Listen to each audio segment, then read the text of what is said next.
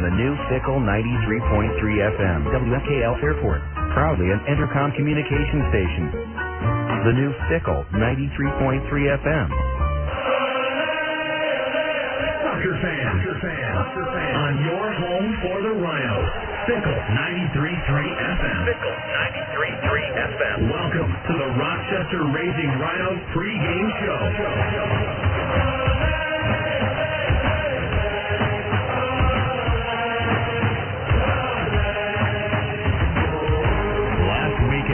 Rochester Raging Rhinos had one chance to get the job done and guarantee themselves second place and that coveted first round bye in the playoffs.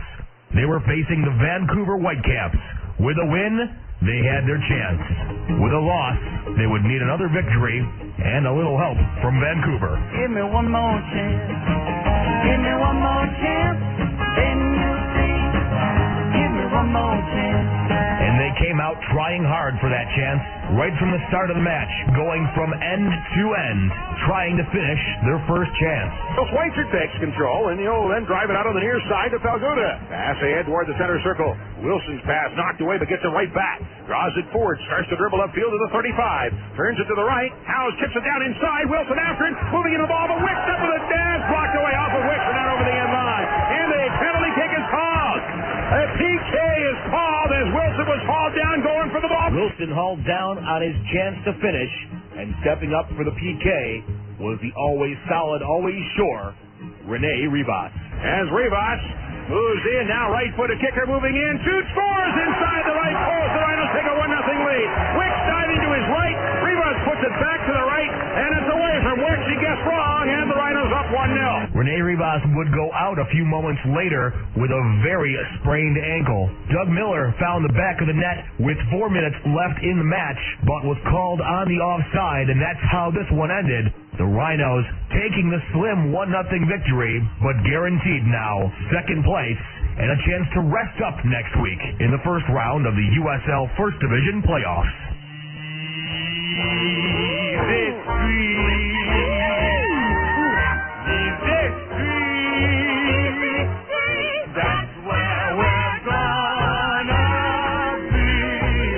Nothing is ever easy in the USL First Division, especially not the postseason. But the Rhinos can take some solace in the fact they have second place and have a bye in the first round next week. They can't move any higher, nor can they move any lower, so tonight can be a chance to rest some of the players who need a break to nurse injuries or other muscle strains and cramps. It will be a tough postseason, and any advantage you can get, mental, physical, or otherwise, you definitely take when the opportunity presents itself. We are two mariners, a ship's sole survivors. We are two mariners, I guess we had some time to kill. And tonight, it is the Virginia Beach Mariners coming to town. This is the last regular season match for both sides tonight. The Mariners will be going home after tonight's game, playing only for pride. They do have 2 wins under their belt coming into this match. The Rhinos will most likely rest some of their starters tonight, but it's also a great chance to instill some confidence in the reserves. This is also Doug Miller's last match as a Rochester Raging Rhino. He will retire after tonight. Will they go out with a win? 90 minutes will tell the story.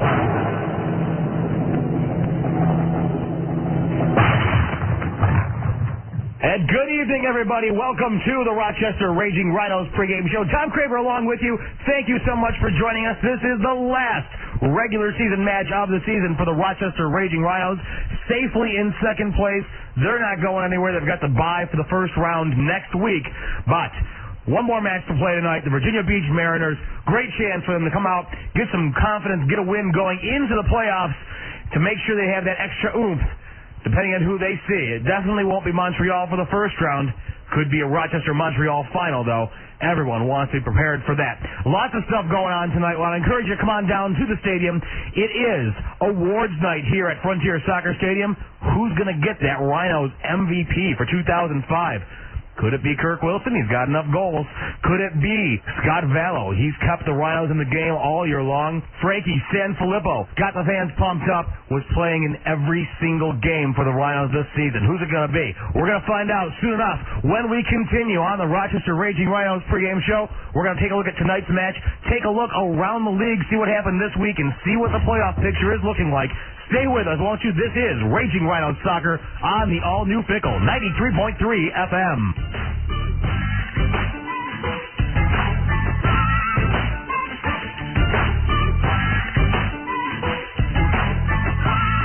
Hey fans, World Gym Rochester is the official strength and conditioning facility for your Rochester Rhinos, Rattler, Nighthawks, and Amherst. World Gym Rochester is proud to offer personal training packages tailored especially to your needs, including a 5-component system that assures you results. Fun, high-energy group exercise classes like Rep Reebok are offered so you can work out with friends. And to make it more convenient for you, World Gym Rochester now offers newly expanded child care hours. For more information, please stop by the gym, 1717 East Avenue, or call 271-0440. I'm Tom Rizzotti from Mallier Chevrolet Buick. You know, the guy who always says yes, now with a lot more to say yes to.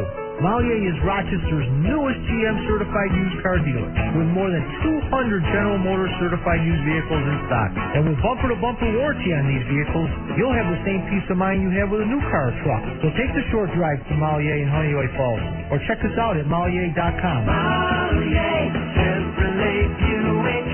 We always say yes. Make a game night this season into a game weekend with the Clarion Riverside Hotel, conveniently located in the heart of downtown Rochester near Frontier Field. Blue Cross Arena, restaurants, shopping, and more. The Clarion Riverside Hotel is offering sports fans a special $69 spectator rate. Call the sales office at 546-6400 for details. That's 546-6400. The Clarion Riverside Hotel, Main Street, downtown, right on the banks of the Genesee River, and just a free kick away from Frontier Field.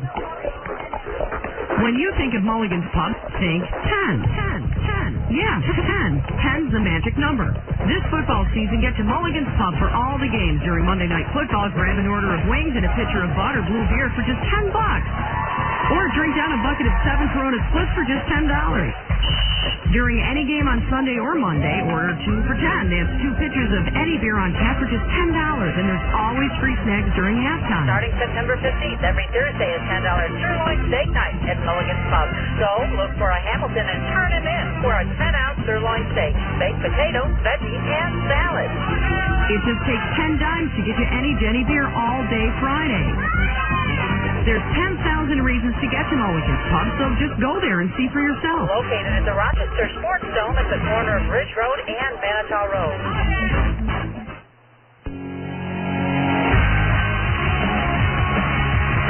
And now back to the Rhinos on Fickle 93.3 FM. And welcome back to the Rochester Raging Rhinos pregame show. Tom Craver along with you. Thanks for joining us on this countdown to kickoff. The Rhinos playing in their final regular season match of the 2005 USL First Division season. Their opponent tonight, the Virginia Beach Mariners. Of course, it is awards night tonight. Game time, of course, set for 7:35 on the field. Before the game starts, though, will be the Rhinos annual awards night. If you're on your way down, even if you're not planning on coming down, come on down to the stadium. Check it out. Rhinos voting for their Rookie of the Year, Community Service Award winner, Leadership recipient, and MVP. Of course, also, if you were voting online or through any of the balloting systems, the Elite 11 team, the Rhinos' 10th anniversary all-time team, if you will be announced tonight. It's going to feature the best forwards, midfielders, defensemen, and keepers in the Rhinos' 10-year history. The players will be introduced during a pregame ceremony as well, right before the Rhinos honor their award winners this year. So come on down. This is the last match of the regular season. You don't want to miss it. Rhinos' first playoff game date has been announced. It will be Sunday, September 25th. Tickets are on sale at the box office. The starting time for that match will be 7:05. Again, Sunday, September 25th, 7:05 p.m. start. We'll bring you the pregame show at 6:30 that evening. Their opponent, of course, still to be determined, and that will take place after next week's USL First Division matches between seeds 3 through 6. Sixth place spot again still up for grabs, but we'll talk about that coming up. But next, when we continue on the Rochester Raging Rhinos pregame show, we'll take a look at the Rhinos and the Virginia Beach Mariners tonight, a little more in depth at tonight's matchup here tonight at Frontier Soccer Stadium, the last match of the USL First Division regular season for the Rhinos. Stay with us, won't you? This is Raging Rhino Soccer on the all-new Pickle, 93.3 FM.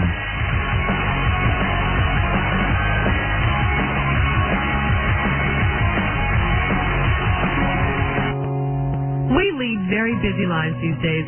So many demands, so much stress. There's just not enough time to get everything done. Come home to stress-free apartment living at Blueberry Hill. Luxury and excellence are built right in.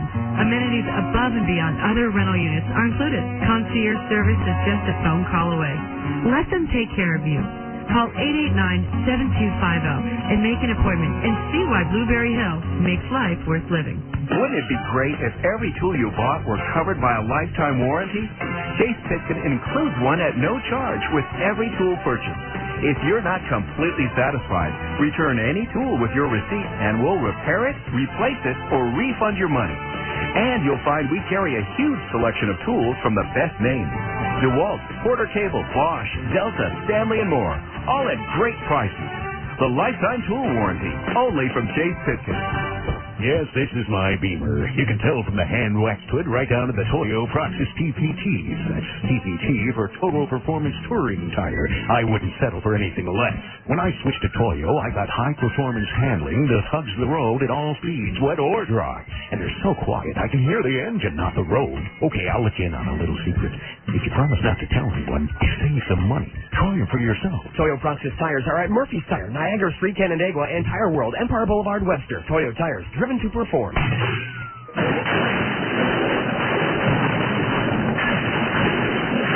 Oh no, it sounds like that car needs some help.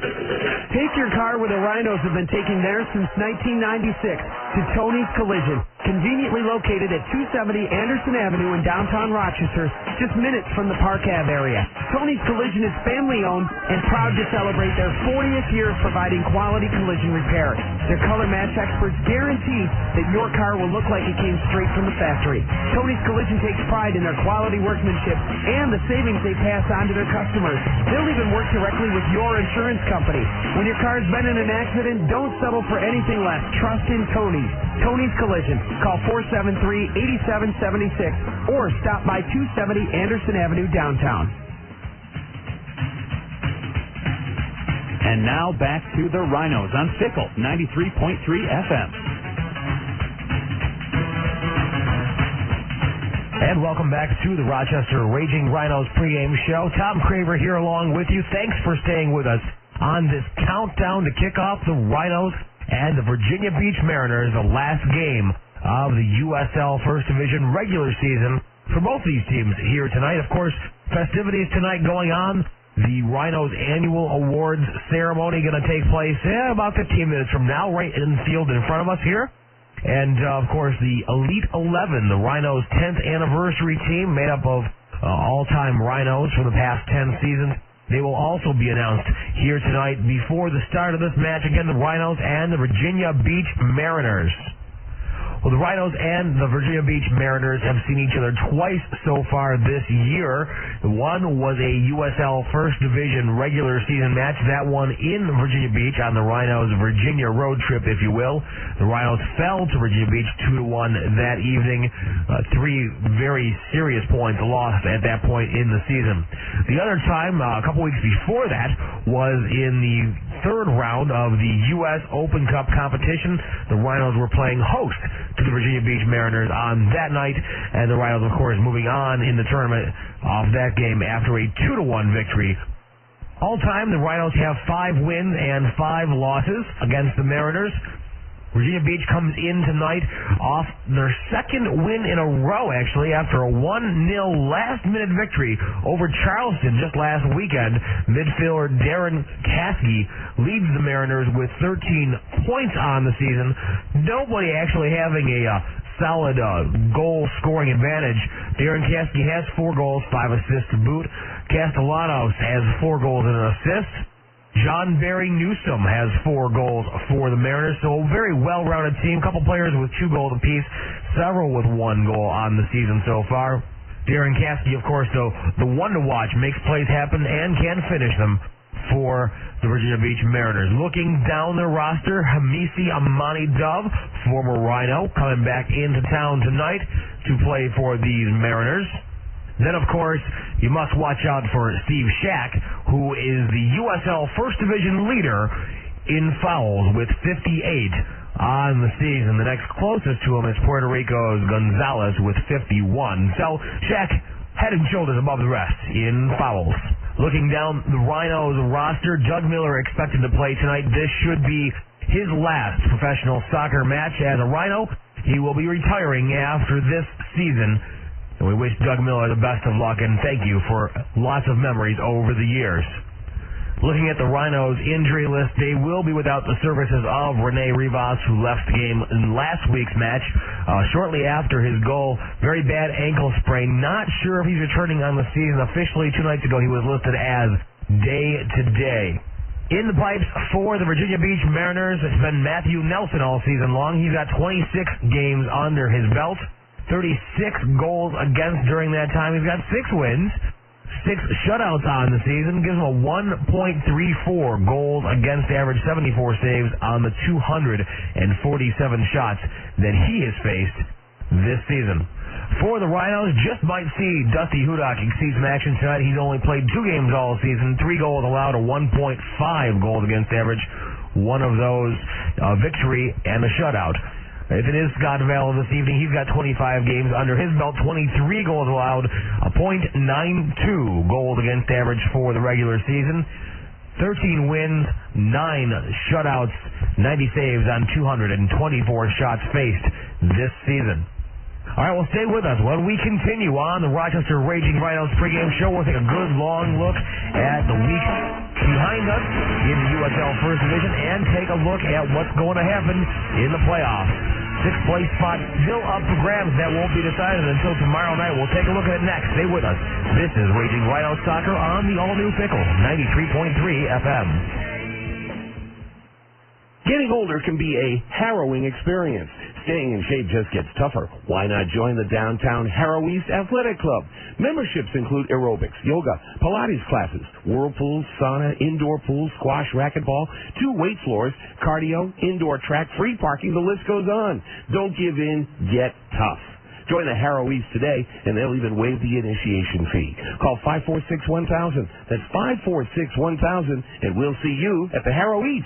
Hey, you, what's your vision? See it online at that'smyvision.com. 1,500 vehicles at your fingertips. Every Vision Honda, Vision Ford, Vision Nissan, Vision Dodge. Online. That'smyvision.com lets you compare vehicles side by side, calculate monthly payment, appraise your trade, and so much more. And since the Vision dealerships have over $10 million in approved loans, you'll get credit-free approval faster, easier, and securely. So car shop when you want it. At Vision, we're open 24/7 online. That's myvision.com. Oh, yeah, see your vision now.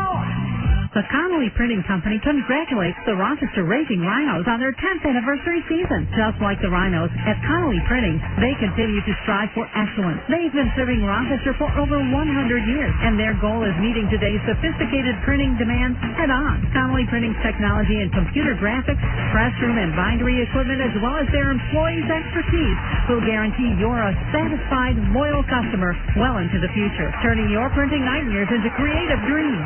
Connolly Printing. 426-4150. What if you celebrated getting things done in your office the way you celebrate on the field? We won the pitch. It'll be our biggest client ever. Yeah, that's cool. Maybe some celebrations are best left on the field. But when you hear this, you'll know things are getting done. To learn more about how Nextel can help you get more done, call 800-NEXTEL-9 or visit Nextel.com. Nextel. Done. Hot dog. No one makes them better than Sligo's Hot dog. Hometown favorite from Sligo's. The flavor is right. In every bite. Cover them with lots of everything nice. Everything you like. Come on, take one. No one makes the hot dog like Sligo's. 'Cause how we make them makes them great.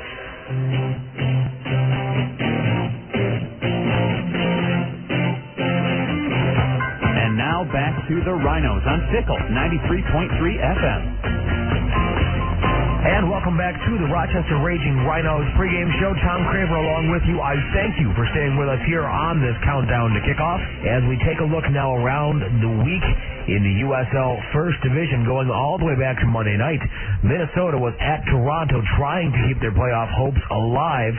Got a 2-1 victory over the Lynx. Dombrowski getting a goal in the first half. Toronto equalizing shortly in the second half. Minnesota finishing it off. Payne from Dombrowski getting the assist on the night too. Minnesota 2-1 victors over the Lynx Monday night. Going to Tuesday, Seattle was at Puerto Rico. Puerto Rico looking for much needed points, and they did get it. 2 goals in the first half from Salas and Rosenthal. Wolfo getting the assist on the second goal as Puerto Rico goes on to beat the Sounders 2-0 at their home Juan Ramon Lobrio Stadium.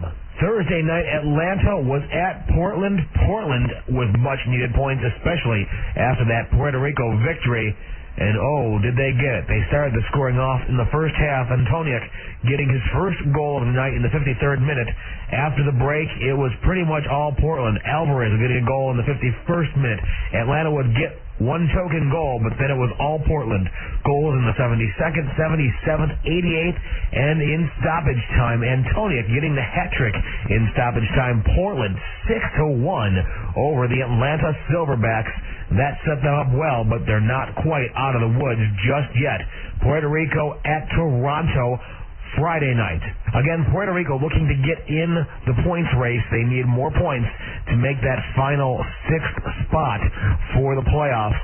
2 goals coming in the first half. Milagres from Delgado in the 28th minute, and just before the break, Milagres returning the favor to Delgado, both combining for a goal and an assist, and that was how that one ended. The Islanders toppled the Toronto Lynx 2-0. And also last night, Montreal on their West Coast road trip. They saved that for the end of the season this year, starting off Friday night at Seattle. Coach Nick DeSantis opting to rest many of the regular season starters. Montreal already is guaranteed the first place spot in the USL First Division, so not starting last night, Gabriel Gervais, Adam Braz, Mauricio Vincello, and Patrick LeDuc and Mauro Biello all not starting the match for Montreal, and it showed as Seattle dominated them 21-10. They beat them up on shots. Final score in that one, 1-0 in the favor of the Seattle Sounders. They move up now in the points ranking. Montreal's stretch without allowing a goal ended last night. 404 minutes of shutout time, 404 minutes of play that they had not allowed a goal. And before we look at the standings, the regular schedule left for the USL First Division tonight, of course, Virginia Beach at Rochester, Atlanta at Minnesota, Richmond is at Portland. That game has some meaning, especially when you combine it with tomorrow night, the last night of the regular season, Toronto at Puerto Rico. Montreal is also at Vancouver tomorrow night, and thus will end the USL First Division regular season. Okay, then running down the table, the standings are as follows currently. Montreal in first place, of course. That's where they will sit right now with 58 points. One more game Sunday night against Vancouver. The Rhinos with their last game tonight, currently with 48 points. They will take the second place spot. Vancouver with 45 points. Rochester owns the tiebreakers between them, so if the Rhinos lose tonight and Vancouver wins tomorrow, the Rhinos will still keep that second place spot. Seattle played their last game of the season last night, again beating Montreal. They sit with 41 points. The only people that can knock them out would be Richmond if they win at Portland tomorrow. Richmond already guaranteed a spot right behind Seattle with 39 points. A victory tonight against Portland would actually put them in the 4th place spot above Seattle. If that were to happen, they would have 42 points. Portland is their opponent this evening. They have 36 points, looking to keep that last 6th and final spot for the playoffs. With 36 points, Puerto Rico right behind them with 35. All the other teams above them are set. They are definitely in the playoffs. The 6th place spot will go to either Portland or Puerto Rico. Portland, again, hosting Richmond tonight at PGE Park. That is a 10 o'clock start this evening. That is a must-win for Portland. Just in case Puerto Rico finishes off Toronto. Puerto Rico playing at home, always dangerous. Puerto Rico has a good shot with a Portland loss or tie Puerto Rico has a shot at taking that final playoff spot. The rest of the standings in 8th place, Charleston with 32 points, Minnesota underneath them with 31, Atlanta finished with 30 points in 10th place, 11th goes to the Rhinos' opponent tonight, the Virginia Beach Mariners. They ended up with 28 points. Unless they win tonight, then they will give them 3 more. And Toronto, 17 points on the season, their final game against Puerto Rico tomorrow night. They will end up in last place. And that will do it for the Rochester Raging Rhinos pregame show. The very last one of the regular season, at least. Of course, the playoffs still to come tonight. Great action down at Frontier Soccer Stadium. Of course, it's awards night. Don Stevens here to bring you all the exciting action before the game, and Joe Giuliano and he will bring you the call of the game as the Rhinos and the Virginia Beach Mariners take the action soon. Thanks for listening, folks. This has been the Rochester Raging Rhinos pregame show on the all-new Pickle 93.3 FM.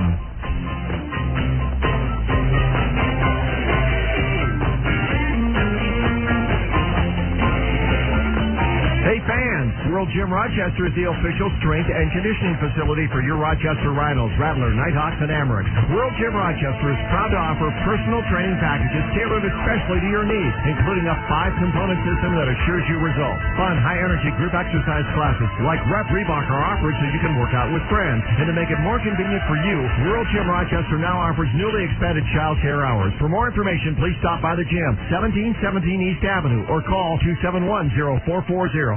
I'm Tom Rosati from Malier Chevrolet Buick. You know, the guy who always says yes. Now with a lot more to say yes to. Malier is Rochester's newest GM certified used car dealer with more than 200 General Motors certified used vehicles in stock. And with bumper-to-bumper warranty on these vehicles, you'll have the same peace of mind you have with a new car or truck. So take the short drive to Malier in Honeoye Falls or check us out at Malier.com. Malier Chevrolet Buick. We always say yes. Soccer players know the shoes they wear play an important role in how well they play. Don't your work boots deserve the same consideration? Then get your next pair of boots at a Red Wing Shoe Store. Check out Red Wing Shoes at 2680 Ridge Road West or the Southtown Plaza in Henrietta. American made, the largest selection, and the most comfortable boots for your feet. That's Red Wing Shoes in the Southtown Plaza in Henrietta next to Office Max or on Ridge Road West. At Rochester Photographic, we offer Rochester's widest variety of in-house photo finishing services. And photo finishing is all we do because we're dedicated to giving you the best quality photo finishing in Rochester. We process color film, slides, and black and white film in 35mm and medium format. And we print your black and white film on real black and white paper. We can handle anything from glass plate negatives to media cards, and we offer a variety of digital services, including scans, home movies to DVD, and prints on real photographic paper that will last for generations. And it costs less than printing at home. At Rochester Photographic, we have a friendly and enthusiastic staff of trained professionals who can answer all your photography questions. So whether you're a professional, a classic camera enthusiast, or an amateur photographer, Rochester Photographic is the source for all your photo finishing needs. We're confident that if you try us once, you'll never go anywhere else. Mention this ad and we'll give you a free 8x10 print. Rochester Photographic is located at 160 Park Avenue with plenty of off-street parking. Or visit us at rochesterphotographic.com. Rochester Photographic, dedicated to the art of photo finishing. Paid for in part by City of Rochester Economic Development Department. The New York Lottery presents number 13. Oh, what's the matter? Superstitious? I'm telling you, pal, number 13 always gets a bad rap. Besides, if I was really that unlucky, do you think the New York Lottery would put me on the ticket? I could be one of those numbers that make all your fantasies come true. Get that motorcycle you've always wanted. Buy a speedboat. Fly off to Morocco for all I care. All I'm saying is, number 13 could be a winner. But one scary movie and people get all spooked. What about the good stuff? Hello? Baker's dozen, huh? So the next time you play the New York Lottery, consider number 13. Look, I can understand being scared of heights. Fine. Then don't buy your own private plane. But fear of a number, give me a break. The New York Lottery. Lotto, take 5 numbers, win 4, and Mega Millions. We've got your number. Want to play a New York Lottery game like Lotto, Take 5, or Mega Millions, but don't have the time to pick numbers? Just ask your New York Lottery retailer for a quick pick. The fun and easy way to play and win.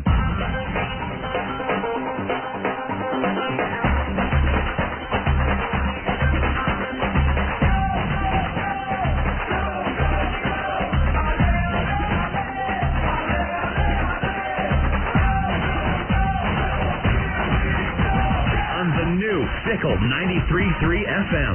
Random Radio. It's time for Raging Rhino Soccer. Tonight's game is brought to you by Auto Depot USA, Best Volvo, Newberry Hill Apartment, Chase Pitkin, Clarion Riverside Hotel, Connolly Printing, Faber Home, Free Time Magazine, Gallo and Yakovangelo, Golden Memories, Arrow East, Messenger Post Newspapers, Midtown Tire, Health Source Chiropractic, Homa, Mollier Chevrolet Buick, Lakeside Country Club, Nextel Partners, Marina Dodge, New York Lottery, Personal Health Approach, Soccer Report, Tony's Collision, Total Tan, Vision Nissan, World Gym, Weigel. Now, here's the Rochester Raging Rhinos broadcast team. Good evening and welcome to Frontier Field. And normally you're used to hearing Don Stevens at this point in the broadcast, but a little twist of fate, a little change of opportunity tonight, folks. Don Stevens is on the field as the Rhinos tonight are presenting their award winners and their all-time team. This is the 10th year of existence for the Rochester Raging Rhinos. Don Stevens will be introducing the all-time team and the award winners, which include the Rookie of the Year, the Yakovangelo Community Service Award, the Leadership Award, and the MVP, which is sponsored by Flanders Group. Let's go down to Don Stevens now with this year's awards. Good evening, soccer fans, and welcome to the Rochester Raging Rhinos Awards Night Ceremony as the organization honors the season's best performances. The festivities will also include the naming of the Rhinos Team of the Decade, as voted on by you, the fans. First, let's introduce the ownership group of the Rhinos, the president, Frank DeRoss.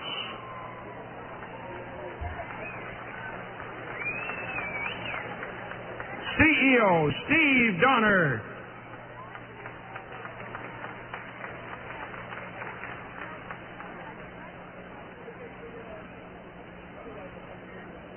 And the general manager and COO, Chris Economides.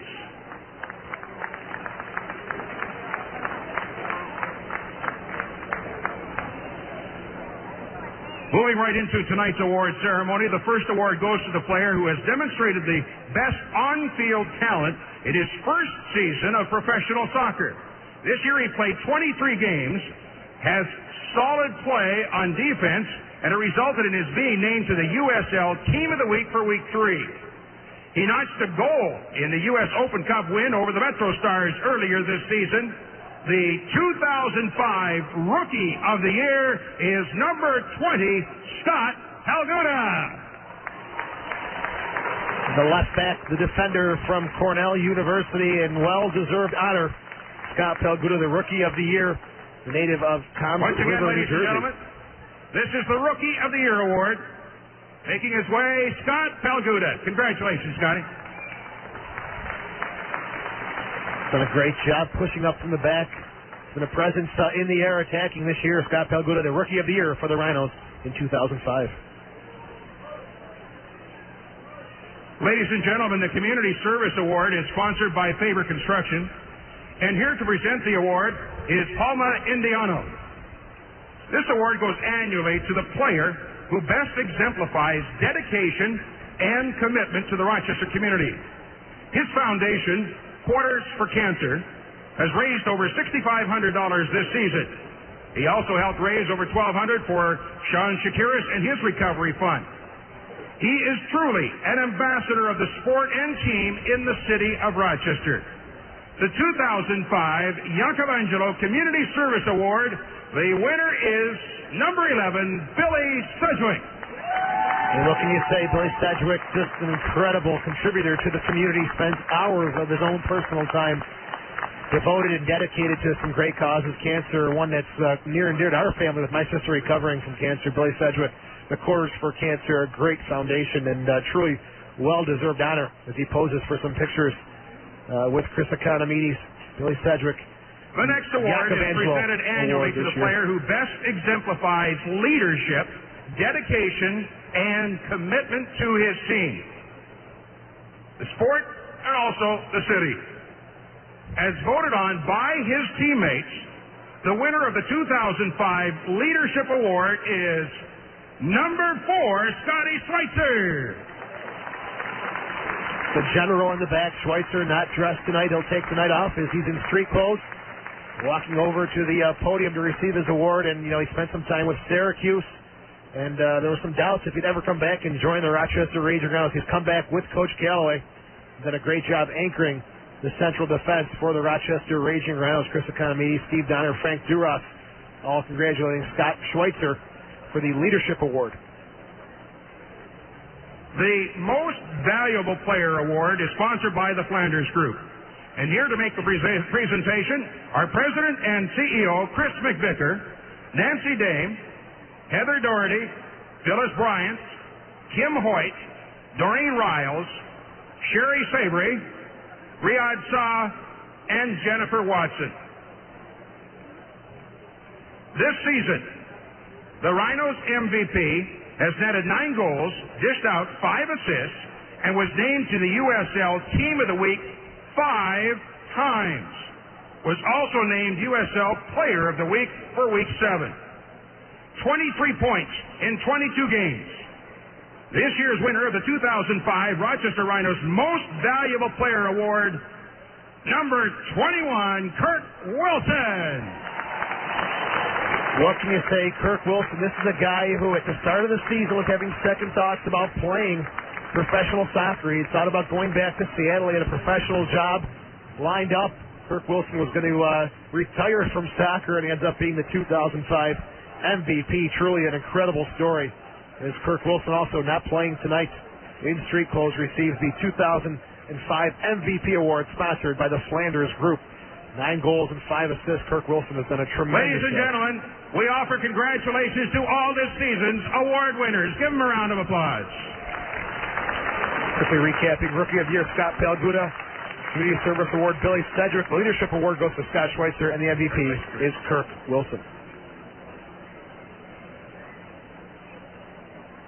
And now, Rhinos fans, over the past decade, there have been a lot of extremely talented players wearing the Rhinos colors. And tonight, we honor the best of the best, the team of the decade. First of all, the all-time captain, the original Rhino, ranking 5th all-time in games started with 119, and 2nd all-time with 21 assists. Please welcome back number 8, Captain Tommy Tanner. Nice round of applause for Tommy Tanner, named to the all-time Rhinos team. We've had some great players over the last 10 years, some great memories. And Tommy Tanner truly a very important part of the first 10 years of the Rochester Rhinos. Tanner with his son in arm. Gets a nice hug from Steve Donner. Handshakes from Frank Duras and Chris Economidis. This former Rhino notched 26 goals in 3 seasons with the team, including a hat-trick in the 1998 A-League Championship game. Named to the all-time team, number 26 forward Darren Tilley.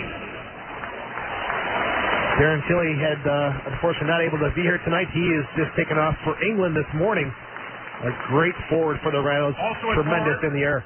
His 75 goals and 166 points make him the Rhinos' all-time leading scorer. He ranks 5th in games played, was the A-League's most valuable player in 1997, and Rhinos MVP in 97 and in 2003. All-time team forward, number 19, Doug Miller.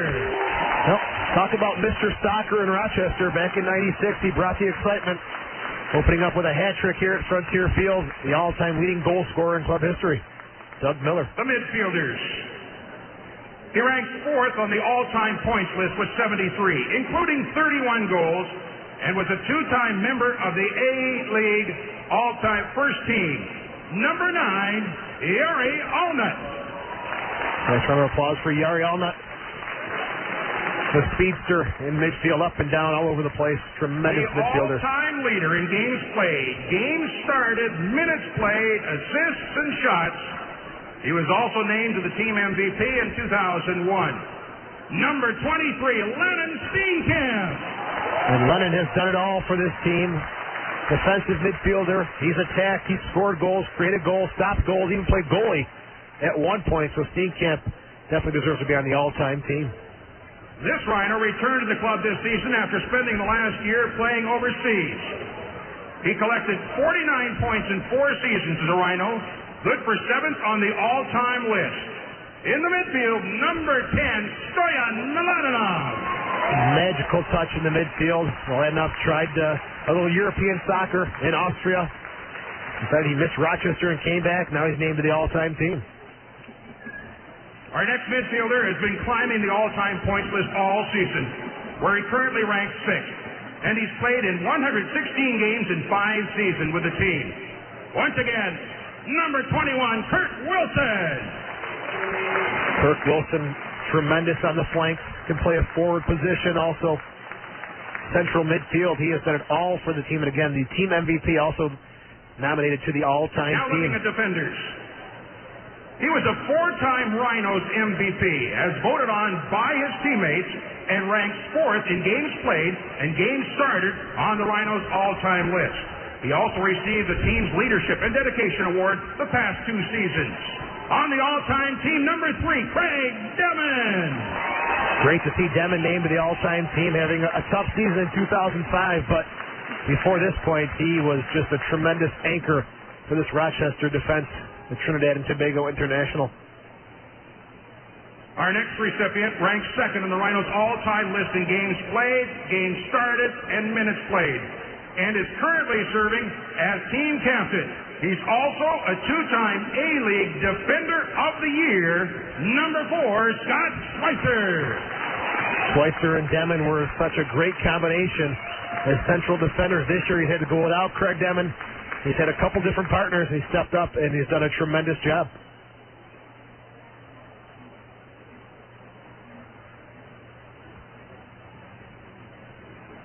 He has appeared in 160 games during 7 seasons as a Rhino and is now a 4-time recipient of the team's Community Service Award.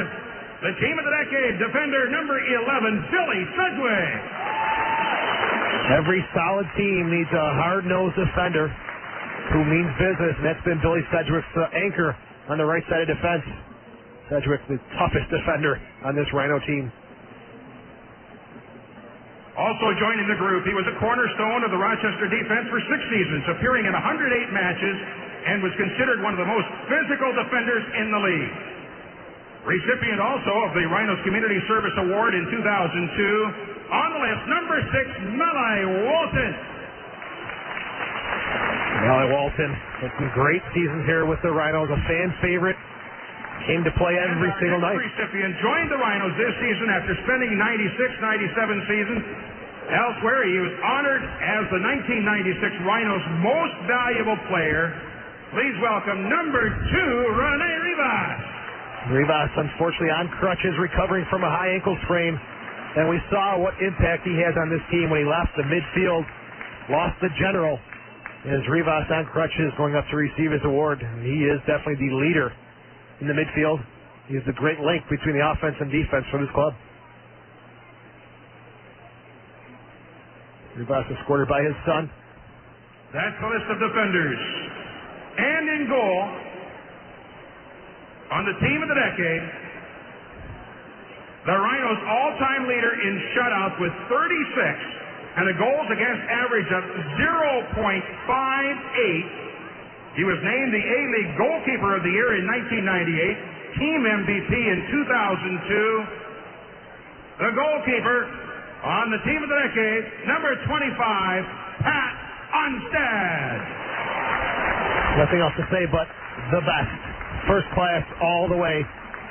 Pat Onstad now with a video message for the fans here in Rochester as everyone turns their attention to the video screen behind the goal.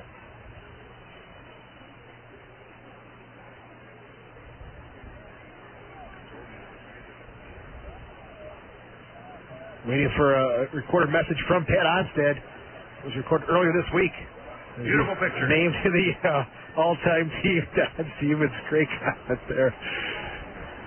But first class all the way. The Canadian international Pat Onstad now with the San Jose Earthquakes.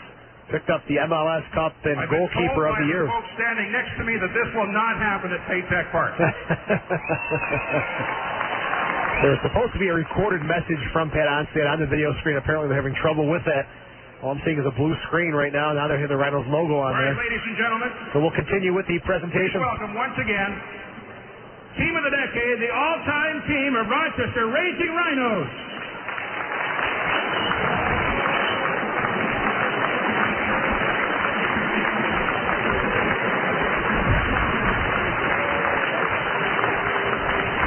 Outstanding group. Outstanding.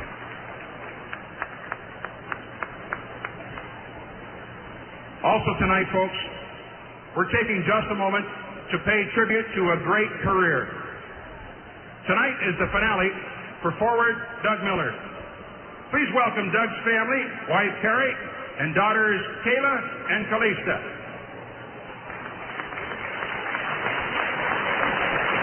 The framed number 19 Doug Miller jersey on the field will be presented with that tonight. He ends a tremendous career, scoring countless goals, 75 goals over his career, on the verge of 100 if you include the playoffs. Doug Miller, I believe, 6 or 7 goals away from that mark. When you talk about goals in Rochester soccer, it is definitely Doug Miller. We'll call upon Chris Economides for some words here. A tremendous career for Doug Miller. Thanks, Don. It is so great to see Tommy Tanner, the rest of the guys here as we announce our all-decade team. There's been so many memories as you look back at the 10 years here at Frontier Field.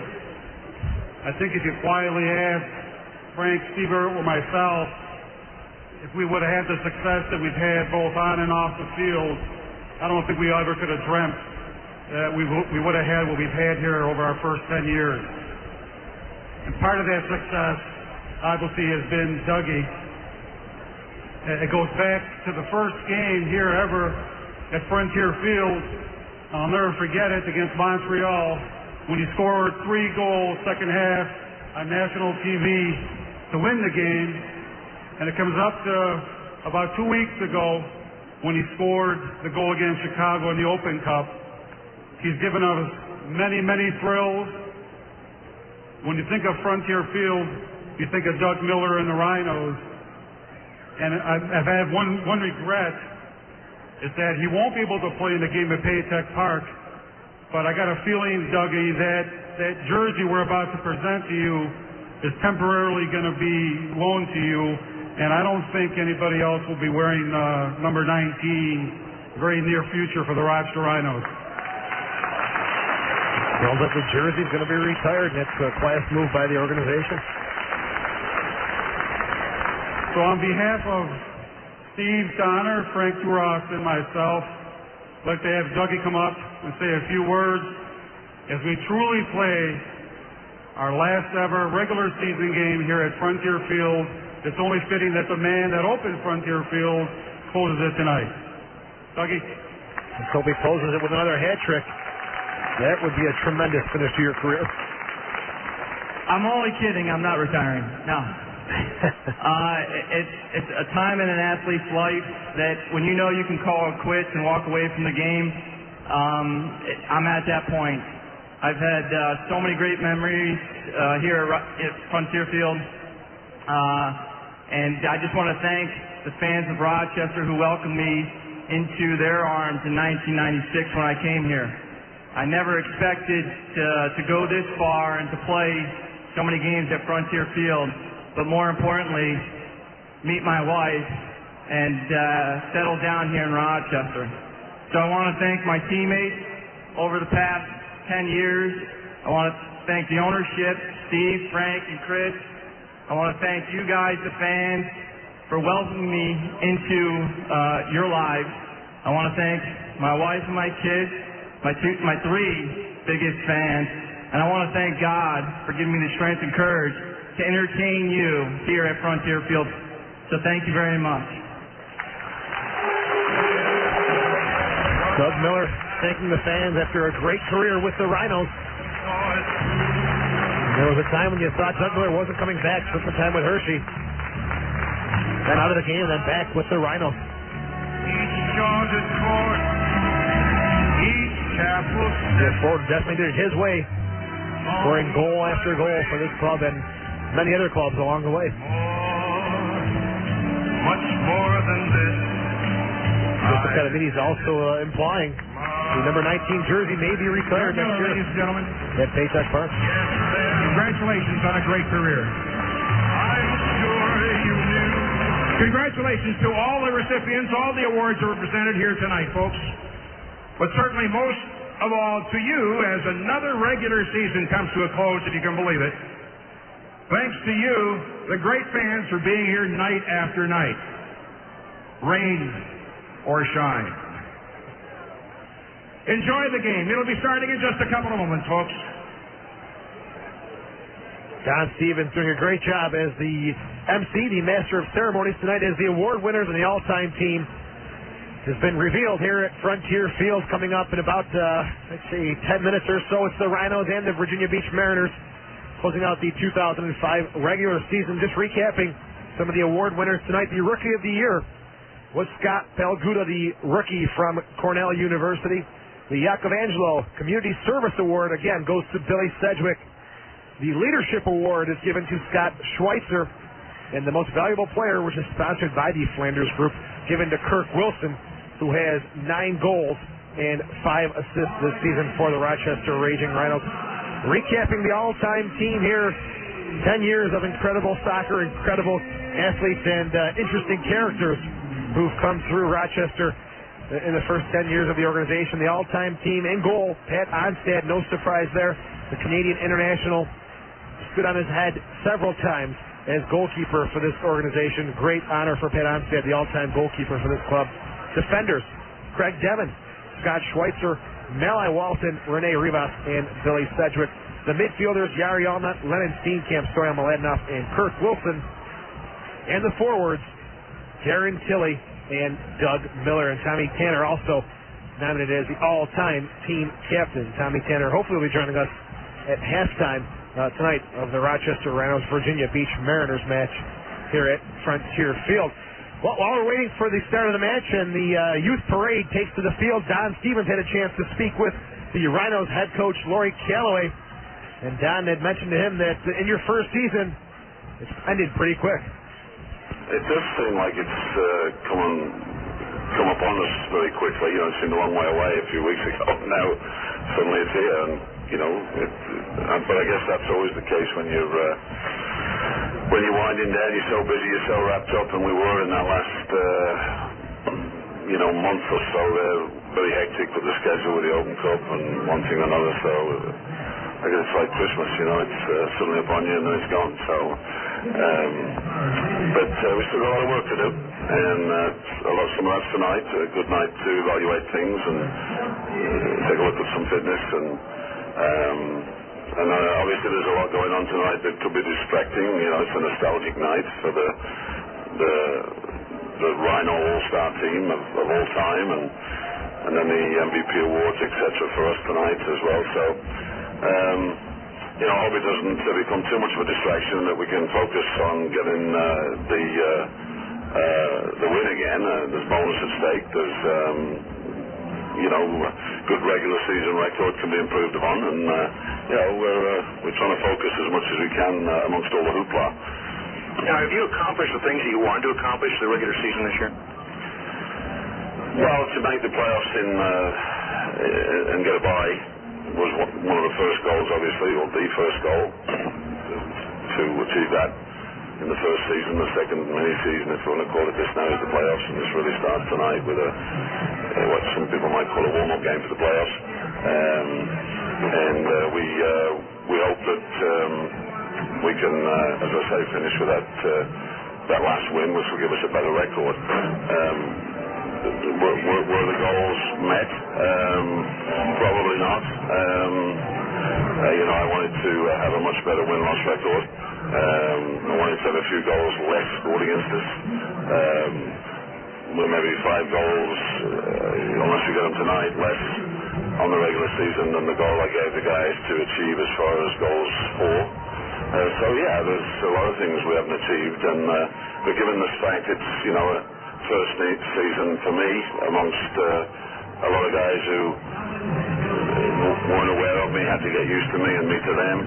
I think if somebody had said, well, will you take a bye into the playoffs and that record in your first season back then, I would have probably said yes, but being the way I am, I'm a perfectionist, and I always want to, I want to go unbeaten at some point in this league. I want to do it. I've done it in the PDL, so I want to go unbeaten in this league. So that's the goal for next season, and then, unlike in the PDL where we lost in the playoffs, have to go in unbeaten to win the thing, again. And we still can win it this year, and that was the obvious ultimate goal. And an MLS Cup. Those are the targets I set for the guys. We've come close in the Cup. I think we could have hadn't beaten Chicago. We could have done very well and maybe even won that. But we still have a chance to achieve the second part of the goal, which is to win the league. So that's what we're all about tonight and for the rest of the season. Hey, you said there are some things that you're going to be doing tonight, experimentation or whatever it may be. What are some of those things you're doing? Well, Craig Demon is, getting a run to see if we can use him at all, if needed, in the final run-in. He's been an intricate part of championships here before. He knows how to win. If you've been a champion, there's nothing better than that if you've got a bunch of those in your side. And we've got a lot of young players who haven't been champions, so him around would be a big asset if we can see that he's fit enough tonight by this game, and we certainly will be able to tell, and there's not really any time to evaluate it and try him again, and it's got to be tonight, and we'll see and make a decision based on that as to whether we use him down the road. Some of the younger guys are playing tonight, Taylor and Turpin and Tranchilla. Hopefully we'll get them in. We're trying a system that's different, 3-4-3, with three small forwards, which we haven't done this year, so we're looking at that as something we might want to use in the late stage of the game where we've got to go after goals and play with three up front and get pace in there with Martinez and DaSilva. So we're looking at that with Planto in the middle. So we're going to be trying to play, obviously, keeping the ball on the ground a lot because they're not going to win too many balls in the air for us. We're looking at the game in many ways as an opportunity to evaluate some things and be able to perhaps use those results in the next three games. Certainly an unfortunate situation in the last game, an injury to Rene Rivas. What's his situation? Well, he's improved over the last 48 hours considerably. From the first 4 days, there was really no improvement. There was no movement, no mobility in the ankle. It was like almost like a pig's foot. There was no shape to the toes, to the whole foot was swollen. But we've seen some shape coming back to the foot now. Some mobility that he's got a range of movement himself, other than having the trainer push his foot up and down, which is the only way he could move it in the first few days. It's improved a lot. Whether he'll be ready for the semi-finals, very, very doubtful. But knowing Rene, he may, because Rene will play in pain. A lot of guys won't.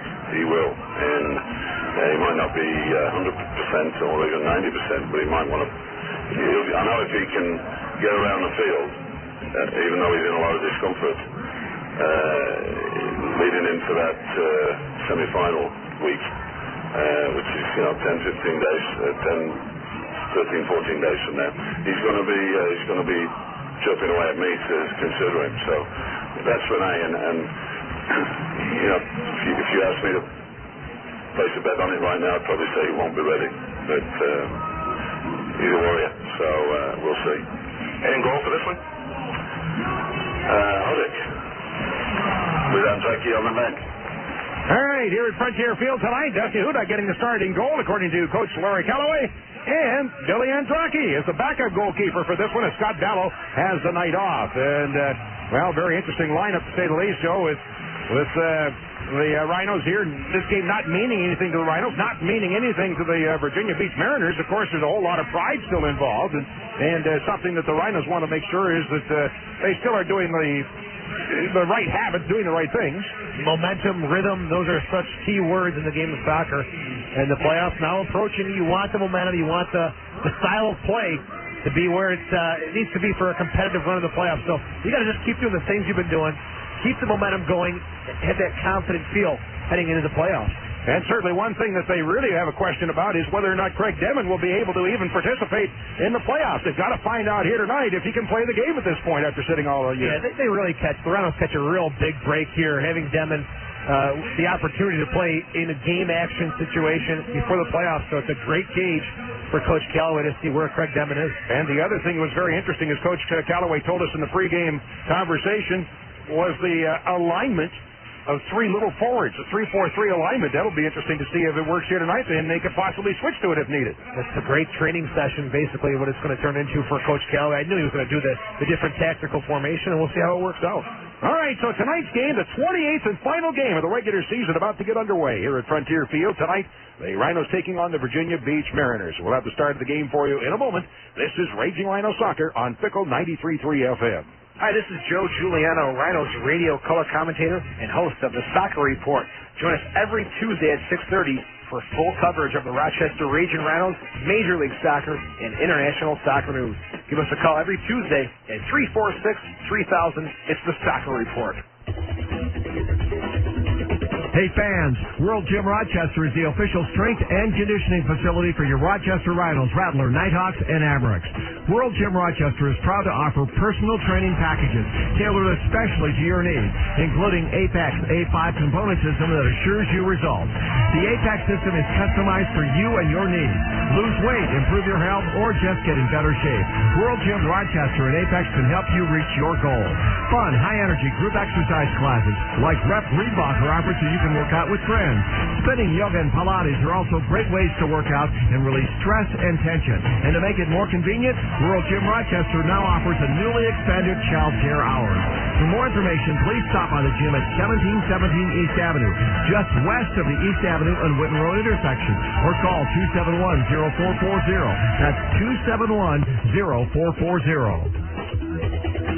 Fickle 93.3 FM, WFKL, Fairport. We're the radio station that plays just about anything. So tell us how we're doing it. iFickle.com or call the Fickle comment line at 423-2933. Fickle 93.3 FM, Random Radio.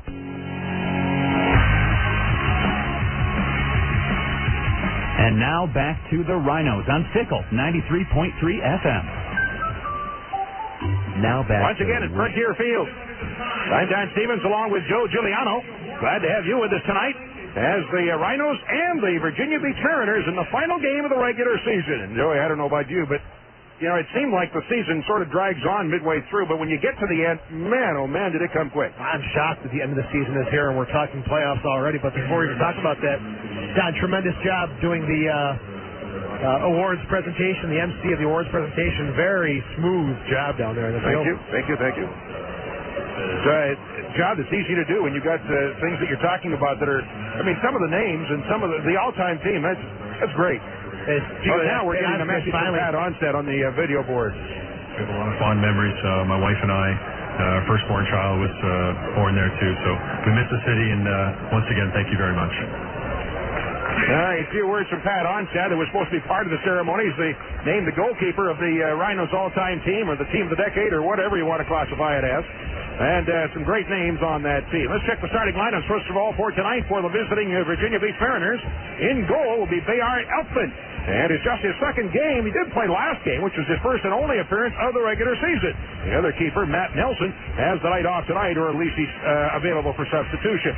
Through the defense, we'll see Joe Morelli, Steve Danbosky, Tim O'Neill, and it is Tom Myers. And the midfielders include Felix Leon, Steve Shack, Darren Caskey, and Jeff Fillick. And then the forwards, the former Rhino, Amisi Amani Dove, and Jacob Fenger. And for the Rhinos, in goal, Dusty Hudak, as he comes in with a 1-0-1 record of 1.50 goals against average. The defender's first game for Kevin Taylor as a Rhino. He's a big guy, a big defender. It'll be interesting to see how he plays. Taylor on defense, along with Jason Perry, Craig Demon, and Billy Sedgwick. And then through the midfield, Lennon Steenkamp, Stoya Mladenov, Ray Martinez, and Sean Shakiris. And then up front, Juninho DaSilva and Pato Aguilar. So a couple of midfielders that are moving up to the forward position. And again, as Coach Callaway said, he actually is going to have three forwards. Who would be the third forward up? I assume Ray Martinez will be up top pushing forward. Because he was talking about small, speedy forwards trying that kind of an attack to see how it works. Yeah, I think part of the reason he's going with those guys who normally don't play forward is it's a numbers game. You've got guys who you want to rest, and DaSilva, those guys are mainly midfielders, but in a situation like this, you want to rest some of the key players who are going to play in the playoffs. So you're kind of asking them to go forward, see what they can do, and just kind of fill a spot tonight, basically. That's how it's going to be approached.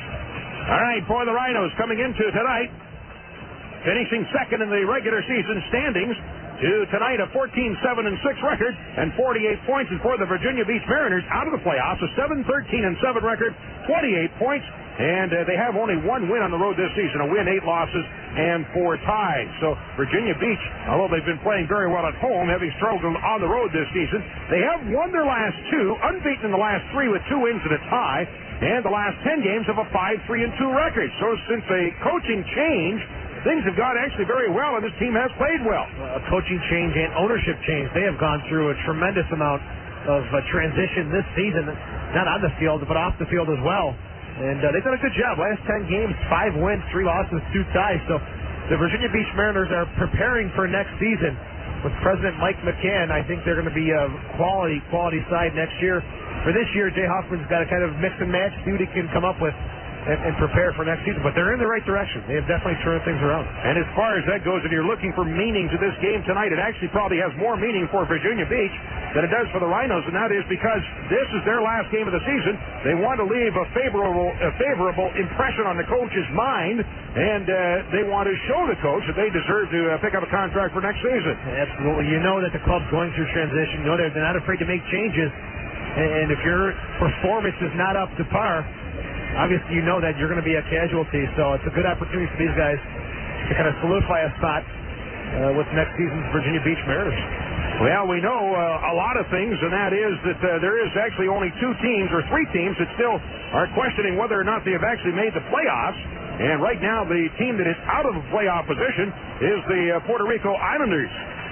Puerto Rico at the moment with 35 points. Portland has the 6th and last playoff spot, only 1 point ahead of Puerto Rico. And then Richmond is in 5th spot with 39 points. And should Portland be able to move into a tie with Richmond in points, they would take the tiebreaker. So there's still 3 teams yet to determine positioning for the playoffs: Richmond, Portland, and Puerto Rico. The teams that we know about and where they finished: Montreal finishes 1st, Rochester 2nd, Vancouver 3rd, and Seattle 4th. Seattle winning their game last night. Teams that are out of the playoffs include Charleston Battery, Minnesota Thunder, Atlanta Silverbacks, Virginia Beach Mariners, and Toronto Lynx. Those are the teams that definitely did not make the playoffs this season. So Richmond is at Portland tonight, though. Yeah. So that's a huge game. It could all be decided tonight. Yeah. If Richmond ties Puerto Rico or ties Portland, Puerto Rico wins, they're going to the playoffs. Puerto Rico's got Toronto tomorrow, and they dominated the Lynx last night on the Fox Soccer Channel Game of the Week. All right, the Rhinos wearing the black and white striped jerseys with black shorts and socks. The visiting Mariners all white tonight. The Rhinos shooting the net to our right. And Dusty Hudak in goal to our left as we are about to get underway with the final game of the regular season. Glad to have you folks along tonight here at Frontier Field. Janino and Pato to take the opening kickoff for the Rhinos here at midfield. And as the whistle blows, we are underway tonight. Glad to have you along. Mladenov seats it out on the left wing side. The midfield line for Shakiris. Cross midfield, and his pass ahead for Janino. Backheel toward the center circle, but that's chipped away off of the far wing and controlled by the Mariners. To the outside, drop back and chase after Janino. Steps around on the left wing side, moving down to the 25, across along the 18, turning in front, but that one is booted away up to the 35. Hit it in the air by Steenkamp. In the middle, flick by Steenkamp. As Martinez places it to the outside, right-footed kick. Martinez with a shot as he shanked it off the outside of his foot wide. The delivery, the pass actually was from Pato from about 18 yards out. Good early movement here. And Ray Martinez, one thing he's not afraid to do is crack that quick early shot, trying to catch the keeper off guard that time, just going a little bit high with the shot. But good build-up to set up. Ray Martinez is on the right side, playing attack right now to start. Elfin, the keeper for the Mariners. We'll send it through midfield. Up goes Steenkamp, headed in the air. Now underneath it, Sedgwick nods it up the near wing, and Steenkamp turns it up the right wing. Able to slip it across midfield for Pato. As he looks around, being watched posted by Shaq, is able to chip it deep in the right wing corner. Martinez after it along with Cassie on his heels. They battle along the near touchline. Martinez turning to the end line, spinning back to his left, now to his right, to the end line. Here's a cross along the line, but that's booted away. Out the near side, moving in. Sedgwick takes a poke at it, but that's blocked away and out of bounds on the near side. So it'll be the Rhinos with a throw-in from 25 yards out off the right wing. Well, don't tell Billy Sedgwick this game means nothing. There was a 50-50 challenge there. 100% effort right through the ball, winning the throw-in. That one played back toward the middle, knocked down to the 20, and chipped across toward midfield by Myers. Taken back by the Rhinos in the middle, but that one got away and into the center circle. Dropped back and now chipped ahead by Caskey, but knocked down in the center circle, and after Steenkamp lays it to the outside along the near wing, but it's thrown away. Taken back and Brea off the near wing. Slides it into the center circle, taken by Caskey. He's the leading scorer for the Mariners. Feeds it out on the right wing side. Long chip up the far wing by O'Neill. And it's the crossed along the 18, booted away by Taylor on the far wing and out of bounds. So Taylor, newcomer for the Rhinos, gets his first touch in regular season play on the ball. They'll get some coaching and some advice from Craig Demon, the experienced central defender. They're side by side tonight. That's booted all the way down to the Rhino 18, headed away by Sedgwick on the near wing. So the Rhino central defenders are both seeing their first games of the season. Up to midfield, across midfield. Martinez feeds it to the outside of the right wing. Ahead with it, Ponto, drawing it down to the 15, to the 10. Here's a cross along the 6 in front. Martinez in a collision, and the Virginia player goes down. And that is Dan Buskey. And so the whistle blows and the foul is called, and it'll be a free kick for the Mariners from their own 10-yard line. Pato showed some great speed down the right flank. Looks like he'll be a right midfielder. And Martinez just a little late on the challenge there with Steve Dambuski. Elfin, the keeper, right-footed kicker. He's wearing almost a white jersey as well. I'm surprised they're letting him wear that. Downfield, gray in color, like you say, and then he's got the white shorts and socks, so not very different in color at all. On midfield and played back to his own side of midfield, where it's dropped off by Myers into the middle. Taken by Morelli into the far wing. Down Bosky back in the middle once again, and Shack checking back to the ball with the right foot will chip it downfield.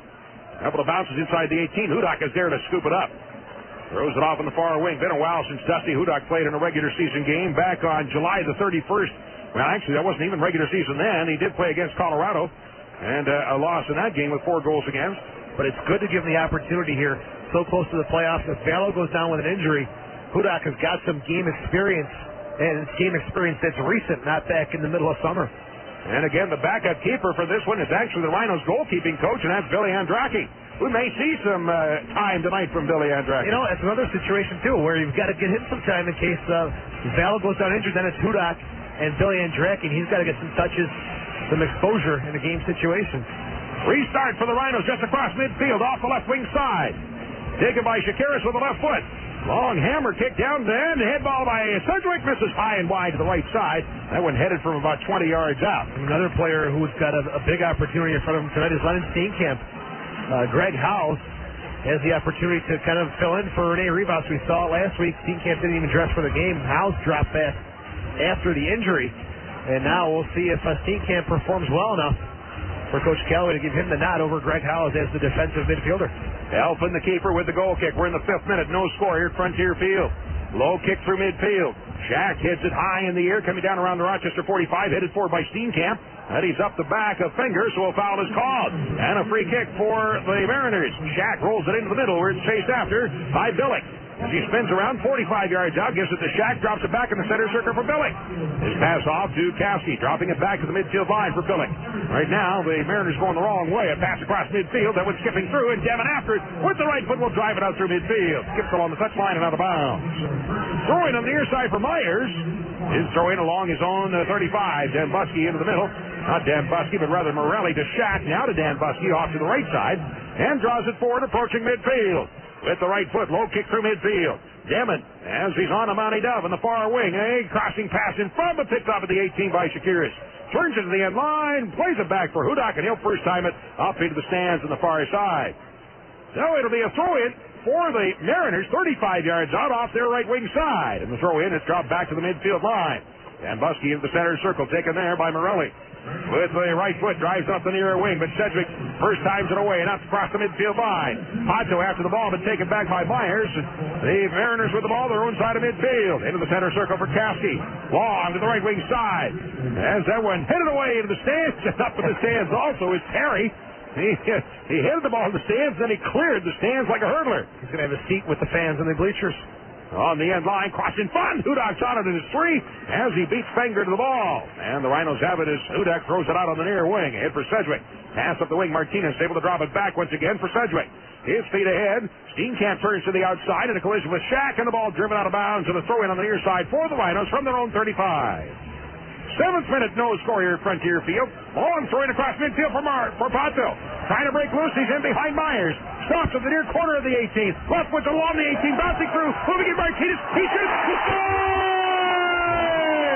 Martinez roller along the ground underneath Elfman. The Rhinos scoring here in the 7th minute. And Virginia Beach, Brilliant looking for an offside call. All sorts of crazy bounces and breakdowns there as they thought Pato was offside. And then the ball was deflected off of Virginia Beach defender to Ray Martinez, who's definitely behind the defense. Play continues, and from that angle there, the corner of the 6th, Ray Martinez drives it hard and low near post. No chance for Elfman. Martinez with his 4th of the season. And the Rhinos scoring here in the 7th minute to take a 1-0 lead. A lot of opportunistic bounces there for the Rhinos and the Mariners. Although the game means nothing to them, they're still upset with the official. Well, you know what? We talk about meaning nothing, but in professional sports there isn't. Exactly. Everything means something, and Callaway, he's always talked about it. Yeah, we're in the playoffs, but we want to win. By number 35, Ray Boom Boom Martinez.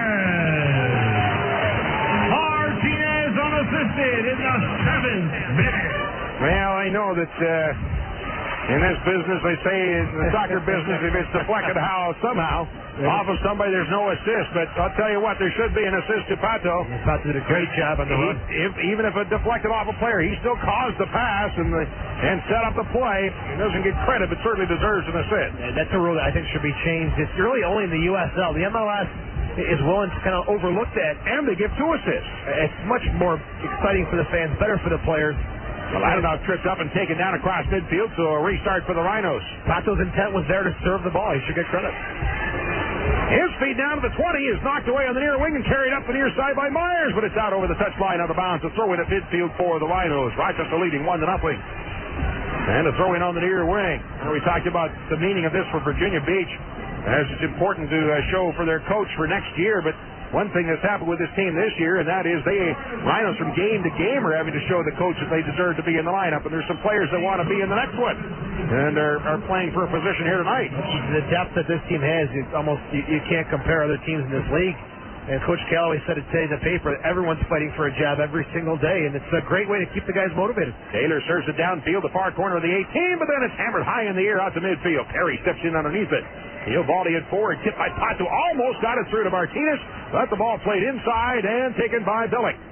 He'll run it out on the near side to midfield.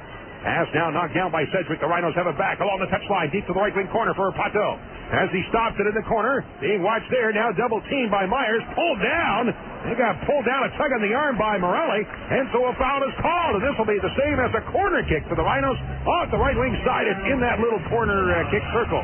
Pato has been all over the field. He's been transitioning from left to right. A lot of touches on the ball. We saw a creative touch to Ray Martinez. Well, now, was it a foul or is it a corner kick? I think they're setting it as a corner kick. He flagged for the foul, but I guess either way, an inch here, an inch there, it doesn't matter for the officials. All right, off the left wing side. Here's a high tip for the back post, and that one flighted over top of Taylor. The big guy was in there. Moving down is to get some height in there. 6'5", I think it says he is. He was in there, and he was open, too. The service from Chakiris just not accurate enough for the big defender who had no one marking him on the back post. Gorgeous night for soccer here at Frontier Field. 65 degrees, it says on the scoreboard. And a goal kick. Sponsors of these broadcasts tonight include Tony's Collision. The finest workmanship is guaranteed. Trust in Tony's for all your auto body needs. Joma, the official uniform supplier to the Rhinos. Available at Eurotech at the Rochester Sports Garden. The Soccer Report, Tuesdays at 6:30 on WYSL 1040 AM. And by Auto Depot USA, unbeatable prices, unbeatable reputation. And here come the Rhinos. That's coming through. Moving in, a shot knocked down by Elfin. The shot off the left wing side was taken by... Who is that? Martinez. What's he doing over there? Martinez over on the left wing side. That's what we're seeing. A lot of transition, a lot of movement off the ball. Very difficult to mark Mladenov with eyes in the back of his head. Plays the dummy, attracts the defender. Martinez able to set up and fire. Cross midfield on the near wing, headed back. And they collide down around the Rochester 18. Here's Finger with a cross on the 6. That's booted out over the end line by Demon. And that's where you see a little miscommunication. Hudak and Demon, no clue how each other play. And then Demon played the ball that Hudak had called for. So that's something that they're going to have to work out here, the kinks there. Corner kick off the left wing side. High chip down inside. And that's headed away and out by Steenkamp. Boy, got a good head on that one. Knocked it all the way out to around the 40. Taken back. As Briand pass on the near side. Taylor in underneath it. Boots it, but gets it right back. Taylor this time will work to the left wing side. Sends it out through midfield. Martinez after it. And is he able to keep it in? Evidently so. Carried away by the Mariners. Drawn back into the center circle. Shack will pass it to the outside on the near wing. And up with it is Billick. Pass in the middle. Tip to the outside. Rolling down to the 10, to the 5, to the end line. And finally Taylor boots it away. And out over the touchline as Amani Dove was right on the ball. So it'll be a throw-in on the near side for the Mariners. Billick to take the throw-in. As he goes deep to the corner, Sedgwick heads to the side, but out of bounds again. This time the throw-in about 20 yards out. Billick will leave it there. And moving up for the throw-in will be the defender, Morelli. On the near side, Joseph Morelli off the left wing, again 20 yards out. He moves down a few yards. Gains some ground. Long run. And the throw-in high and down inside the 6. That would knock down. And now two. Grab the ball on the second hop is Hudak. So the Rhino keeper has the ball up the near wing. Pass ahead for Pato. On the near touchline. Feeds to Steenkamp. It got away from him.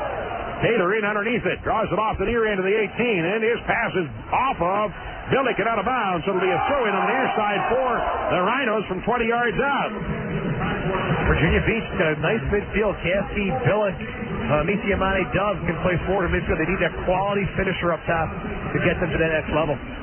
Give it in the middle, heads it away to Mladenov, trying to get the foot on it, but got a little bit too far behind the ball, and it's carried away by the Mariners. Briand pass up the right side, and a foul is called to the Mariners as Finger is taken down 2 yards outside the 18, around the 20 yards, and a little bit to the right of center. A great opportunity right here for the Mariners. Sure is, and Caskey, who was just wonderful on these dead ball restarts, he's able to bend it around the wall, put it on the frame. He's definitely going to be setting up for the free kick here for the Mariners, and that's a great position to strike the ball from. Ball is placed, again 20 yards out. Referee tonight, Lee Succo, and his assistants David Calatry and Andrew Edelman, and the fourth official is Kevin Barcy. With the right foot, if the wall is not set up in the exact spot, Caskey's going to be able to pinpoint that opening. Caskey's there with the right foot, goes for it, hits the wall, and deflected away and out of bounds over the end line on the far side. So corner kick off the right wing for the Mariners, and now the Mariners are arguing with the referee about something. And they're looking for a handball off of the wall. But give Dusty Hudak credit for setting up the wall there. It's an opportunity for him to set up a defensive wall, and did a great job. Caskey trying to bend it around the wall, but not able to break through. All right, corner kick off the right wing side. Here's the service down inside, headed away up the outside the 18 on the near wing. Chased all the way back out to around the 35. Billick drops it back at the midfield line, where it's taken by Denbusky. And then he'll chip it down inside the 18, headed away by Sedgwick. But settled down. Here's a left-footed roller in, and it'll squirt wide right out over the end line of the shot taken by Amani Dove. Dangerous clearance there. Sedgwick with the header, plays it central. Got to play it out to the side, not to give that opportunity. Other sponsors of these broadcasts tonight include the World Gym, the official strength training facility of the Rochester Sports Group at 1717 East Avenue. Total Tan. Don't settle for half a tan. Get a Total Tan. Located in Penfield, Gates, and Grace. By Beth Volvo, Rochester's exclusive Volvo dealer at 1500 University Avenue. All sponsoring these broadcasts here tonight. Right it through midfield. Headed right back into Rhino territory by Morelli. And that's chased down by Perry with the left foot. Sends it out through midfield. The block across the midfield line into Rochester territory again. And coming back. And a foul is being called on Janino as he just runs over. Is that Dove? On the far wing. Along the midfield line. And dropped back once again. Controlled by the Mariners.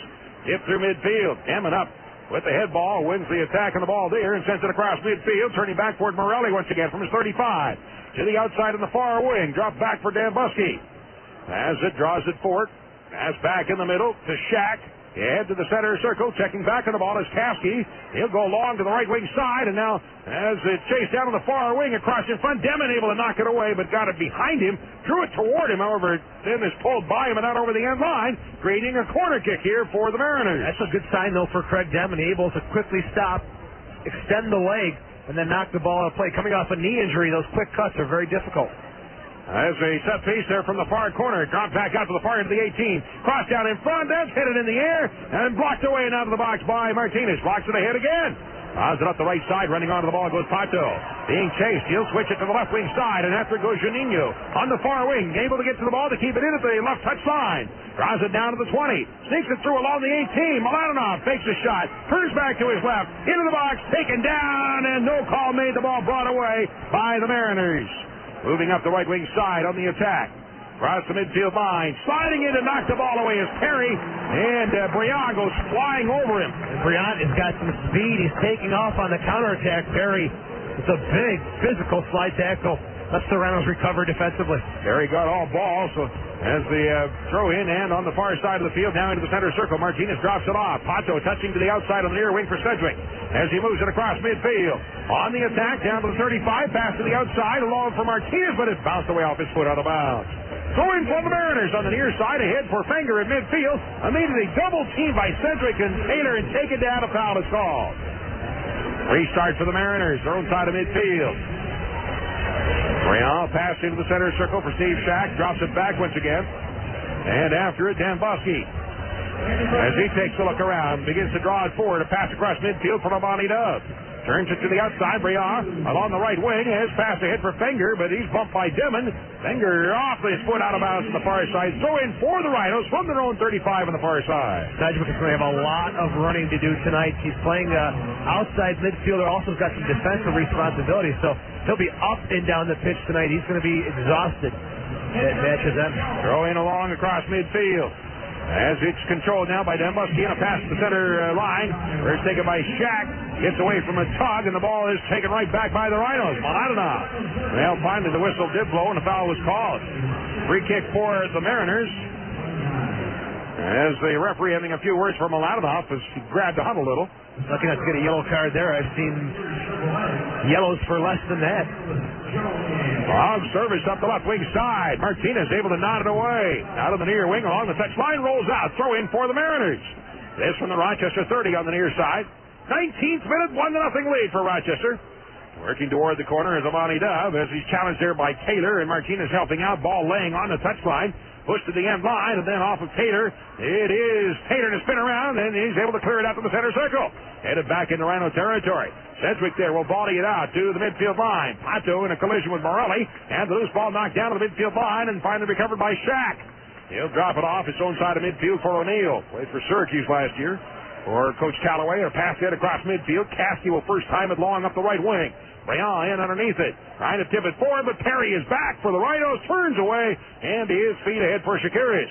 Deflected to Steenkamp. Rhinos have control. Steenkamp lays it back, and Perry then first times it out into the center circle. But underneath it, Myers. Pass ahead for Billick. He tips it forward down to the Rochester 35. Gets it right back. Billick still has it.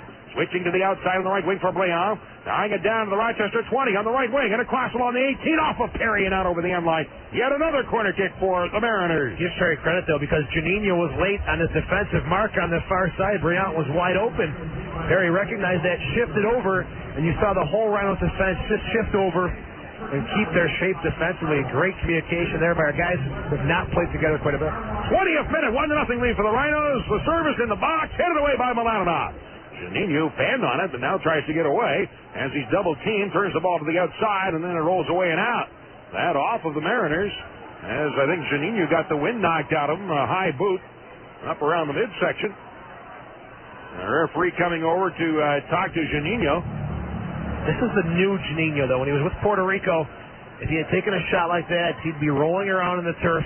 And I think Coach Kelly had a talk with him and tell him, look, you're going to come here, you're going to play hard, you're going to take your knocks, and work through it. Now Juninho really has changed that aspect of his game. All right, free kick for the Rhinos, and Hudak takes it. Long kick downfield, all the way down to around the 30. Headed in the air, and underneath it, Bellick flicks it forward, out to the center circle, but Mladenov blocks it away, and Demon tips it to the outside of the near wing for Billy Sedgwick. Off the right wing, Aguilar. That's Pato Aguilar, and as Myers takes it, back heel, but puts it out of bounds. Throwing on the near side for the Rhinos from 25 yards out off the right wing. Martinez will take the throw in. No, Blue Shoes is going to. No, he is going to take the throw in as he hits Cedric on the backside and it rolls out of bounds. Cedric looked like he was coming over to take the throw in, then all of a sudden headed for the corner. Martinez took the throw in, but hit Billy in the back and it rolled out. Martinez tips it to the outside of the right wing. Now, as the return pass, Cedric tried to pass along the wing, but that's out of bounds. Throw in for the Mariners from their own 20. Myers long throwing up the near side, and Taylor heads it forward. Nodded forward now by Steenkamp, but off of the foot of Martinez and out in the throw-in once again for the Mariners from about the same spot. A good pace for the first 15 minutes or so. A lot of end-to-end counterattacking. Now slowing down a little bit between the 18s. 22nd minute, 1-0 Rhinos leading, having scored back in the 7th minute.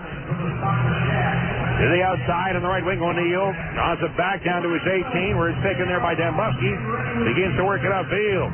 Mariners have control. Low kick through the center circle. That's knocked down and up with Monty Dove spinning around. Drops it off in the center circle for Shaq. As he turns to get away from Pato, he'll drop it back in the center circle.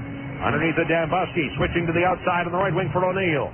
Takes a look downfield, sneaks it past Briand, ahead for Amani Dove, spinning around 25 yards out. Return pass at the right wing to the corner for Briand. Drops it back up top, but sliding in to kick it away is Perry, and the Rhinos have it back. Pass ahead for Shakiris, his own 25. He sneaks by, works the left wing, and now long chip downfield. Nobody there. The ball rolling along the far touchline, still rolling, and all the way to the end line is stopped in the corner by the keeper. This Perry and Shakiris and Janino are on the same page. Sean did a nice job with the nutmeg. Janino's checking back. Shakiris plays it deep. End of the midfield line for Dove, to the outside for Briand.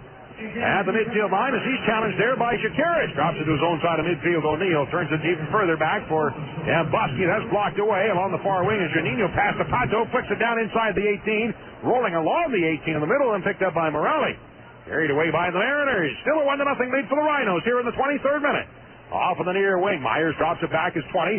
As Morelli through midfield, but moving up on the play is Taylor. Drives it ahead to midfield. Puts it away off the foot of Finger and out. Throw in for the Rhinos on the near side at the midfield line. With Virginia Beach playing with Finger and Misia Monty Dove up top, it's great to see Sedgwick pushing up. You've got 3 defenders marking 2 attackers. Throw some more numbers into the attack. It's aggressive soccer from Coach Callaway. Sedgwick up the right wing side. Martinez tried the back heel, but that's blocked away and controlled now by the Mariners. Cleared out into the center circle. Ahead with it, Briand into the midfield line. Long service downfield. Chips at one bouncer inside the 18, grabbed by Hudak. Not sure if he might even been trying to catch Hudak off the line. He needs a little more oomph in the shot there. Yeah. Out across midfield on the left wing side is Shakiris. Moves it into Virginia Beach territory. Ball dropped back at midfield to Mladenov. Pass ahead for Janino. 35 yards out. Pass to the right wing side, the near corner of the box. Cedric feeding it down along the 18. Lost it, gets it back again. Turns, left-footed kick, just missed the outer left corner by a foot. Left-footed kick by Cedric, almost nailed it. I just talked about Cedric now playing on that outside midfield. He's attacking, he's defending. Almost got a great goal on the night he receives the Community Service Award. That would have been very appropriate for Cedric, who's normally an outside defender, now pushing up to that outside midfield spot. Ball placed along the 6. Another goal kick for the Mariners. 25th minute, 1-0 lead for the Rhinos. Final game of the regular season. Next up for the Rhinos will be the playoffs in 2 weeks. The bye in the first round. Cross midfield, down to the Rhino 35, turn to the outside after Damani Dove. On the far wing, rolling to the corner, Dove still has it, and that's put away off a Rhino and out. So it'll be a throw-in from about 10 yards out off the right wing side. Perry has had a great first 24, 25 minutes here. Every challenge he's been up to, he's won the ball. Solid marking in the back for Jason Perry. Throw in. As it's inside the box, Caskey right back to the outside again for Briand. Left puts it along the 18, inside the box, take it back, and brought away by the Rhinos. Turning up the left side, Martinez, long service downfield, but in underneath it is Morelli. And then he'll play it back to his keeper. One bounce down inside the 18, and that's Elfin first times it through downfield. Was sneaking by Taylor, but in underneath it, Demon able to chip it off on the near side. In underneath it, Taylor heads it forward out to midfield, and underneath it, coming away with the ball is Mladenov. Pass ahead for Pato, tried one touch, but Myers blocks it. That's knocked down and cleared down inside the 18, and Elfin has it there. Pato challenging, and Elfin able to play it off on the near wing. Myers to Billick as he approaches the midfield line. Long service up the left wing side. Underneath it goes Amani Dove to the end line, getting there to keep it in play, and it's Perry to knock it away. Perry came all the way across the field to tie up Dove, and Perry then sends it out through midfield. Taken down is Pato. As he's pulled down by Morelli, and the foul is called, and a free kick for the Rhinos just across the midfield line. The Rhinos again playing three in the back. There's no sweeper who's there free, and Perry reads that with the three defenders. Got to come over and cover that space. Cross midfield, just Curious on the left wing side of the midfield line. He'll just drop it all the way back to the keeper. Roller all the way down to the 18. Stopped by Hudak just outside the 18 with the right foot. Long service downfield to the left wing side. That's blocked through in the middle after Janino getting there first. Turns it to the outside at the far corner of the box. Has Martinez across in front, but headed away by Morelli. Right back to Martinez. Off the left wing, and he turns it to the outside. Taken by Shakiris. Turns it down deep to the corner. Martinez looking for the cross. Blocked away out over the end line off of Dambuski. And a corner kick for the Rhinos. Well, Virginia Beach came in expecting to see the 4-4-2. They're definitely in for a shock here tonight with the three forwards. And the three forwards have been moving off the ball, not staying in the same spot. Very difficult to pick up their run. Corner from the left wing side. Shakiris. Left foot a kicker, an out-swinging kick. And here comes the service high in the box from the back door, and the whistle blows. I don't see the flag in the air. Must have been a foul called inside. Well, anyway, play stopped. Took the kick and the whistle blew, but I didn't see any contact. But it'll be a free kick inside the box. Sponsors of these broadcasts tonight include Blueberry Hill Apartments. Come home to stress-free living. Call 889-7250. Swigos, famous for quality sausage and meat products since 1880. Lakeside Country Club, golf along scenic Keuka Lake, East Lake Road in Penyan. Long downfield, out of bounds on the far side, and throw in for the Rhinos from their own 20 off the left wing side. Virginia Beach with the loss of Dante Washington. That extra threat up top has really gone away. Amici Dove desperately misses the big, strong playing of Dante. Cross midfield as Martinez is taken down. That's down inside, and way in offside is Amani Dove. About 4 or 5 feet in behind Tater, offside position. They want to be careful. Dove has got speed. If they got three in the back, there will be some gaps. They want to stay in some sort of shape, not to let them get through any big openings. It'll be very difficult to track down. 29th minute, 1-0 lead for the Rhinos over the Virginia Beach Mariners. Second and final meeting of the year between the two teams, in Virginia Beach defeating Rochester in Virginia Beach by a 2-1 score as Matos pushed over and a foul is called. Actually, it's the third meeting if you want to count Open Cup play. Rhinos did defeat Virginia Beach to move on and advance in the Open Cup here a few weeks ago. And that was, I believe, the coaching debut for Jay Hoffman. Yeah. For the Mariners. And Jay Hoffman, a great coach. He actually coached at SUNY Fredonia. I've played against a couple of his teams and always disciplined, well prepared for matches. Pato and Shakiris are there. Free kick from 16 yards out off the rear right wing side, down inside, but headed from 10 yards out and all the way out to the center circle. Perry's there. He just first times it down. Volley kick inside. Taylor after it, but couldn't get to it. It's nodded to the outside and rolling along the near wing and out over the line out of play. Throwing on the near side for the Rhinos, 20 yards out off the right wing. We take it by Sedgwick. Ellie Sedgwick, member of the all-time team named so tonight. Congratulations to all the award winners. Sedgwick got inside the 18, the near corner, headed by Pato. Flicked toward the middle as the ball is blocked away and now cleared through midfield. Skipping by Demon, turning back for the ball, but he rolls down inside the 18 and scooped up there by Hudak. Greg Demon again, he saw 51 minutes, I think it was, in a friendly earlier this season, but that is all that he has played since last year. Did not see any action other than that one friendly. And he knew he wasn't 100% in that match, so I think Demon did the smart thing, taking some time to get himself healed. And he's pushing for a spot now, but Bonsu and Schweitzer, you've got to call it like you see it. They have been tremendous combining in central defense for the Rhinos. Cross midfield. Elfin. Long kick coming down around the Rochester 25. Tater up, able to head it forward. He gets good height. Of course, he's plenty tall to start out with at about 6'5". He doesn't have to jump, just stand there. Shakiris spinning around his own 35, being chased, and now drops it back in the middle. It's taken by Taylor at his 18. Turns off on the near wing, pushing it to the outside for Sedgwick. As he's challenged there, able to feed it across midfield. And up with the ball is Steenkamp. And he turns it across midfield. Here, Pato to Sedgwick, tips it up the right wing side. Back in the corner, Morelli just heads it into the Rochester bench out of play. Throw in for the Rhinos. Trying to get it going quickly. Sedgwick with the throw in. Steenkamp back to the outside. Sedgwick down to the end line. Looking for the cross. Inside. And punched away on top by Elfin. In underneath the Martinez tried the first time and away, but blocked outside to the far corner of the box and then booted out toward midfield. Carry back for the Rhinos. Will drop it off for Devin, chasing it down at his own 35. With the left foot, spins and sends it across midfield for Juninho. Gets tied up, and the ball recovered and blocked away. Picked up again by the Mariners and tipped through midfield. After Perry with the left foot, first time's at about 1.5 miles in the air.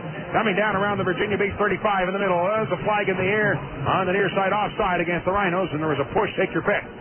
Probably the offside from the ball so far up in the air. The linesman's got plenty of time to look at the position, watch the ball. Made the call. Played to the outside along the near wing for Myers. Down to the Rochester 35. As he looks back and forth. Pass ahead, but deflected aside and moving up is Demon. Takes it and up to the right wing side, but that's hammered away by Morelli. Across midfield and Sedgwick there for the Rhinos. To the midfield line. Myers knocks it down, but gets away out of bounds. Throw into the midfield for Rochester. Martinez with the throw in. For Steenkamp, back to the outside for Ray Martinez, who scored the first and only goal of the game here tonight. Hato takes it along the near wing, turns to the outside on the right side. Now double team, spins back with the ball, gets away momentarily. But coming back to help out is Brian, drops it off at his 18, taken there by Morelli. 32nd minute, Rhinos are up 1-0. To the outside on the right wing. O'Neal. Pass blocked away, but O'Neal gets it right back. Into the center circle, off to Brian. Gives the pass forward, but headed from his 35 in the air by Sedgwick. Martinez in underneath it, couldn't get to it. As a foul is called on Pato, and he came in underneath. Brian, long chip on the restart, down inside the 18, floated through the far end of the box after it goes Finger. Looking for a cross, low roll in the 6. As the Doves picks it off, and then a shot on the trainer. Kasky puts it away in the upper right corner. It was a comedy of errors, if you will. The ball dropped back in the middle, dropped back further in the middle. Kasky trading the play, nails the upper right corner, and this match is all even up at 1. But the finish was easy for Kasky. It was the setup by Dove, and I believe it was Billick who's got the ball. He's looking the other way, and he knows Kasky is coming. Just lays it off into the path of the on-rushing Kasky. And that's just a breakdown in the back, not marking the space there. Kasky neatly tucked it away. But a good pass, I think it was Billick who got the last touch to Darren Kasky, who neatly tucked it away. Kasky with his team-leading 5th goal of the season, and that even just went up at 1. So the Rhinos getting a goal once again along the near wing. Blocked away and chased down by Brian along the near touch line. Scored by number 8, Darren Kasky. With the assist to number 21, Hamisi Amani Dove. That's Kasky from Amani Dove. I thought it was Billick, but I guess it was Dove. I think it was Billick to Dove, and then beautiful service from Dove. Well done. Had his back to the player, just kind of flicked it onto the space there, and Kasky made no mistake. All right, a foul is called on the Rhinos, and deep in the corner. Free kick for the Rhinos. That's the chance you take, though. With 3 in the back, you lose that extra player covering space. And again, it's just a situation here. Rochester's got to adjust to the new style. Long service downfield. Flicked by Dove on the near side. Moving up, Demon heads it toward the middle. Steenkamp after it. In a collision. That's knocked away. And down inside the 18 and out to grab it is Hudak. Comes up with the ball at his own 16. And you can't fault Hudak on the goal there. I mean, Kasky's 6 yards away, point blank. Keeper's got no chance. Hudak rolls it outside the 18 with the right foot. Will drive it out through midfield. Coming down around the 25. Myers tried to hit it forward, but that's out of bounds, and a throw-in for the Rhinos on the near side of the field from around 18 yards out. 35th minute, we're even at 1 here at Frontier Field. Sedgwick with the throw-in. Steenkamp on the right side, too much on it. That's out of bounds. Throw-in now for the Mariners from their own 10 on the near side.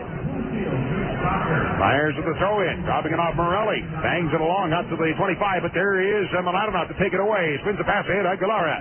Up the right side, and offside. Terrible call. Not going to be offside. That's a terrible call. Martinez did a wonderful job delaying his run behind the defender. He couldn't even get to the ball. The defender got there first. Going to be offside. Wow. Pato charges over to the side, the referee's assistant. Oh, that's terrible call. Well, anyway, free kick now for the Mariners from their own 15 along the near side. Nambusky rolls it down inside of his 18. Elfin, the keeper, rolls it right back to Nambusky, and now he'll chip it across midfield. Taylor heads it back into the center circle. Nodded to the outside. Coming back as Martinez spins to get away from Myers along the near wing. Drives it up the right wing side. Seeks a pass ahead, but that's booted aside and taken back by the Mariners. Kasky into the center circle for Amani Dove. As he's being chased from behind, drops it off. Shakira steals it. And spinning around, he's grabbed onto it. No foul is called. Yes, there was a foul called on Billick. So it'll be a free kick at the midfield line for the Rhinos. I thought that was a fair challenge by Billick and Shakira. Both players were grabbing. Billick won the battle. Look, it's the call against him. Harris on the left wing side rolls a pass ahead. Mladenov drops it back in the return, but stepping in to intercept is Billick and brings it away. On the attack, here come the Mariners through midfield. Turn to the outside up the right wing is Shack. Dying it down to the 20. Cross down inside, and that rolls through the 6 out the near end of the 18 and out over the end line. And a goal kick for the Rhinos. Other sponsors of these broadcasts include Nextel. Helping groups get things done. Call 800-NEXTEL-9. By Tire World at 2049 Empire Boulevard in Webster. By the Clarion Riverside Hotel, close to Frontier Field. Ask about their $69 spectator rate. Free kick for Dusty Hudak from his 6. And we'll serve it over midfield. That one flicked forward up the right side after it. Pato chips it deep down to the end line. After it goes Martinez getting to it.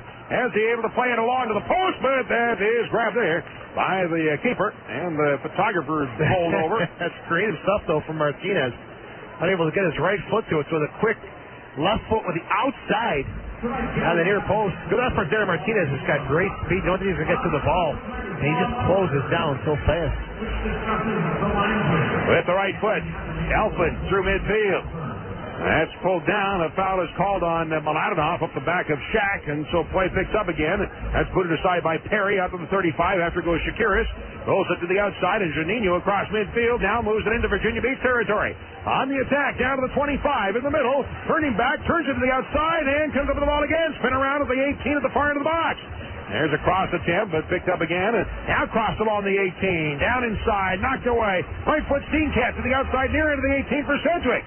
He's watched there by Myers. Rolls it out top once again, Steenkamp. Chips it over the line, but then it's booted away by Morelli out to the center circle. Perry moving in, he just runs over Fenger, and the foul is called. And Fenger has whiplash, I think. Perry, no intent to play the ball. Referee wants to have a word with Perry. Not happy with him at all.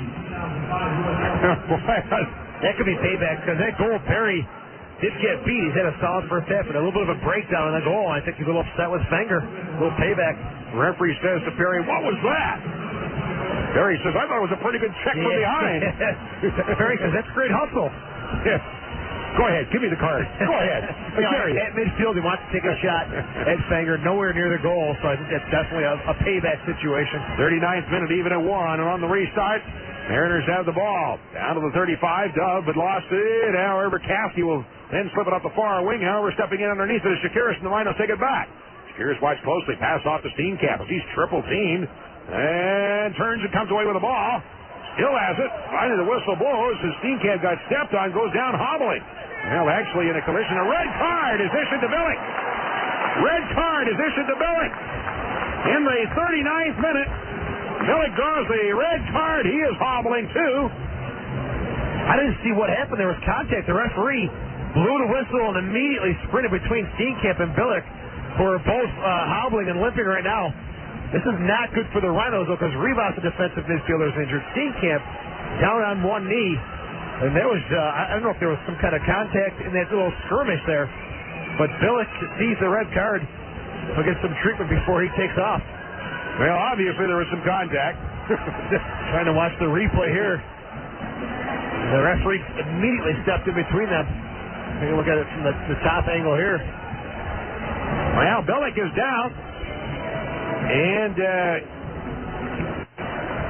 right now it doesn't matter if he's injured or not because his season is done. Virginia Beach playing their last game of the season here tonight, and he's just received the red card, so he's gone. He was tugging on the jersey of Steenkamp. That's all I saw there. Then he kicked him from behind. Yeah, we saw the replay. Billick tugging the jersey of Steenkamp, kicked him from behind. The referee was a foot behind him. I was going to say, maybe 6 inches away. That's foolish. That is foolish. And then what, he's trying to evoke sympathy. Is that why he's hobbling or what? I mean, did he hurt his foot? Maybe Steenkamp took a whack at him earlier, but it's always a retaliation that's going to get caught. And Billick, again, the referee 6 inches away. Come on, no choice there. Foolish. All right, so the Mariners now a man down as Billick takes the red card. The fourth is issued over to invite Billick to go to the locker room. Says, I don't care if you're hurt or not. Go to the locker room. Well, this should open up things now for the Rhinos. We'll see how Virginia Beach sets up. Long downfield, coming down around the 18, headed back in the middle. That one sneaking by. Where did that word come? Snucking by. It's a cold night. Yeah. Back to the center circle. Demon up the right side and across midfield into the center circle. Mladenov long on the right wing. In underneath it. Pato gets run off the ball by Myers and is taken back and controlled by the Mariners. Wenger drawing it forward. Looks like he's dropped back into a midfield position. Into the center circle. As it is turned into Rhino territory. Demon to the outside of the left wing for Juninho. Watch closely and across midfield for Shakiris on the attack. Turns it to the outside with a pass sneaking by Juninho. And out of bounds. Throwing the far side for O'Neill of the Mariners. On the throw-in ahead for Caskey. We're even at 1 here in the 42nd minute. Dropped in the middle. Shaq after it is 25. Turns it out, slips it out to midfield. Coming back in the ball is Amani Dove. As he spins around and lays it to the outside again. O'Neill after it there, dropping it back. The Mariners have the ball. Played back inside the 18 where it's taken by the keeper. Elfin. Well, it seems like all of a sudden the Mariners have really slowed it up here. Yeah, now they're playing a man down. No playoff chances. They're going to have to just adjust, take their time, and get their emotions back after the red card to Billis. Down to the 20. After it again, O'Neill with the right foot. Drives it out through midfield. Too far ahead, but Demon there to hit it across the midfield line. Shack up with the ball. Drops it off and control once again by the Mariners. Spinning back. It's dropped back by Dan Buskey to the keeper. Yeah, they want to get into the locker room at 1-1. Jay Hoffman will make the proper adjustments at that time. For now, it's just a bit of survival here for the last 3 minutes of the half. Off the right side, downfield, headed up in the air by Taylor.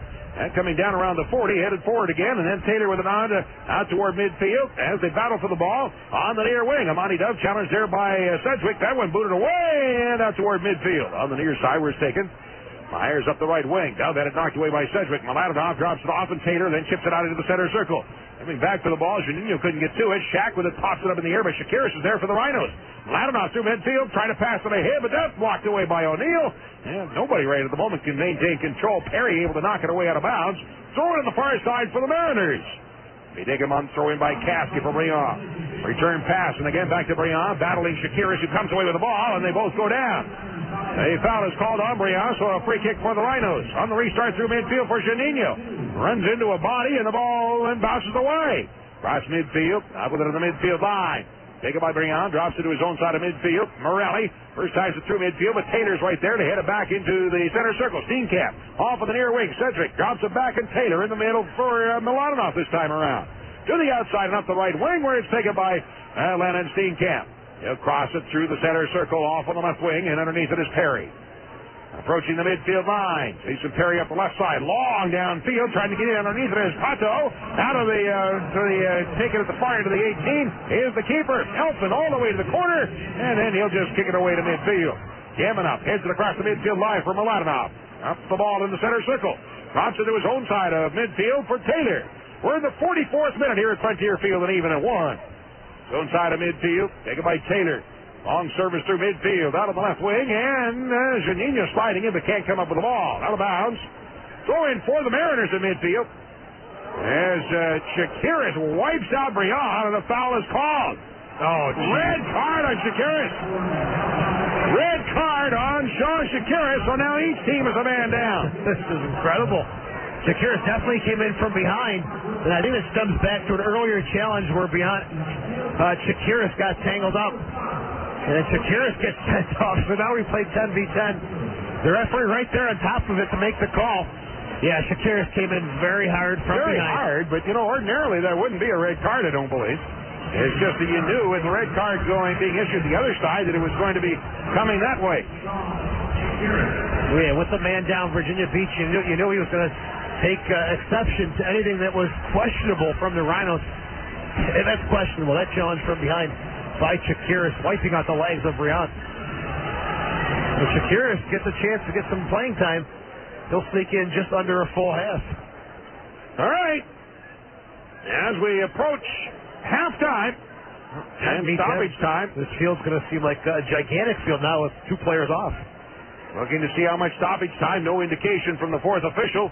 As the clock is stopped at 45. That's played ahead out to the 35. The Rhinos have it. Mladenov turns it to the outside of the near wing, and up the right wing is Martinez. Cross midfield. Cedric on the attack. He'll roll it back in the middle, but the pass behind Hato, and there's dropped down inside the 18. Elfin takes it. And we have 1 minute of additional time. 1 minute of additional time, which is probably already half gone. Out to midfield, down into Rhino territory. A long chip downfield, and that one over top, and one bounce inside the 18, taken by Hudak. Rhinos have it back. We're even at 1 here in stoppage time. On the far wing, Perry. Toward the center circle, Mladenov dropping it back. Taylor into the middle for Craig Demon along his 35. Demon in the lineup. His first game of the regular season. Long service downfield. In underneath it. Steenkamp heads it along the 18. Moving in, Pato knocks it to the outside. Steenkamp looks for a boot in. Misses the short side just barely. Out wide to the right post and over the end line. I tell you, playing 10v10 with all the open spaces we're going to see, this is an ideal situation for Doug Miller with his speed to find those openings to expose the gaps. 10v10 at Frontier Field. It'll be like a normal-sized soccer field now. Ball placed to the 6. Well, we're 3 minutes into the 1 minute of stoppage time. Elfin with the goal kick. He'll boot it away from his 6, and there's the whistle to end the first half of play. Now the Rhinos got off to a good start, but then gave up the tying goal to the Mariners, so we are all even up through 1 half of play at Frontier Field. It's the Raging Rhinos 1 and the Virginia Beach Mariners 1. And this is Raging Rhino Soccer on Fickle 93.3 FM. You know, Arnie, I really admire you. Well, let me tell you something, Bill. In America, you can have it all. Yeah. Me, I can't even trade in my old car. Bill, stop being a galley man and go to Marina Dodge. When you make a deal, we'll pay off your current vehicle no matter how much you owe. New 05 Dodge Durangos and Ram Quadcabs, $9,000 off MSRP only at Marina Dodge. 943 Rich Road between 5 Mile Line and Hard Road in Webster. Call 866-7774 now. Several available at this offer to qualified buyers plus tax, title, and plate fees. All rebates to dealer. Offers not valid in combination. Hi, this is Joe Giuliano, Rhinos radio color commentator and host of the Soccer Report.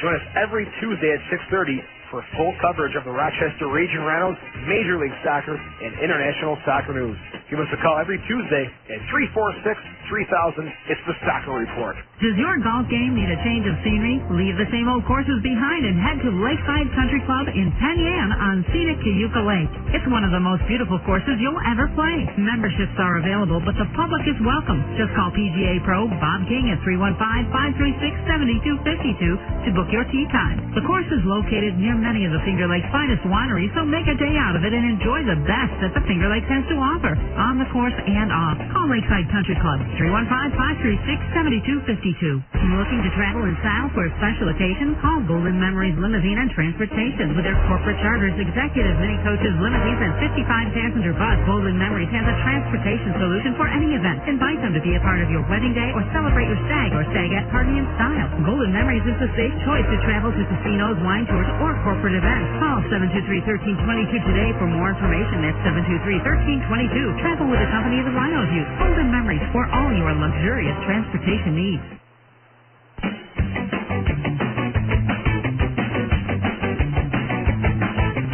And now back to the Rhinos on Fickle 93.3 FM. At Frontier Field tonight, the 28th and the final game of the regular season, as the Rhinos and the Virginia Beach Mariners battle it out. And again, a game that's meaningless to either team. Rochester does finish second in the regular season standings, while the Virginia Beach Mariners finish out of the playoffs. But as we say that it has no meaning, the teams have played pretty hard, and hard enough that each team has drawn a red card in the game thus far. So there is a lot of meaning out there on the field. As we take a look at the scoring in the match, Rhinos scoring first, 7th minute. Ray Martinez scoring his 4th of the season. We feel that Pato Aguilera should get an assist, although it has not been awarded to him at this point. But anyway, Martinez with a goal, his 4th of the year, and the Rhinos out to a 1-0 lead. Then Virginia Beach answers in the 33rd minute. And the goal was scored by Darren Caskey, his team-leading 5th goal of the year. Amani Dove with the assist. Caskey from Dove in the 33rd minute to even it up at 1 apiece. So that's where the scoring is thus far in this game. Unofficial stats. As the stats brought to you each night at halftime by Marina Dodge. Unofficially, I had the Rhinos outshooting Virginia Beach 5-2. Again, that's unofficially 5-2 shots in favor of the Rhinos. Corner kicks, Rochester 2, and 4 corners for the Mariners. Offsides, Rochester twice, and Virginia Beach once. In goal for the Rhinos, Dusty Hudak allowing 1 goal thus far, and Bayard Elfin in goal for the Mariners, having allowed 1 goal. So again, those are the unofficial statistics through the first half, brought to you by Marina Dodge. Statistically, Rhinos have maybe a little edge in stats in that first half. Do they have a little edge in play? You know, the first 20 minutes I thought it was good end-to-end action. Then a lot of play in between the two teams. You know, it's tough to say. There's a lot of players playing out of position. There's a little mix and matching going on, but it's one thing I can say, it's been much more physical than I expected tonight. A lot of chippy play both ways, 2 red cards, and much more physical than I expected to see. So from that aspect, it's a bit of a surprise. But from the style of play, the level of play we've seen with the adjustments, not too surprised. It's kind of gone either way in the first half. Well, the Rhinos, as Coach Callaway told us pregame, trying a much more aggressive formation, if you will. He said a 3-4-3, and did it really look like a 3-4-3, do you feel, or what? It did. Sedgwick was definitely playing in an outside overlapping position to make it 4 midfielders with the 3 up top. I would say so. Taylor did push over quite a bit to the right side of defense, so there was 3 marking backs against the 2 attackers for Virginia, so you always take the advantage and then push up. And Sedgwick did a good job of that in the first half. He was very active in the offensive zone. So did you like what you saw? If it's something that the team had worked on for a while, I'm sure they'd be much more with it and in tune to what's going on. I like the traditional system that he plays with the 4 in the back, but to change it up and see a little more aggressive attacking style, it's good for the fans and it's good for the team to try a different style. All right, a couple of other things happening tonight. Seeing our first look at newcomer out of mid-Michigan, and that is Kevin Taylor on defense. I thought it looked pretty good. Craig Dem in his first game of the season. Thought maybe getting turned around a little bit a few times, and certainly not in game condition. That's going to be fatigue is going to be a factor for him. We'll see how his fitness level is. But yeah, playing 3 in the back, there's a lot more movement than having that 4th defender there who can kind of cover the openings. Demon's got to do a lot more movement. That's why we're seeing him move so much more than we normally would, because there's a lot more space to cover with 3 in the back. But he's done good. He's had a couple cuts. He's had to reach for balls, extend his leg out, and he's had to plant, and I think he's done a good job defensively for the Rhinos tonight. So we're at the half here at Frontier Field. Joe has a guest coming up in just a moment, and we'll continue with our game in the second half coming up in just a little bit. At the half at Frontier Field, it is the Rhinos 1, the Mariners 1. This is Raging Rhino Soccer on Fickle 93.3 FM. Hey fans, World Gym Rochester is the official strength and conditioning facility for your Rochester Rhinos, Rattler, Nighthawks, and Amerks. World Gym Rochester is proud to offer personal training packages tailored especially to your needs, including Apex A5 component system that assures you results. The Apex system is customized for you and your needs. Lose weight, improve your health, or just get in better shape. World Gym Rochester and Apex can help you reach your goals. Fun, high-energy group exercise classes like Rep Reebok are offered so you can work out with friends. Spinning, yoga, and Pilates are also great ways to work out and release stress and tension. And to make it more convenient, World Gym Rochester now offers a newly expanded child care hours. For more information, please stop by the gym at 1717 East Avenue, just west of the East Avenue and Whitten Road intersection, or call 271-0440. That's 271-0440. Why do you stay posted with the Post newspapers? High school sports and see what the kids are doing and see how the teams are doing. It's really cool when I see articles on the kids and I can clip them out and put them in a scrapbook. For less than the cost of a cup of coffee, you can stay posted with convenient home delivery of your town's Post newspaper. Just call 442-POST to get posted. I'm posted. I'm posted. We're posted. Brighton, Pittsford, Barrington, Fairport, Irondequoit, Penfield, Grease, Gates, Chili, East Rochester, Henrietta, Brockport, and Webster Post. Call 442-POST and get posted. Hey, you, what's your vision? See it online at that'smyvision.com. 1,500 vehicles at your fingertips. Every Vision Hyundai, Vision Ford, Vision Nissan, Vision Dodge. Online. That'smyvision.com lets you compare vehicles side by side, calculate monthly payments, appraise your trade, and so much more. And since the Vision dealerships have over $10 million in approved loans, you'll get credit-free approval fast, easier, and securely. So car shop when you want. At Vision, we're open 24/7 online. That'smyvision.com. Oh, yeah, see your vision now. WFKL Fairport. Well, sure, if you want to be all formal about it, but please call us Fickle 93.3 FM, Random Radio.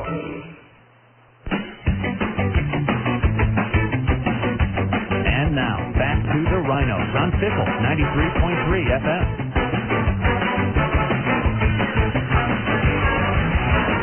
Welcome back to Frontier Field. It's the Rhinos and the Mariners tied at 1. After 45 minutes, I'm Joe Giuliano, and it's a pleasure to introduce my next guest, the all-time team captain for the Rochester Raging Rhinos, Tommy Tanner. Tommy, welcome back to Rochester. Great to see you.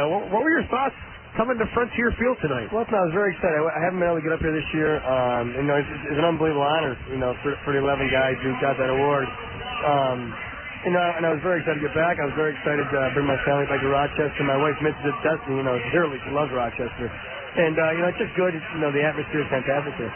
You go, you're busy in Syracuse, but on the field, you had a great career here with the Rhinos. Great job with Syracuse. Do you miss playing on the field? I'm a little too old, so I do miss it. I mean, I play, we play Sunday League every once in a while, and everyone asks me to play, but I miss playing. I miss playing at a high level. I don't really, miss playing in Syracuse when I go play because it's not that much fun, compared to what it was here, in an indoor in Cleveland. But I play every once in a while. I started a Syracuse football club. It's a youth club in Syracuse. Actually, that competes with the junior Rhinos. And that keeps me busy, and I love teaching kids. I really do. Let's talk about the Syracuse Football Club. I know in Rochester, we've got the Rochester Football Club, and those programs are just taking off. How long has that been in existence, and what's your exact role with the club? Well, I'm pretty much the director of the club. We started in last September with tryouts, and we have over 350 kids and 20 teams.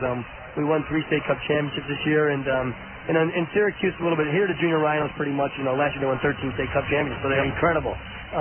But we took 3 this year, and we've narrowed the gap, and we're getting more and more kids in Syracuse all under the same club. And we have a problem in Syracuse where there's like too many premier clubs. I hear that.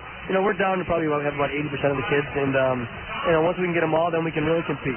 How about coaching at the professional level, or even maybe the collegiate level? Is that something that might interest you? It might. I actually talked to Chris here when this job came available, and I don't have the time right now with my business with the bar and restaurant going, and I really like the youth. I mean, if the perfect college job came up, I'd probably. With Syracuse University. Would say Syracuse or North Carolina State, right. Where I went to. I love North Carolina. But I don't see that happening in my near future. I see myself, the restaurant is very, very successful, knock on wood, and the youth club is great. So with those 2 things, I'm busy every night. Was it difficult making the transition from professional soccer player to private business owner? It wasn't because. In the being, you always talk to people here being a professional soccer player, and you're always meeting with people. And going to the bar business, it's the same thing. You're always sitting there talking with people. I'm a terrible bartender. I don't like to bartend, but I love getting the other side of the bar.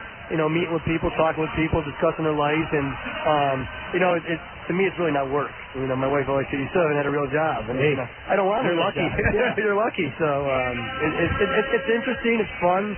Tomorrow, Sunday, opening NFL season, so that, the place will be mobbed, and a lot of people from Rochester come up and visit the restaurant, which is great. So, how about the soccer scene at the bar? A lot of soccer fans coming in watching soccer games. Well, we have a bunch of English guys who come in, and they put Manchester United on the big screen, and they always want to get the pay-per-view, but it's a little too expensive for businesses to get that. But I sponsored 6 soccer teams. I sponsored 37 softball teams. So. Nice.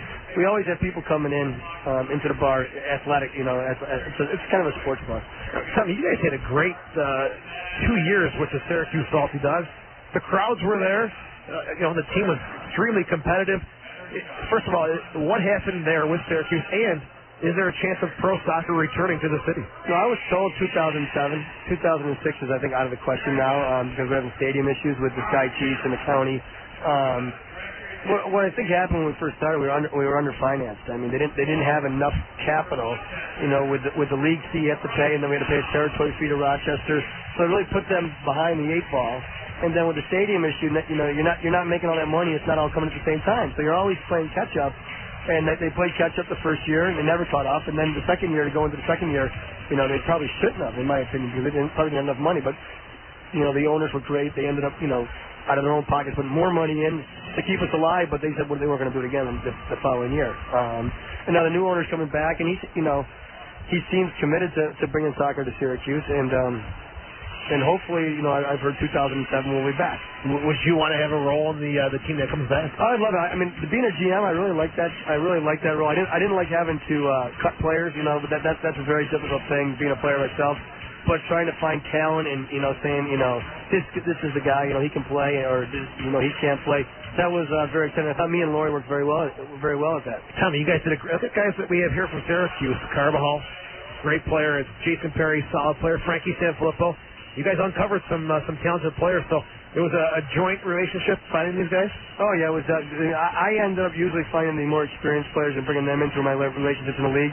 And Laurie would go find the younger players because he had an eye on, a ton of contacts and a ton of college coaches who he knows.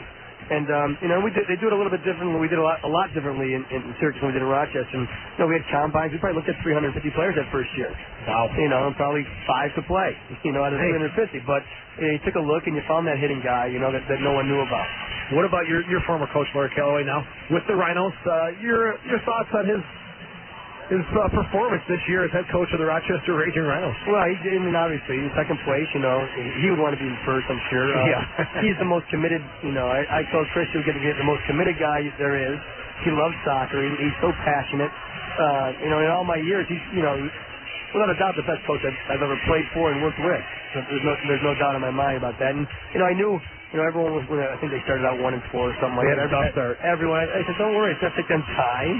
You have a lot of old Rhinos players who aren't used to what Laurie, what Laurie's all about. And then you got to mix all those new Syracuse guys in with them. So it took time, and now, I still think, they're going to win a championship. I think so too. They bought into the system and very attractive, entertaining soccer. Something you played. You were here for a long time. It was a little stifling at times. Well, I don't think it was the size of the field really plays into that role, and getting the new stadium is going to be fantastic. But it's just so the same players over and over again, and we never made any changes. You'll watch Loyal make some changes next year, and no one ever has their job's never safe. That's definitely the feeling they have this year. And hence you have to play every game. You know what I mean? You have to play and you have to perform. And I think in years past, if you're on the team the year before, it was the same thing next year. Yeah. And it never brought any, young, exciting players in to join the veterans. And as it was, players got older. A lot of us got older. And what happens? You get older? You get older, and you can't do the same things that you once could do. You're normally smarter than the younger kids. Yeah. And you can still play, but you still need. Johnny still didn't make it here for you guys, but talent-wise, he's a very talented player who is a joy to watching this in Syracuse, and he struggled a little bit here, but those young players that you can find are, that's what I like about being a GM. Tommy, we could talk for hours, but halftime coming to a close. Thanks for your time. Hopefully we'll hook up again. All right. Tommy Tanner, the former Rochester Rhino and GM of the Syracuse Salty Dogs. It's 1-1 at the half. You're listening to Raging Rhino Soccer on Fickle 93.3 FM. I'm Tom Rosati from Malier Chevrolet Buick. The guy who always says yes, now with a lot more to say yes to. Malier is Rochester's newest GM certified used car dealer with more than 200 General Motors certified used vehicles in stock. And with bumper-to-bumper warranty on these vehicles, you'll have the same peace of mind you have with a new car or truck. So take the short drive to Malier in Honeywell Falls or check us out at Malier.com. Malier Chevrolet Buick. We always say yes. Faber Homes is building communities for today's hardworking families. Park Place is located on Union Street, just south of 490 in Chilai. It's surrounded by 1,500 acres of county park. Many home sites are treed or offer the security of a cul-de-sac location. You must look at the new furnished model home at Park Place. The very best value for your family starting at just $129,900. Call them today at 889-9590. Visit their website at faberhomes.com or just drop in for a visit. It's football time again, and Jordina's Pizza is the place to go for your game food. Jordina's Pizza in Stetson Plaza, featuring special NFL packages. Order 2 of the exclusive Jordina's Steak Bombers made with fresh bread and ribeye steak for just $12. Or get any of the Jordina's plates, chicken parm, veal parm, or eggplant parm for just $5. Plus, get it delivered free. Put your feet up and grab the phone to order your NFL package. Call 266-6620 to order. That's 266-6620. The all-new Jordina's Pizza in Irondequoit. The time for a healthy you is now. And Personal Health Approach Health, Wellness, and Fitness Center, Rochester's brand new premier upscale health club, is the place you need to be. PHA Health, Wellness, and Fitness Center, located at 3450 Winton Place, is the official strength training facility for the Rochester Rhinos. Let PHA's personal trainers and exercise therapists create a personalized program that will meet your needs and goals. Call PHA Health, Wellness, and Fitness Center at 232-8888. A three-pointer invested, a hat trick, Triple travel and work races. The best things always come in free.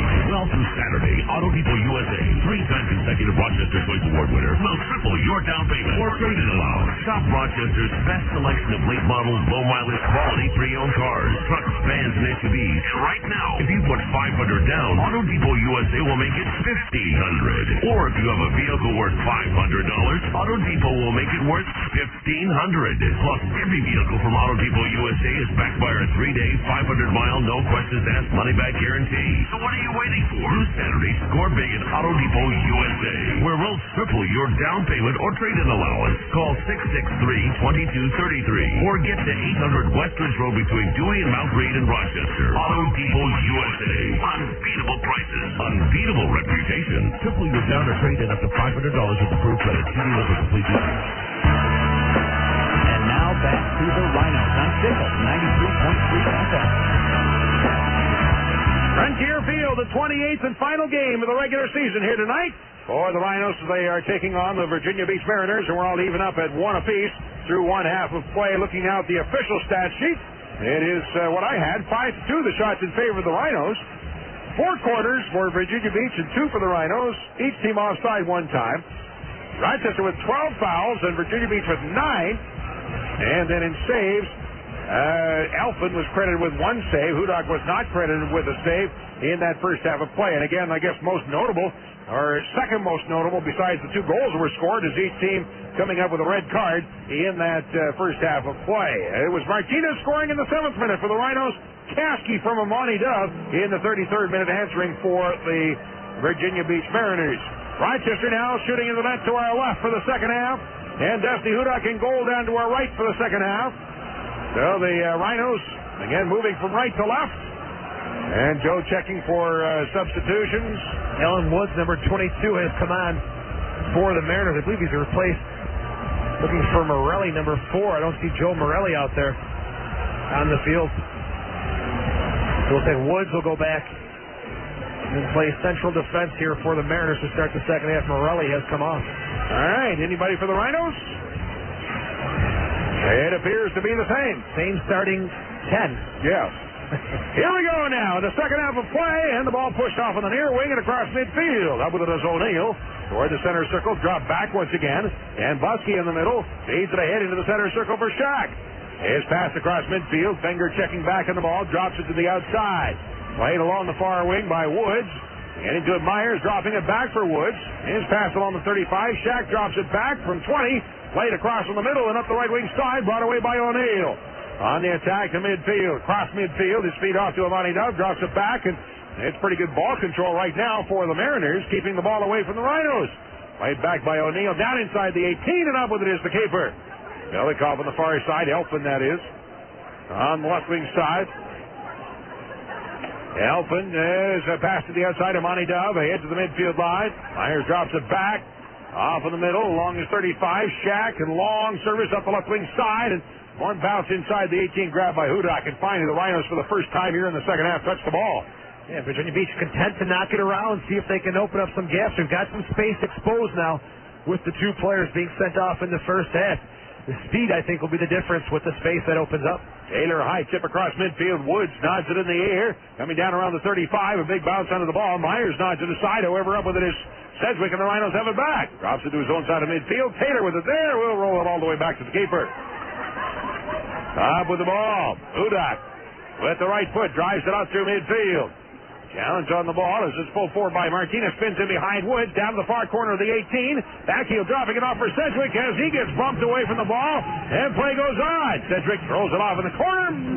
Offside flag in the air. Boy. It was close, but I don't know if it was offside. I thought he was maybe even. He'd gotten back into an onside position. Sedgwick delayed the pass because he saw Martinez was off. I thought he waited just enough time to keep him onside. All right, so a free kick for the Mariners. And it's to be taken by Elfin, the keeper, from his own 18. Off the left wing side, long service through midfield, coming down around the Rochester 30, headed by Taylor back into the center circle. Pato drawing it forward off of the near wing, and Juninho underneath it, brings it up the near touch line. Turns back toward the middle as he's watched closely there, able to sneak it, switching to the far corner of the 18, headed away and out by Woods. Locked away at the 25, rolled forward. Ahead with it, turning to the outside. Caskey on the near wing, spinning back with the ball along his 35. Being chased there by Steenkamp. Drops it back in the middle. Where it's taken by Dunbusky. To the outside on the left wing for Woods. Throws it back in the middle. Taken by Steve Shack. Pass toward the center circle. Caskey drops it back, and once again, the Mariners into ball control. Feed out to midfield. Finger on the ball. Caskey gives it off, and Dove lost control. Taken away by the Rhinos. Taylor up the right side. Across the midfield line. Martinez. One touch back to Taylor. Tried the return pass. However, knocked away. It's picked up again and controlled by the Mariners. Shack toward the center circle. Drops it to his own side of midfield along his 35. It's O'Neill up the right wing. Approaching midfield. Holds it into the center circle for Shack. And across midfield for Amani Dove. Give and go back to Shack. And a pass forward. Finger. He'll touch it all the way back to the midfield line. Woods after it.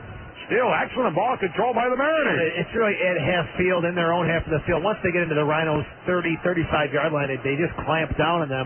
So Rochester early on content to kind of sit back, let Virginia Beach knock it around at midfield.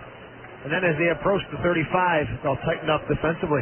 Dangerous chance, though, for the Rhinos to sit back with that. And taken now by Sedgwick on the far wing. Slips it up the right side. Steenkamp. One touch back inside the 18. Hudak out. That's the first time it away and just boots it up into the stands on the near wing. So it'll be a throw-in for the Mariners. The near side of the field, 35 yards out. That's the right wing for Virginia Beach. O'Neill with the throw-in gets a return pass. Blocked away by Janino, and then it's knocked off his foot. Finger up the right side. Down to the 10. O'Neill cross. Demon gets the foot on it, and out over the touchline on the near side. A throw-in deep in the corner for the Mariners. And the Rhinos are sitting back defensively. They're content to let Virginia Beach start the attack from midfield and dodge some bullets here. Caskey long cross through the 18. Knocked down to the 18 and now brought away by the Rhinos. Out the right side on the attack is Martinez. Rolls it ahead and running after the ball is Mladenov. Won't get there in time as Woods able to play it back to the keeper. Elfin inside of his 18. Mladenov pressuring. Elfin rolls it to the outside for Woods. On the left wing, draws it ahead out to the 30. Where it's taken by Shack, and his pass to the center circle for Amani Dove. Bumping him away from the ball is Perry, who drops it off for Steenkamp. Cross midfield, Martinez to Mladenov. Bounced away, but Steenkamp has it again. Spinning into the center circle. Challenge there, rolls it to the outside of the right wing. Sedgwick at midfield line. Feeds a pass ahead for Mladenov. Pulling it down to the 25. Rolling toward the middle for Steenkamp. Turning back, still has the ball. Up the right side to Sedgwick. Trying to overlap. This blocked away. Comes on top and after Taylor for the Rhinos. Feeds it along the 35 in the middle for Janino. Turns to his right, gets away. Trips up and finally goes down. The foul is called on Caskey. Free kick for the Rhinos, 35 yards out, directly in the middle field. Quick feed up the left wing side. Moving in Martinez shot. Blocked away by Elfin as he came out. Very quick restart for the Rhinos. Almost worked, but Elfin with a great save. They caught the Virginia Beach Mariners napping, and Mladenov, Martinez are on the same page there. The quick diagonal ball through the flat defense. And a great save by Elfin there to keep this at 1-1. Janino corner off the left wing side. That's just the third corner of the night. Janino serves it off back post, pushed away on the far end. Taylor after it at the end line, able to tip it to keep it in. Drops it back on top. As Sedgwick takes it on the right side, cross along the 15, but booted away out of the box. Out high, Perry up with the ball. Drives it along, however, headed to the outside again by Caskey, and backward goes Sedgwick. At midfield, drops it to his own side of midfield for Perry. Takes a look around and moves down towards the center circle. Long service up the left wing side. Ponto in under the ball. Able to touch it back for Janino. On the attack. Double team. Turns to get away. Rolls a pass ahead for Steenkamp. Bounced away off his foot. And picked up again by the Mariners. On for Shack. Has it 35 yards out of the pass up the right side. Caskey across the midfield line. Looking for the through ball. Does sneak it through the finger. Near into the 18. Turning back to the outside. Rolling shot in. Grabbed by Hudak as he dives into the ball to his 3 and throws it out of the far wing. Good work by Fenger. A little cutback move. Spinning Jason Perry around. Finding the open space. Rhinos on the attack. Turned toward the middle. As Pato couldn't get away. Now Mladenov over the ball. Turns it to the outside. Janino up the left wing to the 18. Rolling ball. Puts it inside the right post. Sneaks it by the left-handed Elfin. And Janino gives the lead back to the Rhinos. Janino, nice finish there with a toe poke from 18 yards out. Not a lot of pace, but he catches the keeper off guard with a quick release and the placement of it low to the corner. No chance for the keeper. I was just going to say Janino's got to get more involved in the Rhinos attack. Finds a beautiful ball from Mladenov and then just finishes nicely with the toe poke. Simple little finish from Janino. Great ball again from Mladenov. Diagonal ball through the flat defense. Always going to work. Second goal of the season for Janino since coming over from Puerto Rico. So the Rhinos regain the lead. Long kick downfield by the Mariners, chasing into the corner as Myers and Cedric after the ball, and finally off of Myers, rolls away and out of bounds. Throw in deep in the far corner for the Rhinos. Great run. Scored by number 16, Juninho DaSilva. With the assist to number 10, Mladenov. So the Rhinos regain the lead. Ball out near midfield, picked up again as Brian tips it to the outside. Cedric sliding into the ball, knocks it away. Each team is a man down as the Mariners receive the red card in the 39th minute. Sean Shakiris of the Rhinos in the 45th minute. But the space is opening up, definitely in the back. There's a lot of gaps. Virginia Beach's defense is flat. And Mladenov just precise with that diagonal pass. Tipped across midfield. Mladenov with his second point of the season. That's still unbelievable to me. Just his second assist has not been a great point season for Mladenov. Brought upfield by O'Neill. As he turns around, drops it off for Kasky. Off the right side, down to the 10. Fenger looking for a cross, moving in to block it away. Is Perry. Fenger goes down. They got kind of tied up, and I think the ball actually hit Perry and sort of twisted his foot or turned his foot or his knee or something. Went down. The Rhinos boot the ball out of bounds to get a stoppage in play, and Fenger will be attended to. Yeah, Fenger came in hard. He hit his right ankle on the ball. And the ball was at his foot, and Perry just came in and made full contact, came through the ball. And then the ankle of Fenger may have been planted there where Perry blasted through that play. He just did not stop on the hustle, continued to run through. Fenger gets the worst of that collision. Sponsors of these broadcasts tonight include Moliere Chevrolet Buick, West Main Street in Honeyway Falls, or online at Moliere.com. Faber Homes, see what they have to offer at FaberHomes.com. Chase Pitkin, home of the lifetime tool warranty. And by Health Source Chiropractic in the Rochester Fitness Center at 3313 Chile Avenue. Call 943-7686. That's a new phone number, 943-7686. Fenger is up, walking under his own power. And off the pitch. Throw in for the Mariners. Off on the near side. Pato steps in. And the Rhinos have the ball back. It is up the left wing side to midfield for Martinez. Able to slip it across midfield, but that was sneaking out of bounds. Throw in on the near side for the Mariners. O'Neill with the throw in, dropping it back to Dan Buskey along his 20 and feeds it off to Woods. Along his 35, moves up the left wing. A feet ahead for Myers. Turns it to the outside, approaching the midfield line. Takes a pass ahead to Amani Dove, but that went deflected off the far side. Here's Fenger running after the ball, and he's just fine.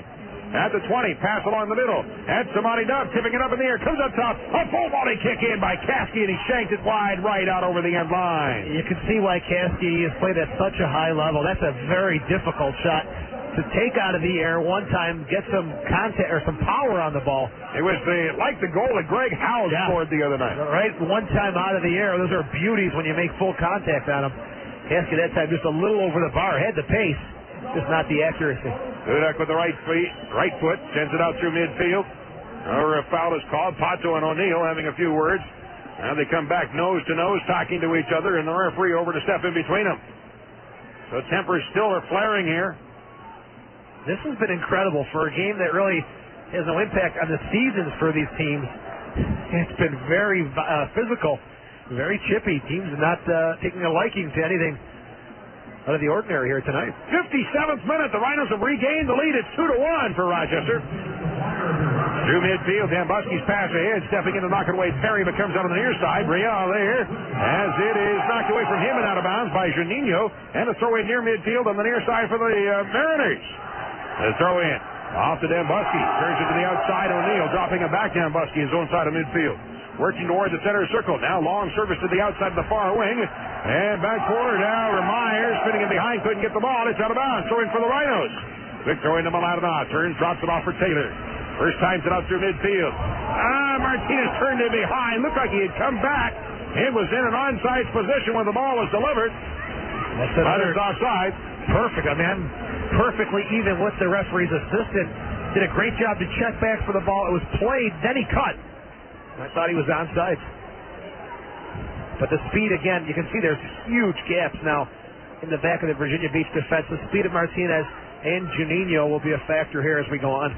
58th minute, and a 2-1 lead for the Rhinos. Just got to delay their runs and time them a little bit better. Up on the right side, O'Neill challenged there as Pato takes it away, drops it off for Juninho. As he moves ahead up the left wing side, tips it ahead, then nods it forward. Tips across it on the 18, down in the ball, Martinez. Tangled up in a collision with his own player, Mladenov. However, a foul is called anyway at the near corner of the 18, and the yellow card issued to, is it Dan Buskey? Shack. To Steve Shack. As the caution comes out for Shack here in the 58th minute. And the referee was going to let the play continue, tried to play the advantage there. But Mladenov and Martinez got tangled up, so he makes the call here from the corner of the 18. And if I know Juninho, I think he's thinking shot from this spot. It's 20 yards out, off the near corner of the 18. Juninho and Mladenov both looking at the ball. Who's taking the kick? They're going to see how the keeper Elfin sets up. And that far post is wide open right now as he's setting up the wall. Both right-footed kickers. All right, Juninho runs over the ball. Mladenov sends it down inside. That's headed back in the middle. Taylor left-footed boot. Pops it up in the air. Comes up the near end of the 18. Here's a bicycle kick attempt. That's popped up in the air off of Steenkamp. Up in the air, coming down to the 6, and finally in underneath it is the keeper Elfin. He kept going for the bike, just not getting full contact on the ball. He's got to turn his body up a little more towards the net. That's a good effort there by the Rhinos midfielder. 59th minute, still a 2-1 lead for the Rhinos. That would have been the goal of the decade right there. Yeah. That was the goal of his career. Yeah. Now it's turned by Steenkamp toward the center circle, sneaks it through and comes away. Feeds to the outside on the right wing for Martinez. Down to the 35, Rhinos on the attack. Overlapping to the outside, a pass ahead for Sedgwick. Tried to drop it back, but blocked it away off of Myers out over the end line. It'll be a corner kick for the Rhinos. With Sedgwick, we talked about that first half. He was very busy on the overlaps, down the flanks. Now he's got even more space to work with. Did a good job there to win the corner kick for the Rhinos. Pato moving over for the corner kick. This off the right wing side. Well, the Rhinos have the week off next week as first round of the playoffs getting underway next week. Rhinos will join into the playoffs in the semifinals. Here's the service off the corner. Head ball up in the air, but out over the inline. Off of the Rhinos, so a goal kick. Other sponsors of these broadcasts tonight include Connolly Printing. Turn your printing nightmares into creative dreams. Call 426-4150. Vision Auto Group. Visit the Vision Auto Group online at that'smyvision.com. Harrow East Athletic Club on the web at harroweast.com. And by the New York Lottery. You can't live the dream if you don't play the game. Drives midfield on the near side. Juninho is bumping the ball, gets away from out of bounds. It's throwing on the near side for the Mariners near midfield. Doug Miller and Mauro Carvalho warming up for the Rhinos. That's going to be a headache for the Virginia Beach defense to get true forwards in the Stepping in, stolen away by Steenkamp on the attack down to the 35. Turns it to the outside. Here's Pato inside the 18. Fakes the shot. Turns back to his right. Takes the shot. It's blocked away. Oh, man. He should have teed it up to start out with. Too many touches, and I guarantee this is an important... On service the other way. Moving in Finger. Turns it to the outside. Tater back. Finger shot. Tater blocks it away as we go end to end. Wow. Boy, oh boy. And offered on the near side. Juninho tried to take it down. Tater with the ball. Boots it away on the near side. Neither team scoring on a goal that both teams should have scored on. Absolutely. Pato, if this is a different game where it's 0-0 or the playoffs are on the line, you know Pato's going to shoot that sooner. Just got a little too cute there. Too many touches. And Coach Callaway is furious with his midfielder. But the defensive breakdown, too, for the Rhinos, not what they need at this time of the season. Substitution for the Mariners. Newsom getting ready to check into the match here. John Barry Newsom in the 62nd minute is in, and O'Neill is... Well, they say number 9 coming out, but that's... Oh, yeah, it is. O'Neill did check off. Now, who's running across the field here? All right, they're switching up position. That's brilliant. No, that's Myers. Comes back in the right outside. So the 62nd minute, Newsom is in. Newsom brought in to replace Dante Washington and just hasn't clicked like the Dove and Washington connection. And in the Rhino territory, off of Perry, bouncing away and out of bounds. Throwing on the near side. Myers of the Mariners with the throw-in. Back to Kowski, 25 yards out along the near touch. Has tried to feed it up the wing, but Mladenov deflects it out of bounds, so a throw-in on the near side once again for the Mariners. Kowski to take the throw-in this time. Goes short on the throw-in, ahead for Dove, spinning at the near corner of the 18, pass out in front, and Finger drops it off. Shack with a rolling ball in, punched wide over the crossbar, or rather a punch wide of the upright on the right post, and out over the end line. That off of Hudak creates the corner kick opportunity. Hudak there, the last second, I didn't think he was going to hit to it. A very delayed reaction. Jack coming through traffic. Short on the corner kick. Now served down in front by Briand through the back door side and out the far end of the 18. Fenger chasing after it. After on the left wing is crossed along down inside, headed away and out. All the way out to the center circle by Steenkamp. Moving forward once again in underneath it. Cedric nods it out toward midfield for Martinez. As he is able to escape across the midfield line, turns to the outside to get away from Fenger. Now working back in the middle, steps over a sliding tackle. It is Martinez to the outside, overlapping a Cedric. Drawing it down to the 18, looking for the cross. Turns back to his left foot. Drops it back up top, 35 yards out for Taylor. Rolls it forward. Now a high chip up in the air. And that went through the 18, coming out the near end of the box and over the end line. Taylor, I think, looking for somebody to make the run off the left wing side. And a good adjustment, though, by Jay Hoffman, the head coach for Virginia Beach, bringing Myers over to the right side of defense. The Rhinos scored the goal from Janino. Pato came through on a breakaway. Martinez on a quick restart. They've been capitalizing on the right side of Virginia Beach's defense, so Myers now makes the switch. We'll see if we can stabilize that side of defense. Through midfield, back in the center circle, up with it is Steenkamp on the attack. Here come the Rhinos again. Steenkamp this time turns it to the outside on the right wing, and that just flighted over the head of Martinez and skips out of bounds. Throw in for the Mariners, their own 18 on the far side. Woods with the throw in to Danbuski. Rolls it ahead to Shack just outside of his 18, and now a pass out to near midfield. Off on the near side. Chipped across midfield by Myers. Janino turning back in after the ball as he just boots it up into the stands. His collision with Newsom. So it'll be a throw-in on the near side for the Mariners from the Rochester 35. To be taken on the throw-in by Briand. His pass in. Turning around along the near wing is Newsom trying to get loose. As he's tripped up and taken down, foul is called on Janino and a free kick for the Mariners. Janino's done a nice job defensively tonight. He's come back. He's not happy with the call there, but he did take down Newsom. But normally likes to go forward, and then sometimes the defensive responsibilities slip away. But tonight, he's done a good job coming back. Free kick. As now we have Janino and Caskey both playing a little cat and mouse game right there. Caskey wants the restart, and Janino blocking him. Did you see Pato screaming at him to get back? Don't pick up a yellow card for that foolishness. Now the referee coming over, having a few words with Caskey. All right. Referee moving the Rhinos two-man wall back into around the 15. Set for the free kick from Caskey, who scored the Virginia Beach goal earlier in the game. Says the wall is still too close. Now he takes the right-footed kick, and that one headed away out of the box by Steenkamp.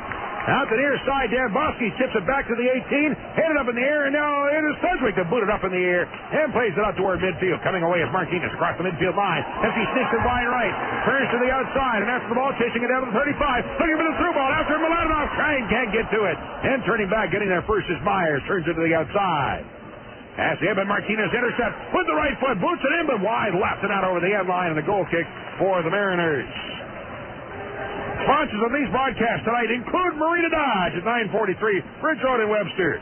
Golden Memories, the bus company that transports the Rhinos. Call 723-1322. The Personal Health Approach, Rochester's newest upscale health club at 3450 Winton Place. Call 232-8888. That's more of the sponsors of these broadcasts all season long. Brought up to you.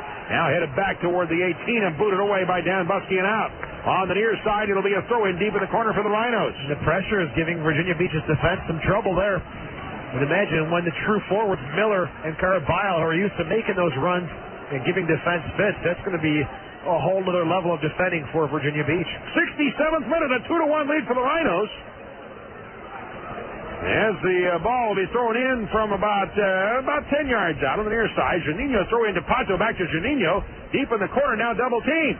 Tries to draw it away. Caskey tying him up in the corner. Has the ball in the corner. Right in the corner spot. Janino knocks it away. That's deflected out on the near side. And Newsom after it. Turns to get away from Pato. Gets a tug from the jersey. And the foul is called on the Rhinos. And this will be a yellow card issued to Pato in the 67th minute. Pato was a little surprised by the speed, the breakaway speed of Newsom. As he was pulling away, Pato was like, oh, not going to happen here. He just got his hand caught in his jersey. I mean, what's the big deal, you know? It's like hockey, right? Yeah. Got the equipment on. It gets tangled up every once in a while. Yeah. Gee. Nothing. Let it go.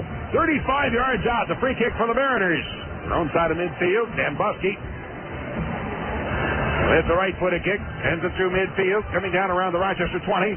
Bounce to the 18. Headed aside by Perry. Where Steenkamp turns back in the middle. And he'll roll a pass ahead out near midfield. Martinez touching into the outside. Cedric checking back. Drops it off for Taylor at the far corner of the 18. Taylor spins with the right foot and will drive it out through midfield. Blocked away by Woods, but the Rhinos still have it. Mladenov up the right side. Feed down in front, but Dambusky heads it away. Had the right idea as Pato was almost on a breakaway.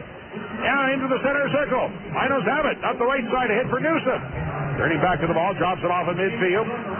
Kasky with it up the right side. Newsom gets the return pass. Fanned on his centering. Pass to the end line. Rolls out over the end line and landed actually on the ball. Might have knocked the wind out of it. That was awkward and ugly both ways. Wow. Goal kick for the Rhinos. 68th minute substitution coming up. Doug Miller. He'll be checking in his final regular season game. Unless something happens to change his mind, his final regular season game in professional soccer. It's for Pato. In the 69th minute. As Miller is in. Pato is out. And that certainly is a wise move. He has Pato with a yellow card. You don't want to see him pick up another yellow, and then he'd be out for a playoff game. And Pato, I think, is lucky to come out because he's furious with the official. Coach Callaway will have none of that. He'll keep him safe for the season here as we go on. That's a good move by the Rhinos coach. Here's the goal kick from Hudak. Sends it through midfield. On the near wing as Steenkamp heads it back toward the middle circle. That's knotted in the air. Knocked down, and back for it goes Demon.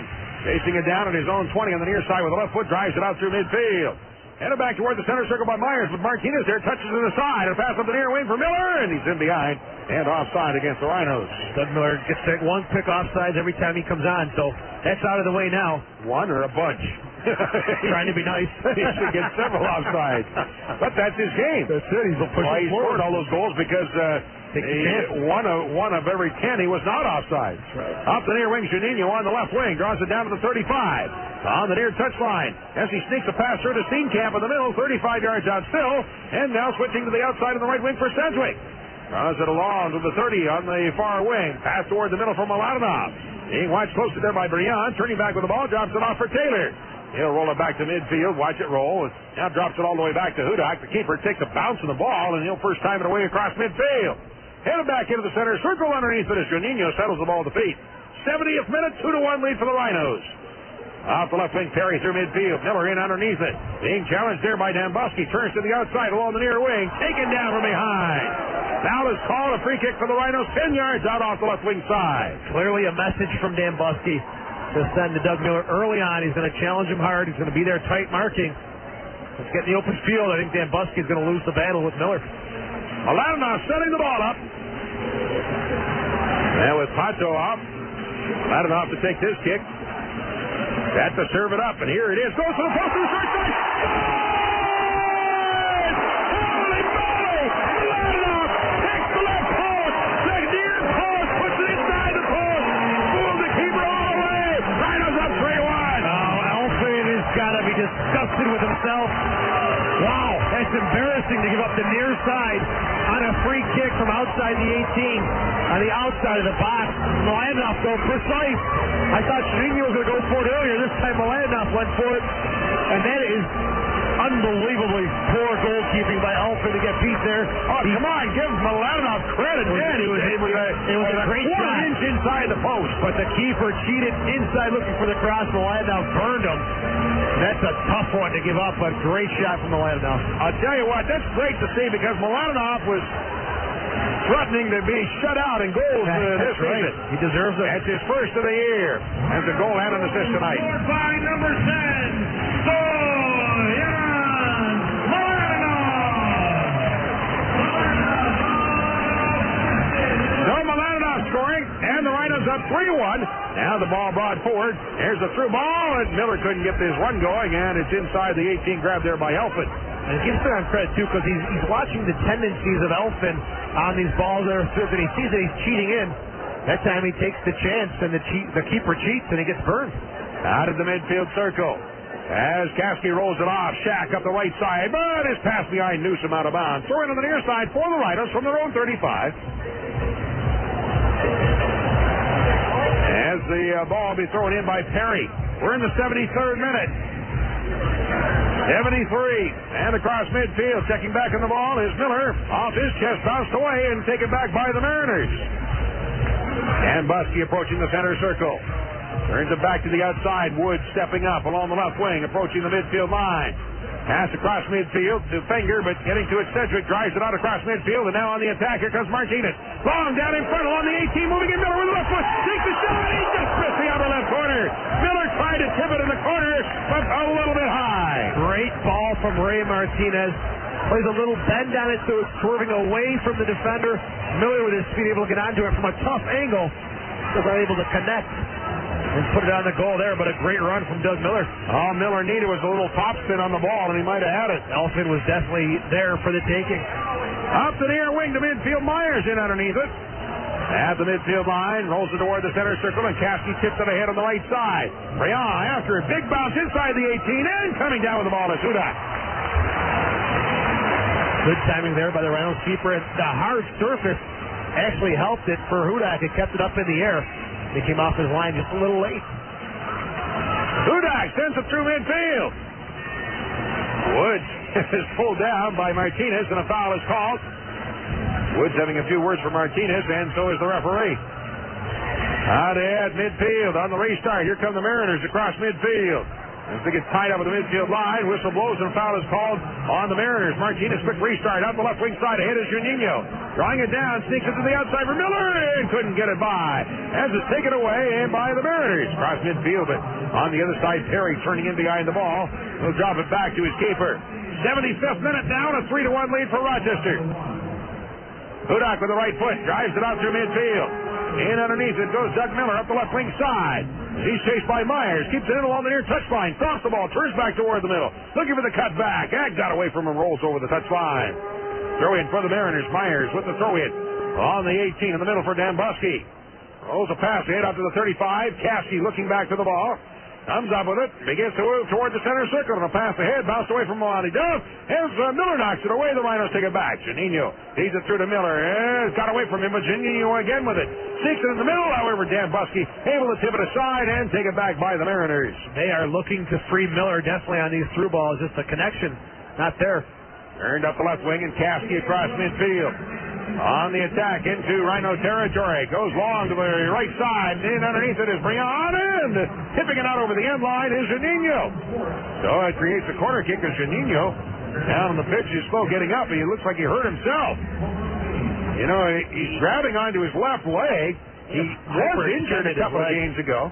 It looks like he was really extending for that ball there. He's also on a piece of grass that's put over the pitcher's mount. So maybe the transfer from the grass surface to that little lip caught his ankle. He's down in pain. And all of a sudden, the Rhinos bench up to start warming up now. As Juninho went down very awkwardly and did something, but I'm not sure what was the injury. He missed a couple of games here. He was out injured. Was it game before last or was it last game? Game before last. I thought it was his calf. Okay, you wonder if maybe it's the same thing again. Looks like it's his left leg they're looking at. I can't tell. Yeah, it's his left leg. They're going to slide him off the field. Again, there's a piece of grass there that's a little higher than the rest, so maybe that piece of grass did twist his ankle or who knows what, but that's a big loss for the Rhinos. He's done a good job tonight, and he gets hurt playing a great defensive play. Unfortunate. Did score a goal. He scored the go-ahead goal for the Rhinos in the 52nd minute. All right, starting out again. Corner kick high in the box. Up in the air they go. Taylor heads it away. Comes out top. Oh, body kick in by Finger. Just missing the crossbar by a foot high. What a great strike again. Right out of the air by Finger, who takes it solid. Hudak watches it sail over, but that's much closer than Caskey. Juninho, I believe, just had a cramp. There was a little stretching going on. And he's up and jogging back towards midfield. He's up and all right. Well, they're going to pull him out anyway. As Juninho is going to be kept back by Coach Calloway. And it's going to be Turchin coming into the match for the Rhinos. A quick substitute. No chance to really warm up. For Mike Turchin. His second appearance for the Rhinos. He did play in the game in Montreal. So there's substitution in the 78th minute.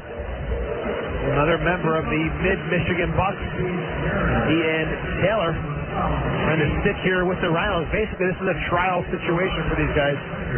Coach Kelly always willing to change and look at different players. All right, Mike Turpin is in. 5'10", 170 pounds, a 22-year-old from Pontiac, Michigan. Turn to the outside of the near wing, up the left wing is Mladenov. Spins back, looks toward the middle. And now long cross goes to the backside of the 18, knocked out by Martinez. Centric moving in, a blast to the ball, but it's blocked away on top, all the way out to the center circle. As Newsom rolls it off on the right side of Myers, now across midfield. On the attack, long ball upfield, in behind is Amani Dove, offside. Offside against the Mariners in the 78th minute, a 3-1 lead for the Rhinos. Kudak's not going to like getting that ball out of the net. Dove's put the finishing touches on it. Lucky not to get a yellow card. Restart for the Rhinos from 25 yards out. Tuned for acceleration. Built with the right fit, finish, and features. With these coupes, 3 sedans, 2 engines, and 2 suspensions, Cobalt puts the fun back into driving. Meet your new ride in the 2005 Chevy Cobalt. Downfield, but out over the end line. So a corner kick, or rather goal kick for the Mariners, 79th minute. Good long boot. Steenkamp tried to take it one time out of the air. Just didn't have the touch. Forced it over that end line. That end line comes very quick here at Frontier Field, 105 yards long. Downfield, headed away. Up in the air, down to the Rochester 35 as it sneaks in behind. That's pulled away from Sapuya. When did he come in? Off on the near side, up the left wing and across midfield, and the attack is Turpin, but knocked away and out. Good question. It must have been during while we were watching Juninho. But Sapuya is now into the match. Eugene Sapuya in the 78th minute, and who came out? Looking for Fenger. I don't see Fenger. Down to the 18. Turpin knocks it down. Mladenov, a weak shot. He scooped up on the Fenger's out. All right, on the burner, what they call worm burner. Worm burner. And that's thrown on the near side and out of bounds. So again, Fenger out in the 78th minute. And that's 3 subs made for the Mariners. Rochester's made 2. And the ball down to the 18, headed away by Taylor. On top, booted away, out through the center circle by Sedgwick. Miller in. How did he get offside? There was one guy 10 yards behind him. Wow. The referees. Did you see that? There had to be a full 10 yards. He's waiting for the referee to notice it, and then we'll continue to play. Thank God. Wow, that was terrible. That was terrible. Hudak up with the ball, throws it out on the far wing. I don't want to be critical all the time, but that was awful. Wow. Turned back into the center circle. Mladenov spinning around, being challenged there by Kasky. Now goes long up the right wing side, and moving in on the far wing is Sedgwick. Drawing it down to the 20. High chip for the back post. And it's knocked down by the keeper on the near side and controlled by the Mariners. Blocked away off of Turpin, but skips out of bounds on the near side. It'll be a throw-in for the Mariners from their own 30 on the near wing. Throw in by Myers. Ahead for Newsom. Return pass to Myers. Has it at his 20. Rolls it into the middle. There's taken by Shack. Drops it back to his 20. And Dan Buskey plays it back to the keeper. First time's it away. In the air out to near midfield. In underneath it, Mike Turpin pushing it forward, but that's picked up on the other side and brought away by Briand. Pass toward the middle for Sapuya, but that's in turn knocked aside. Gimmons fighting in, knocks it loose. Up with the ball to Sapuya. Turns down to the Rochester 20. Feeds it to the outside of the 18. At the far end of the box. Tipped along the 6. Down in front on the near wing. And in underneath it, Steenkamp as he gets tied up along with Sapuya. And Steenkamp pulled down. The foul is called on Sapuya. Demon got caught flat-footed there trying to chase the ball down. Losing his position, losing his shape there. And then Virginia Beach went right around him. Demon still, from the way he's running, does not look 100%. Had trouble checking back on that play. 82nd minute. Here at Frontier Field and a 3-1 lead for the Rhinos. With the right foot. Long kick downfield. Hudak. Flick onto the end line by Steenkamp, but it doesn't make it to the end line. It's out over the touchline about 5 yards from the corner. So a throw in deep in the corner for the Mariners. To Dan Buskey. He'll volley it high in the air out toward midfield. Terry heads it up in the air. Turning back is Demon. He'll nod it across midfield. And in underneath it, Doc Downs as Newsom is knocked off the ball. Let's take it back by the Rhinos. chip downfield, and Miller this time in behind offside against the Rhinos. That's just the play now. Rochester late in the match. They'll look for that long through ball to free up Doug Miller. Virginia Beach's defense is just straight, flat on the line, waiting to end this game. Right out toward midfield. On the restart, Dan Buskey. He'll chip it down to the Rochester 25. That's turned aside, and Steenkamp, but can't get a pass through. Blocked in the air by Turpin down to the 18. That's headed down inside the box and picking it up on one hop. He is Hudak. The Rhino keeper has the ball. Takes a look downfield. We're in the 83rd minute, and a 3-1 lead for the Rhinos. Long kick downfield, and Dan Buskey heads it back toward the middle circle. Mladenov stepping in, up the right wing for Martinez. Turns back to the ball as Sedgwick overlapping. Pass to Edel on the far wing to Sedgwick. Drops it back out to the 35 for number 35. Martinez returned up the right wing for Sedgwick. On a give and go. Martinez firing to the 18. Looking for the cross in front, but blocked away out over the end line. Off of Dan Buskey and a corner kick for the Rhinos. We've seen great work rate from Ray Martinez tonight. He has just been solid up and down the flanks tonight. Serving some great balls in, too, that time. Just a little bit too soft to get Doug Miller free, but he's done a tremendous job tonight. Mladenov, corner kick off the right wing side. Stoyan with a goal and an assist here tonight. Maybe he'll shoot this one too. Go for it. Mladenov, long chip, going for the back door as that comes out the near end of the 18. Sedgwick and Newsom battle for the ball here. Step over on the ball by Sedgwick as he gets tied up, and Newsom able to draw it away. Comes away with the ball. And right back on him is Sedgwick. Now kicks it through midfield. Couple of bounces, and it rolls down to the 18 where it's taken by Hudak. Rhinos keeper has the ball. Rolls it ahead, Demon to the outside on the right wing. Right ahead. Mladenov approaching the midfield line, and the attack turns it down into Virginia Beach territory and a feet ahead. And to Turpin, but knocked aside by Turpin. Now it's passed by Mladenov up the right side, going to the end line. Miller can't get to it. He and Woods tie up, and the ball out over the end line. Miller scrapping, working hard. Good to see him not go down, stay up and challenge hard. Sponsors of these broadcasts include Gallo & Iacovangelo, a full-service law firm at 454-7145 or online at gallolaw.com. Also by the Messenger Post. Stay posted. Call 442-POST for subscription information. And those are sponsors of these broadcasts. Cross midfield in the center circle, sliding in to knock it away is Turpin. Mladenov turns it to the outside up the right wing. Martinez down to the 35, turning back and looking for help to catch up. Spins toward the middle, gives it off to Mladenov, and that one got away from him. Taken back by the Mariners. Turn to the outside in the far wing after Caskey. On the left wing side, rolls it back toward the middle. Speed across midfield into the center circle. In the Rhino territory, Shack turns it up the right wing for Newsom. Down to the Rochester 20. Tried for the shot, blocked away by Perry. Comes on top and on the near wing again.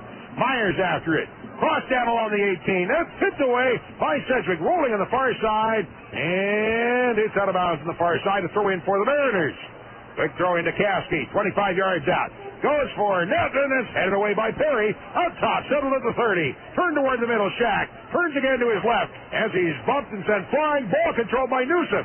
Or by Sapuya as the ball blocked away. Taylor sends it forward, and then he's run over by Shack. Hand up in the air, down inside the 18, a bounce to Hudak, and the Rhino keeper has the ball as Taylor is still down on the pitch. Slowly getting up. Hudak pass along the far wing, blocked by Miller, kept in bounds. Underneath it, Martinez now after the ball drops it off, and no help behind him, and it's taken away by the Mariners. Long up the right wing side, Newsom knocks it down for Sapuya. 35 yards out, tipped away by Turpin, and the ball taken away by Steenkamp. Rolls it off to his right. Sedgwick his own side of midfield. Pass back in the middle for Mladenov. Drops it off to Demon. Hits it to the outside of the near wing. Off the left wing side. Perry for Mladenov. Through midfield. Martinez. Return pass in the center circle for Mladenov. To the outside of the right wing, and after it's Steenkamp. Looks back. Drops it to his own side of midfield for Taylor. Turns back for the ball. And he'll just drive it back to his keeper. 87th minute, and the Rhinos with a 3-1 lead. Hudak long downfield, and in underneath it. There it's taken by Caskey for the Mariners. To the center circle through midfield into Rhino territory for Sapuya. 35 yards out, spinning around, works to his left, chased by Demon.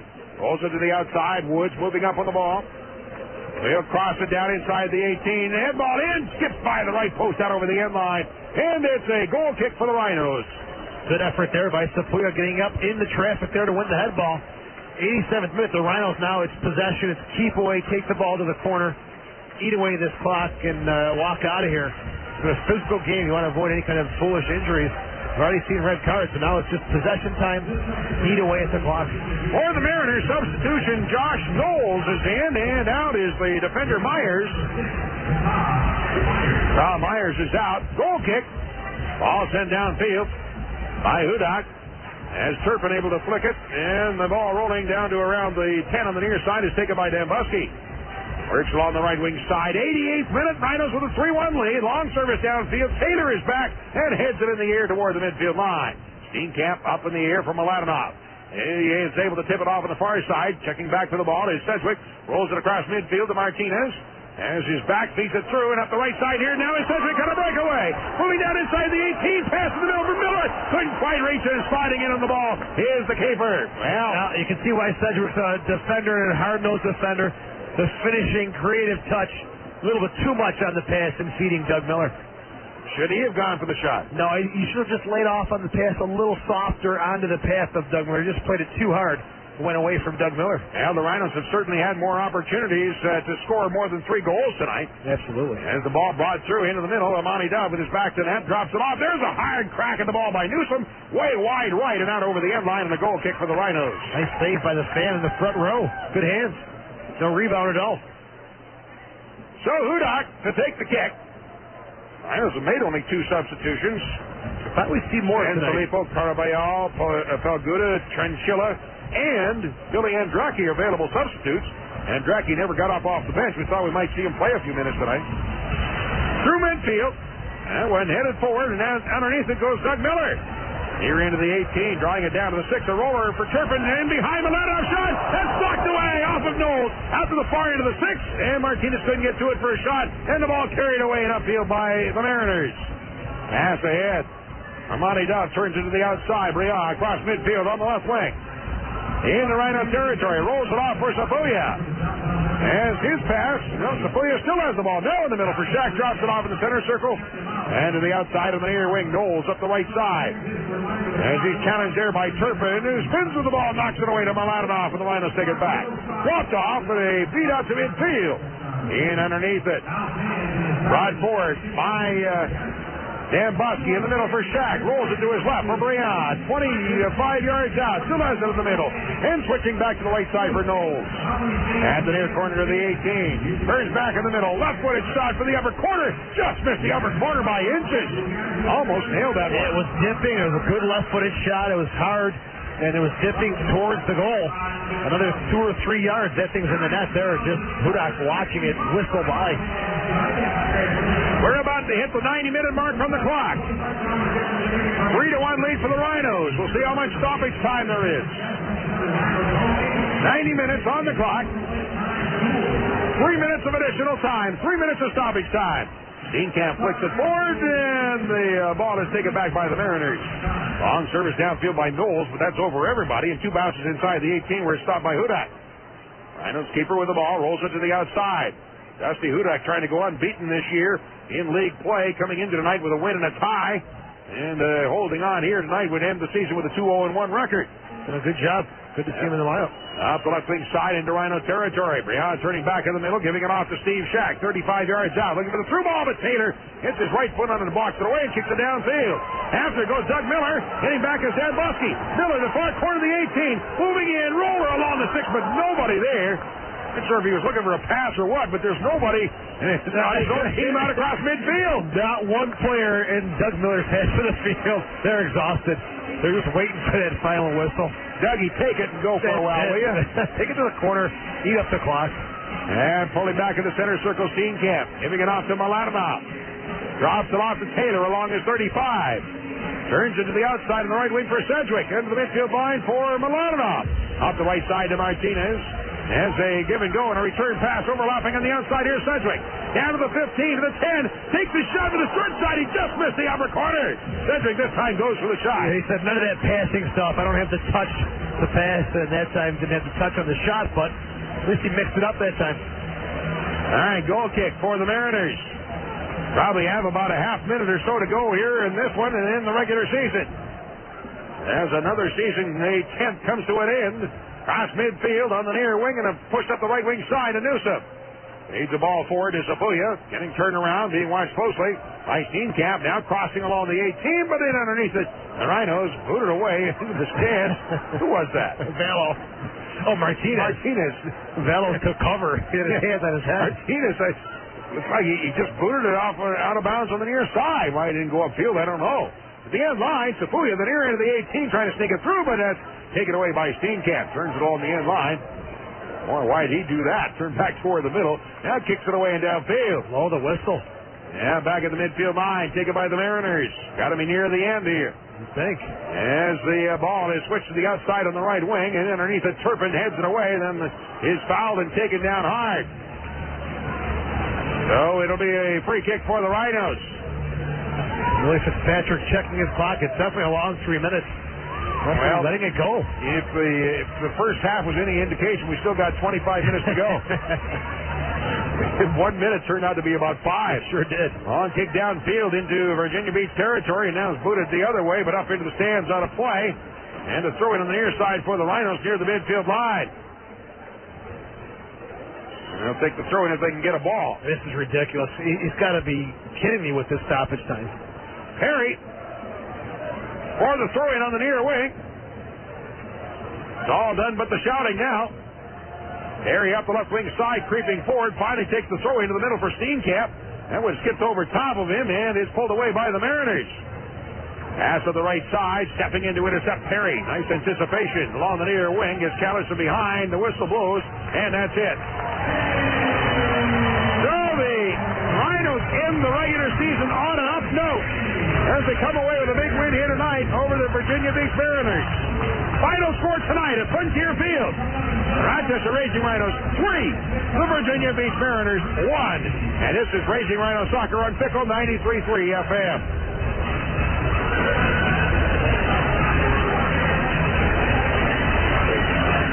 I asked them to get us that other score, but I guess they didn't. Hey fans, World Gym Rochester is the official strength and conditioning facility for your Rochester Rhinos, Rattler, Nighthawks, and Amerks. World Gym Rochester is proud to offer personal training packages tailored especially to your needs, including Apex A5 component system that assures you results. The Apex system is customized for you and your needs. Lose weight, improve your health, or just get in better shape. World Gym Rochester and Apex can help you reach your goals. Fun, high-energy group exercise classes like Rep Reebok are offered so you can work out with friends. Spinning, yoga, and Pilates are also great ways to work out and release stress and tension. And to make it more convenient, World Gym Rochester now offers a newly expanded child care hours.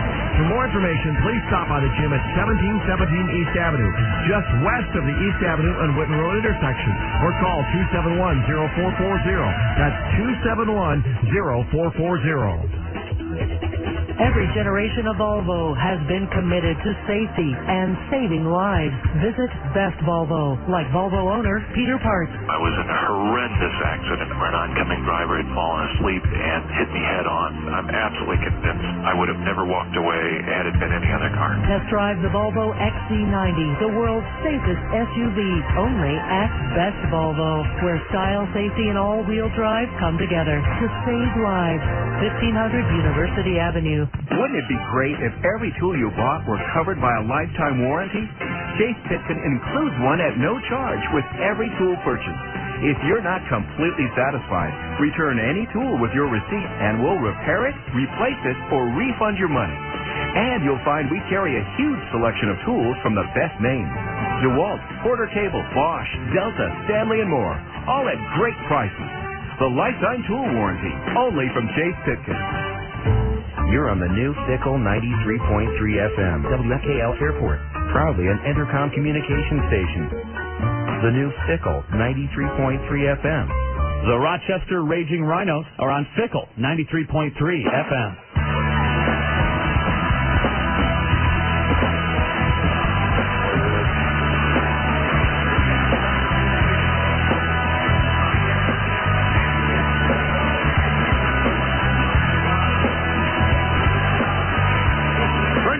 Tonight, the Rhinos come away with a victory in their final game of the season, a 3-1 win over the Virginia Beach Mariners. And the Rhinos end the season with a record of 15-7-6, 51 points, finish up second in USL Division I soccer, 7 points behind Montreal. as the Montreal Impact have 58, Rochester with 51, so the Rhinos legitimately grab second place in the regular season standings. The Virginia Beach Mariners finish up the season with a 7-14-7 record, and Rochester wins the season series against the Mariners. No, actually they end up each team winning one, but the third game was the Open Cup game. So Rochester does win 2 out of the 3 meetings this year between these two teams. And the Rhinos come away with a victory here tonight, and we're still waiting to see who they will square off against in the playoffs. And there's a multitude of choices yet, as the Rhinos could take on either Portland, Puerto Rico, Richmond, or Vancouver. It's going to be all cleared up after tonight, and that big 10 o'clock kickoff will give us an indication. It might not be cleared up yet tonight. Well, it'll give us an indication. It'll be a little more clear after 10 o'clock It could be tonight. cleared up. Could be. I hope it's not, though. Yeah, if Richmond beats Portland and Richmond finishes 5th, and if Richmond and Portland tie, Richmond finishes 5th on points. If Portland beats Richmond, they'll be tied in points, and Portland would finish 5th because they were 1-0-1 against Richmond. You get all that? I did. I'm going for Puerto Rico. That's all I know after all that.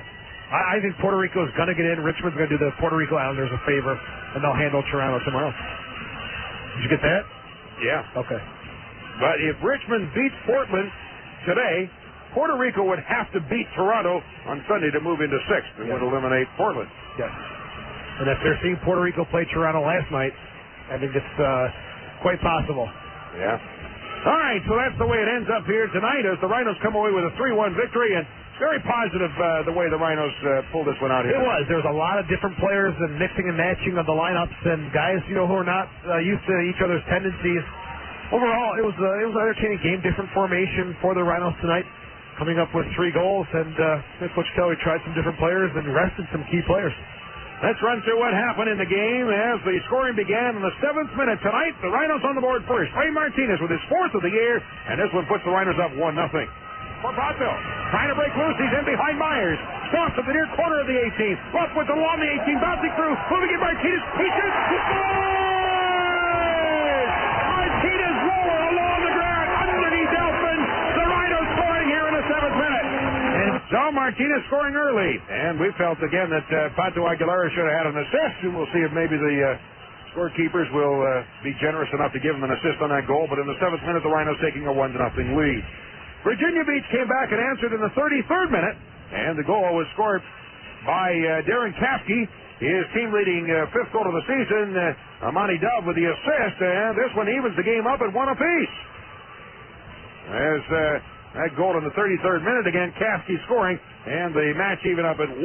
We moved into halftime all tied up. Into the second half, Rhinos regained the lead at what turned out to be the game winner on the night.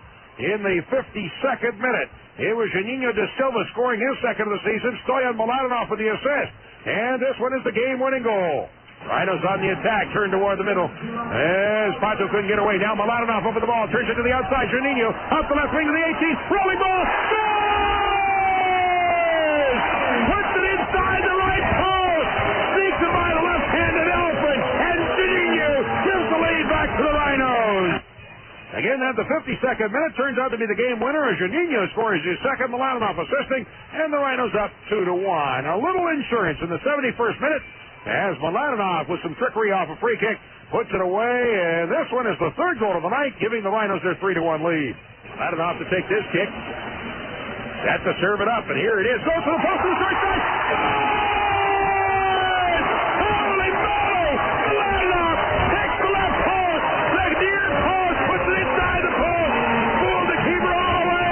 Rhinos up 3-1. Beautiful goal scored by Mladenov, his 1st of the season, and his only one of the season this year. In the 71st minute, Mladenov with the icing on the cake, and the Rhinos come away with a 3-1 victory. Unofficial stats on the night, I had 12 shots for the Rhinos and 8 for the Mariners. Rochester outshooting Virginia Beach 12 to 8. That again, unofficial stats.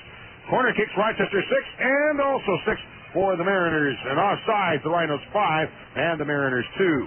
Dusty Hudak comes away from the season unbeaten this year with a victory here tonight.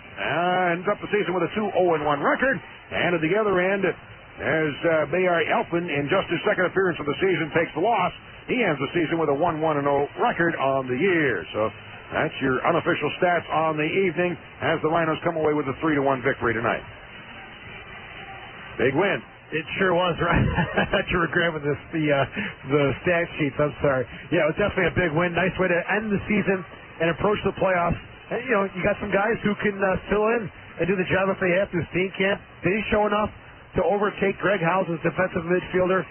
I don't know. We'll see how Coach Callaway looks at it. I don't think he did that much to really overshadow or really step out and shine as much as Callaway may have wanted from him tonight. I saw some things that I liked. For one, I thought that Kevin Taylor, the big 6'5" defender, did an excellent job tonight. He did. He came in, did a nice job, won a lot of balls in the air. Stayed out of trouble. Stayed out of trouble as a defender. If you don't call his name a lot, he's doing his job well.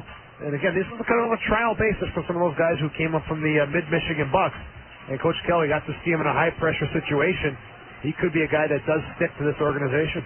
Greg Demon, you know what? I don't think it was his physical being that might have been a little bit of a problem here tonight. I think that what it was with Demon is he still doesn't have the confidence because he hasn't played much. He doesn't have the mid-season or end-of-the-season confidence on which way to turn with the ball and so on. And just a little bit slow with Demon at times. The mental aspect of the game comes with it. It's a complete game. Craig is not completely there physically, I don't think, but mentally too. It comes with more playing experience. You can do so much in training, but you've got to get that game experience. Demon just hasn't had enough of that. He's a very experienced defender, but he's got to get some more game experience. To sit out a whole season and expect him to be the same Craig Demon is just unrealistic. Yeah, but you know what? After all is said and done, it looks like he could probably give you some time anyway. He could give you some time. I don't think he's 100% like I said, but as far as trying to replace Bonsu and Scott Schweitzer, those guys have been tremendous in my opinion. And Demon definitely can give you some time. If there's an injury, you've got to go to him. I think he can do it. In the playoffs, the intensity, the pace of the game kicks up a whole other level. By the way, we'd like to remind you that there's new times for the Soccer Sam TV show, Saturday at midnight and Sunday at noon on WB16, so remember those times. Thank you. The La Roca's Restaurant player of the game tonight. I think Stoyan Mladenov, assist and a goal. He's not been on the stat sheets a lot this year. Did a good job in the midfield. Playing with Steenkamp and Mladenov. Wow, what a goal. Making Elfin look foolish on his near post and a beautiful assist. So Mladenov, I thought, was very solid tonight. La Roca's Restaurant, the official pregame meal of the Rhinos. La Roca's at 250 Pixley Road in Gates. For reservations or party house information, call 247-4350. Chase Pitkin, play of the game tonight. Geez, that's a tough one. I'm going to go with... Well, you've got Martinez had an excellent goal. You got Juninho. That was the game-winning goal. That was an excellent goal. And Mladenov, he just put the game away with a... I'm going to go with Mladenov's goal. I think that really says a lot of things that Mladenov was kind of watching the tendencies of Elfin. If he was going to cheat on the ball that was crossed in, I saw the replay. He definitely took 2 steps to his left. Mladenov burned him to the right. So that's just a smart play by Stoyan Mladenov. All right, the play of the game brought to you by Chase Pitkin, home of the Lifetime Tool Warranty. Tonight, the Rhinos coming out on top with a 3-1 victory over the visiting Virginia Beach Mariners, and now await the playoffs. Again, Rochester will be sitting out the first round of the playoffs with a bye since they finished one of the top 2 teams. So they'll have a bye in the first round, and then they'll move into the semifinals, which will be in 2 weeks from this one, 2 weeks from Friday night. And still to be decided yet who they play. It could be Portland, Puerto Rico, Richmond, or Vancouver. Any one of those teams. And the game, first game of the 2-game set will be on Friday the 23rd. The home game, we know, will be on Saturday the 25th. That we know. Sunday, Sunday the 25th. We know the Rhinos will be here at Frontier Field. And, you know, you look at some of the teams, Puerto Rico, Vancouver, Portland, those are not easy travel trips. It's a tough travel schedule to play on a Friday, travel back, play on a Sunday, so you almost kind of want to hope maybe it is Richmond just from a travel standpoint, from a competitive standpoint. I don't know. Puerto Rico looks awful dangerous to me right now if they get in. We shall see what happens. Maybe even Joe and Soccer Sam will have a score for you here a little bit later on. They'll be taking your phone calls coming up in just a couple of moments. So that'll end it for us tonight from Frontier Field. It's getting kind of chilly now. It's 62 degrees and kind of cool, but still very pleasant evening. Very, very nice. And an entertaining game, as you said. Attacking soccer. We saw attacking soccer tonight. Kelly played with 3 in the back. Decided to go with 3 forwards up top. And, you know, it was attacking. It was a different sight for some of the fans here at Frontier Field. Yeah, I'm headed over now to work with Sammy on the postgame show. All right, glad to have Sam back for the calls, too. Thanks, Joe. Good job as always. Joe Giuliano and Sam will be with you in a couple of moments, taking your phone calls, so stick around for more. Final score tonight from Frontier Field. The Rochester Raging Rhinos 3. The Virginia Beach Mariners 1. I'm Don Stevens. Thanks a lot for being along tonight. This is Raging Rhino Soccer on Fickle 93.3 FM. When you think of Mulligan's Pub, think 10. Yeah, 10. 10's the magic number. This football season, get to Mulligan's Pub for all the games during Monday Night Football. Grab an order of wings and a pitcher of bud or blue beer for just $10. Or drink down a bucket of 7 Corona Splits for just $10. During any game on Sunday or Monday, order 2 for $10. That's 2 pitchers of any beer on tap for just $10. And there's always free snacks during halftime. Starting September 15th, every Thursday at $10 sirloin steak night at Mulligan's Pub. So look for a Hamilton and turn him in for a 10-ounce sirloin steak, baked potato, veggie, and salad. It just takes 10 dimes to get you any Jenny beer all day Friday. There's 10,000 reasons to get to Mulligan's Pub, so just go there and see for yourself. Located at the Rochester Sports Dome at the corner of Ridge Road and Manitou Road. The area's best used car selection is in your home. Log on to that'smyvision.com now and see nearly 1,500 new and used vehicles from all 5 Vision dealerships. Search Vision's used import and domestic cars, used trucks, Vision's used minivan. Find the perfect pre-owned SUV. 1,500 vehicles, all priced with huge online-only savings. Save even more with Vision's internet coupon and free oil changes for life, and get instant credit approval online. That'smyvision.com makes it easier than ever to Gallo & Iacovangelo is a full-service law firm that has been serving the Rochester area for over 30 years. The experienced attorneys at Gallo & Iacovangelo are uniquely qualified to represent you in a variety of areas. Whether you've been injured in an auto accident, need to draft a will, or are buying a house, Gallo & Iacovangelo provide you with the abilities of a large law firm, but give you the personal attention you'd expect from a smaller firm. Call them at 454-7145 or visit them online at gallolaw.com. Gallo & Iacovangelo. Progressive thought, traditional values, uncompromising strength. Getting older can be a harrowing experience. Staying in shape just gets tougher. Why not join the downtown Harrow East Athletic Club? Memberships include aerobics, yoga, Pilates classes, whirlpools, sauna, indoor pools, squash, racquetball, 2 weight floors, cardio, indoor track, free parking, the list goes on. Don't give in, get tough. Join the Harrow East today, and they'll even waive the initiation fee. Call 546-1000. That's 546-1000, and we'll see you at the Harrow East. I'm Tom Rosati from Malier Chevrolet Buick. You know, the guy who always says yes, now with a lot more to say yes to. Malier is Rochester's newest GM certified used car dealer with more than 200 General Motors certified used vehicles in stock. And with bumper-to-bumper warranty on these vehicles, you'll have the same peace of mind you have with a new car or truck. So take the short drive to Malier in Honeoye Falls or check us out at Malier.com. Malier Chevrolet Buick. We always say yes.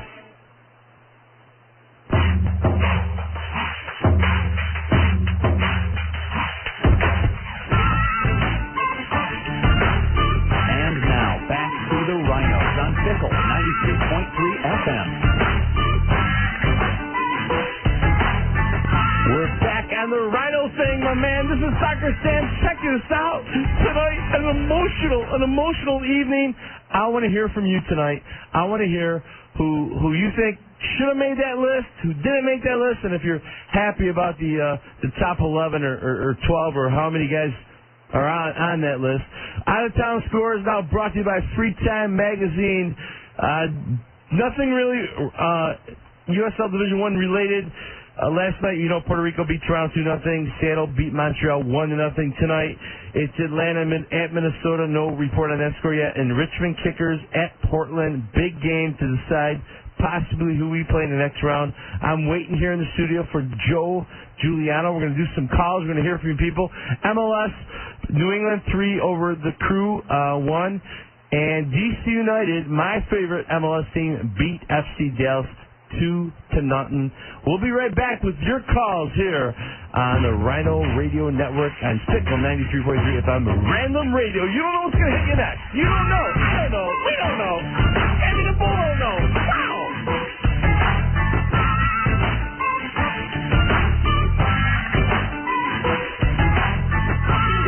Twice a year, you visit visit your dentist for your routine cleanings. Then you discover work needs to be done. Work that your dentist doesn't do. Your son needs his wisdom teeth out. Your daughter needs Invisalign. Your husband needs an implant. And you want your teeth whitened. What a hassle. Having a beautiful smile doesn't have to be that difficult. Call Dr. Ted Eckerman at 621-2040 or visit him at his new office on Long Pond Road. Dr. Eckerman can meet most of your dental needs at his new state-of-the-art location. He uses the most advanced technological equipment and techniques, including Zoom whitening as seen on TV's Extreme Makeover, Invisalign teeth straightening system, and Kodak digital X-ray system, which exposes patients to less than half the radiation of conventional X-rays. Let Dr. Eckerman help you have a smile you're proud of without the hassle. Located at 539 Long Pond Road, less than a mile from LADA, or call 621-2040. Stop by for their open house on Thursday, September 15th from 5 to 7.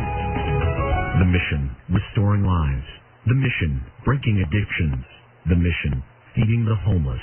The mission, finding the lost. The mission, restoring families. Your Open Door mission is so much more than a building. Want to learn more about becoming a missionary without leaving the comfort of your home? Go to opendoormission.com. Find out how you can keep somebody warm, dry, and fed for just $250 or $25 per month. Be a missionary at opendoormission.com. The mission, restoring lives. Yes, this is my Beamer. You can tell from the hand-waxed hood right down to the Toyo Proxys TPTs. That's TPT for Total Performance Touring Tire. I wouldn't settle for anything less. When I switched to Toyo, I got high-performance handling that hugs the road at all speeds, wet or dry. And they're so quiet, I can hear the engine, not the road. Okay, I'll let you in on a little secret. If you promise not to tell anyone, you save some money. Try them for yourself. Toyo Proxys tires are at Murphy's Tire, Niagara Street, Canandaigua, and Tire World, Empire Boulevard, Webster. Toyo tires, driven to perform. It's football time again, and Jordina's Pizza is the place to go for your game food. Jordina's Pizza in Stutson Plaza is featuring special NFL packages. Buy one cheap pizza with 3 toppings and 2 dozen wings for only $27. Or buy a large pizza with 2 toppings and a dozen wings for only $16.50. Plus, get it delivered free. Put your feet up and grab the phone to order your NFL package. Call 266-6620 to order. That's 266-6620. The all-new Jordina's Pizza in Irondequoit. When you think of Mulligan's Pub, think 10. Yeah, 10. 10's the magic number. This football season, get to Mulligan's Pub for all the games during Monday Night Football. Grab an order of wings and a pitcher of butter blue beer for just $10. Or drink down a bucket of 7 Corona Splits for just $10. During any game on Sunday or Monday, order 2 for $10. That's 2 pitchers of any beer on tap for just $10. And there's always free snacks during halftime. Starting September 15th, every Thursday is $10 sirloin steak night at Mulligan's Pub.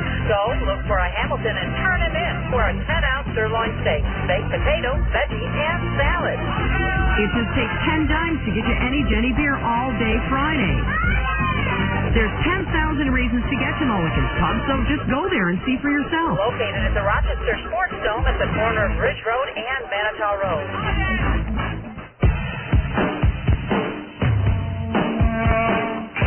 The Rochester Raging Rhinos are on Fickle 93.3 FM. Rhino fans, we're back on the Rhino Radio Network here on Fickle 93.3 FM, Random Radio. You know, you're listening, Barry Manilow, then Led Zeppelin, and now all of a sudden, Soccer Sam, what's going on? We're talking soccer. Yes, we'll be here for about an hour. Joe Giuliano will be joining me. The number here is 222-9393. The Rhinos beat the Virginia Beach Mariners tonight 3-1. And Sammy the Bull, let me hear those Rhino goals. Could you, baby? For Podville. Trying to break loose. He's in behind Myers. Swaps at the near corner of the 18. Leftwood's along the 18. Bouncing through. Moving in Martinez. He shoots. He scores! Martinez roller along the ground. Underneath Elfman. The Rhinos scoring here in the 7th minute. Oh, baby, 7th minute. It was right. Boom, boom. Boom, boom, boom, boom, boom. Martinez, 1-0. The Rhinos go up. And then they scored a kind of cheesy goal about the 33rd minute. Kasky from Amasi Amani Amisi Dove, former Rhino player, friend of mine. It was kind of cool. Came out of the tunnel, gave me a nice little handshake, but then he assisted. I was kind of disappointed with that. And then the Rhinos get their second goal. Let's hear it, Sammy the Bull. Rhinos on the attack, turned toward the middle. As Pato couldn't get away. Now Mladenov over the ball, turns it to the outside. Juninho up the left wing to the 18th. Rolling ball. Scores! Puts it inside the right post. Sneaks it by the left-handed elephant. And Juninho gives the lead back to the Rhinos. Juninho with the goal outside of the foot corner.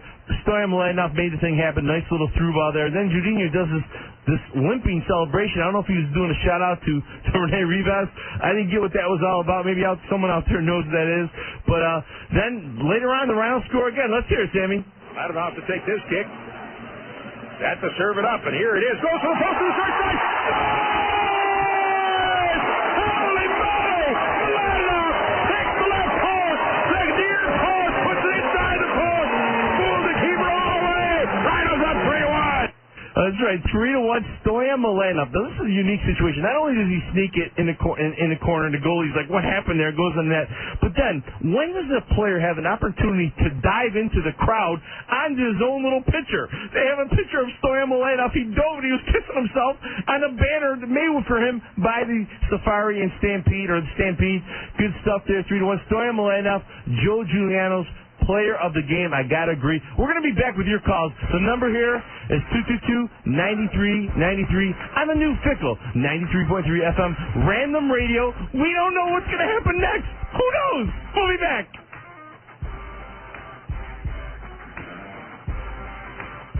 What if you celebrated getting things done in your office the way you celebrate on the field? Barry, our project just got funded. High five. Headbutt. Barry, are you okay? Perhaps some celebrations are best left on the field. But when you hear this, you'll know things are getting done. To learn more about how Nextel can help you get more done, call 800-NEXTEL-9 or visit Nextel.com. Nextel. Done. A three-pointer in basketball, a hat trick, hockey, a triple travel in horse racing. The best things always come in three.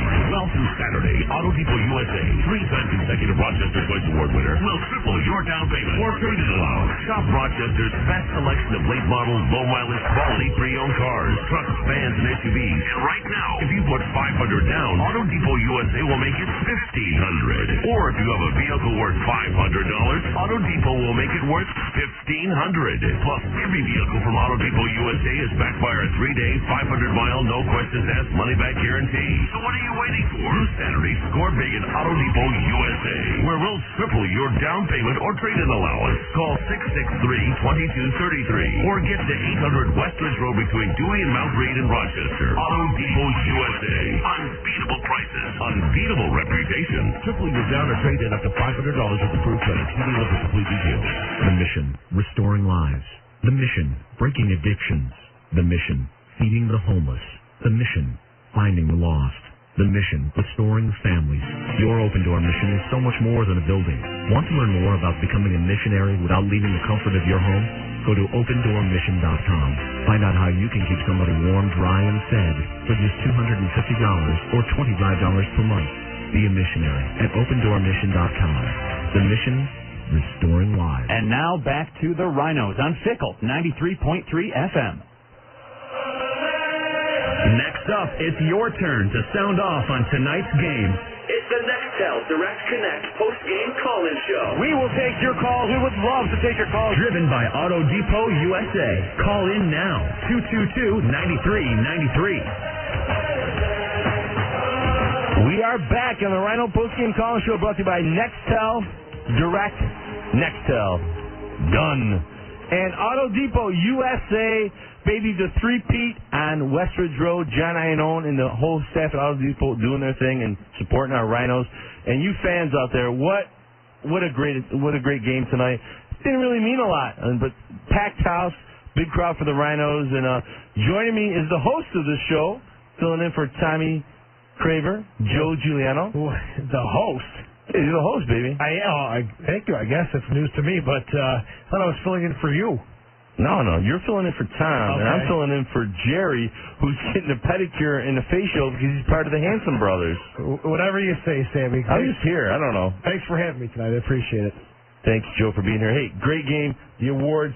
Christy Kinamedi's out there saying his speech, tears rolling down my eyes. A lot of people were crying out there.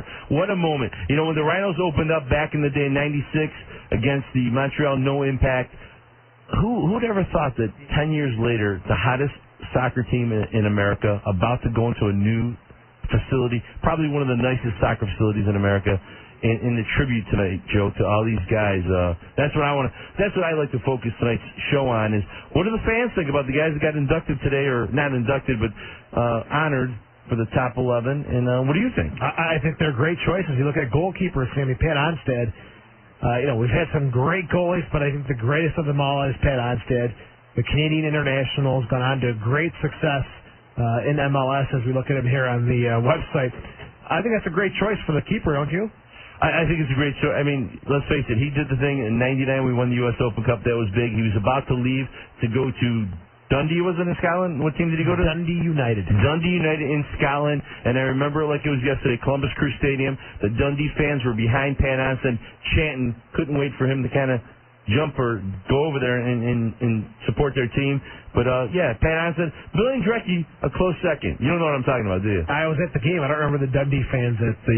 they were there. The Open Cup final. Yes. Really? Yeah, there was Dundee fans right behind him. No kidding. There was like a couple thousand Rhino fans, and then there was probably 200 Dundee fans. That was it. Really? And you. Yeah, that's about it. And you. I don't remember that, but that's great. If that's the case, that's awesome. Yeah, and, who knew that guy goes MLS, does some amazing things. Gave up one of the cheesiest goals of all time in MLS, kind of volleyball it into his own net. But he made up for it in many ways and won championships and everything else in MLS. So he sure has. Defenders, Sammy, Devin, Schweitzer, Malai Walton, Rivas, and Sedgwick making the list. I agree with that.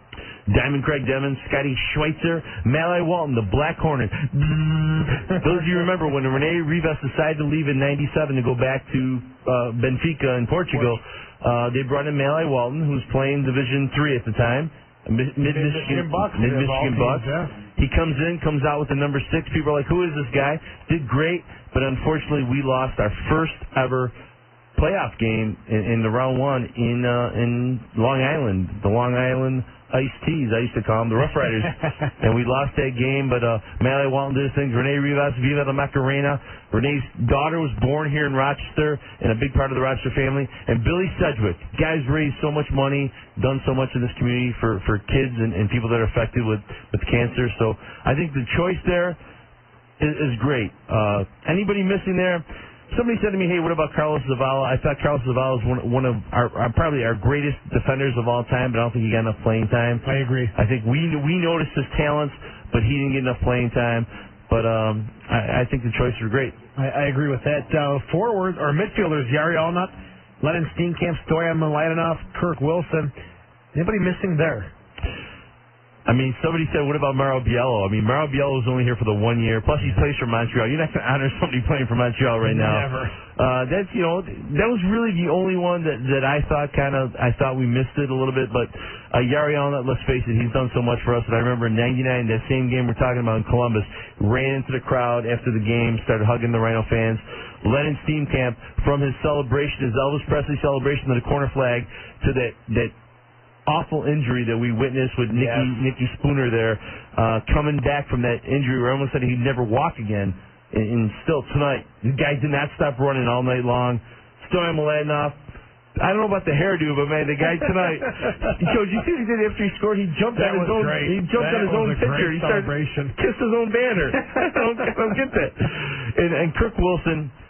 This year, I think all of us realize what Pat Erkley has always seen him. A lot of people say, Erkley likes Wilson. Why is he playing him all the time? But he's just in there constantly, making things happen, just working hard. And this year has really come into his own. But I agree with those choices. Anybody you think may be missing from that list, Joe? Well, going way back, if Hector Marinero hit a longer run, maybe he's on the list too. But he was only here for a season. So how about Zoran Karic? Just kidding, Sam. Well, you're kidding, but one guy that you just mentioned, those guys, is the other midfielder that played during that era. Nicky Vinjevic. You mentioned him last week. That's right. Didn't get a lot of playing time, but a great player. A lot of fans that loved the game knew that Nicky had some amazing ability. And what else we got here? Team captain for life, Tommy. Tanner, and the forwards. So, yeah, that's a perfect choice. Maybe a Jimmy Glenn, but Tilly and Miller, without a doubt, the two best forwards we've had. I agree. I mean, Tilly. Do you think of someone else? Jamaican. Onandi Lowe. I think Onandi Lowe was just an unbelievable player. Let's face it, he went on and played in England, second division, but he didn't play here long enough. There was issues, too, with him. And just... I don't feel like playing today, Coach. Yeah, you know what I mean? So, I mean, those guys, Tilly and Miller, are just consummate professionals through and through. I think that's a good choice. Well, Joe, I think the people, the ballot people, did a great job, but I want to hear from the fans what they thought of tonight, the final regular season home game ever in the history of Frontier Soccer Stadium. This is the last time I call it Soccer Stadium because it's done. We're going to give it back to the Red Wings. It'll be Frontier Stadium again. Thankfully, give it back to the Red Wings. Well, let's talk to the guy who made some saves here tonight. As a matter of fact, he made 3 saves according to the stat sheet. Dusty Hudak got the start in the nets for the Rhinos tonight. Dusty, welcome to the show. Hey, how's it going, Sam? You're with Sam and Joe. Sam and Joe, I'm sorry. That's okay. Dusty, fried Hudak, if you don't mind. I like the new hairdo, man. You came out tonight. You're looking good. Made some great saves, in my opinion. Some good stuff. And I think this is your 3rd start of the season. I thought you played really well, Dusty. Well, I appreciate it. Thank you. I thought it went fairly well. I felt pretty good. How did it feel to get out there? I know Coach is giving you some time in case there's an injury to Scott Vallow. You've got to get some game experience, and we haven't had a lot of time out there, but how'd you feel? I've got plenty of game experience. I've been playing since the beginning of time. No. I mean, this season. It was good to get out there and just to make sure I'm still sharp, and I feel like I'm still there. There's obviously a couple things I could work on, but, overall I think it went fairly well. Dusty, as the season comes to an end, the regular season, I mean, you came here thinking, most likely going to be the starter. The whole Vale thing came up. I mean, are you disappointed? Are you just glad to be part of the team, or are you kind of disappointed you didn't get more playing time? Well, obviously, anytime you're not playing, you're disappointed. I wouldn't be a professional, or if I didn't want to play. So, yeah, it's a little disappointing that way. But the team has done well, and in particular, Scott's done well. So I have no complaints. I mean, if Scotty wasn't doing well and I wasn't playing, then I'd be the most unhappy person around. But I have no complaints because Scott's obviously done very, very well this year. He's made great saves. I can't think of a single mistake that he's made other than probably one for the whole season. And so, I mean, with that in mind, I'm disappointed, but that's just the way it goes. Coach came out and played, looked like a little bit of a different formation. Cedric was pushing up quite a bit in the midfield, almost keeping the 3 in the back. How was that transition? It's a little different than we've seen this year. Well, obviously, it's a little difficult for guys that haven't been getting regular time, but, I thought we did it fairly well. We played 3 at the back when we had the ball, and then when we didn't, Billy was dropping into right back, and we were playing 4-4-2. So, I mean, overall, I thought we did well. We got a good result, and go forward from there. And now he knows that the guys can play that formation as well if he needs it later on in the season. 2 red cards tonight. You guys have secured 2nd place in the USL. Virginia Beach, no chance to make the playoffs. Did you guys talk about the physical side of the game? Was it more than you guys had expected? No, it wasn't more than what we expected. Obviously, they in any situation where they were going to get frustrated, they were going to lash out. That's just the way their season has gone that way. So, you kind of expect that. But the coach had set us up early. He said that he wanted us to be physical. He wanted us to try and dominate the game that way. And I think we established it well. I thought we were a few tackles early and got the tone set early. I got to say something. This is kind of foolish, but I've got this game I play on the computer called Championship Manager, Dusty. Yeah. You're my starting goalie for the Metro Stars, and you just beat out Tony Miola, so congratulations. Hey, I appreciate it. Thank you very much. I signed you off from Charleston, so you're doing a great job. Keep it up in the game and on the field here. Yeah, they work. They think he's working on the computer. He's playing games. I don't know. Be quiet. Dusty, tonight Kevin Taylor got his start, and Diamond Craig Demon hasn't played in a while, wore the captain band. What did you think of their performance in front of you? I thought they did very well. I mean, they worked together very well. I think Jason Perry was excellent. I think Kevin Taylor was great. So was Craig. I think the back 3 were no complaints for those guys. I think they did very, very well. All right, well, Dusty, I always do my little Rona Barra thing, and back in Hollywood, just wondering how the family's doing. I know you had a situation. You went back home for one of your kids that was having some difficulties. Everything okay at home? Yeah, everything's great. Everything's great. Actually, when I had gone home for a couple of days, actually during the summer, I went to meet my wife. She was on her way up here, and my son had to have surgery when she was coming through Virginia Beach. Had a hernia, actually. But everything's fine with that, and now that my son has started school and my daughter's learning to talk, and everything's great. I miss him. I wish I could get down to see him. Awesome, man. Well, hey, man, great season so far. Hopefully things happen in the playoffs. We go right to that championship game at Frontier Field. Hopefully it'll be there. Dusty, Fried, Hudak, thanks for being part of our show tonight. Well, hey, I really appreciate it. And, Sam, on a personal note, it was fantastic to see you tonight. I'm glad to see that everything has sorted itself out, and you're back out here hanging out with us. And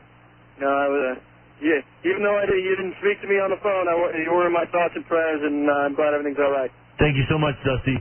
Have a great night, man. Thanks, Sam.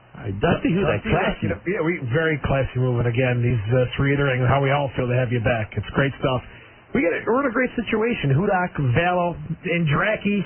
What a goalkeeper situation. Dude, they said he was going to play today. I got my Andrecki gloves on. I thought he was going to come in for the last couple of minutes, and Rocky, the announcer, was all ready. He was going to call him Billy Superstar Andrecki. Didn't happen, though. And I think Billy just didn't feel comfortable with it. I think he's like, hey, man, I'm cool. I've done my time here. I played a lot of big games here. Speaking of big games, let's talk about the biggest game in history, Joe, real quick before we go to our next caller. Your opinion, the biggest game in Rhino history that we're having flashbacks there. Come on, we got to give it to the Tampa Bay Mutiny game, 4-3 at Frontier Field. Your buddy Chris Kennel with the winning goal. Chris Chili Pepper Kennel off Hector Marinero, and that was the player his name's escaped me. The midfielder that played that game, that was feeding the ball to Doug Miller, and he scored a goal. Henry Gutierrez. Oh yeah, Henry Gutierrez not making this list. I mean, he was a great player. Had some attitude problems. As a matter of fact, I think he got cut from San Jose, Laurie Callaway, back in the MLS days. What? I thought it was with Miami for a while. He was with Miami afterwards, but prior to that, he played for Laurie Callaway in San Jose, got cut, ended up here because he knew Tommy Tanner, knew Doug Miller, played indoor for Cleveland with them, came here, had a great 2 seasons here, had a little blowout with Pat Erkley. They sent him going packed with his bags there. But Henry, probably deserves some votes as a great midfielder. Yeah, and on the field. Yeah, on the field. Yeah. Went to Miami, had some fantastic time. Not only did he go to Miami Fusion, the Confusion, he also got a call up from the national team during that era. I remember that. That's right. 2 games he played for the national team. That's right. So. That's a good point. Miami Confusion. I forgot all about that. Wow. Yeah, that's a throwback. But I wonder if there's any other players that we're forgetting about that some fans might want to suggest or mention to us. The number here is 222-9393. Give us a call, and we'll take your calls about that and the game tonight. A lot of different players in the lineup for the Rhinos. Got a chance to see Kevin Taylor. Who else came in? Michael Turpin. And your thoughts on those guys tonight? I thought Kevin Taylor looked pretty good. I think, he's got some time. He needs some time still. I mean, he was playing.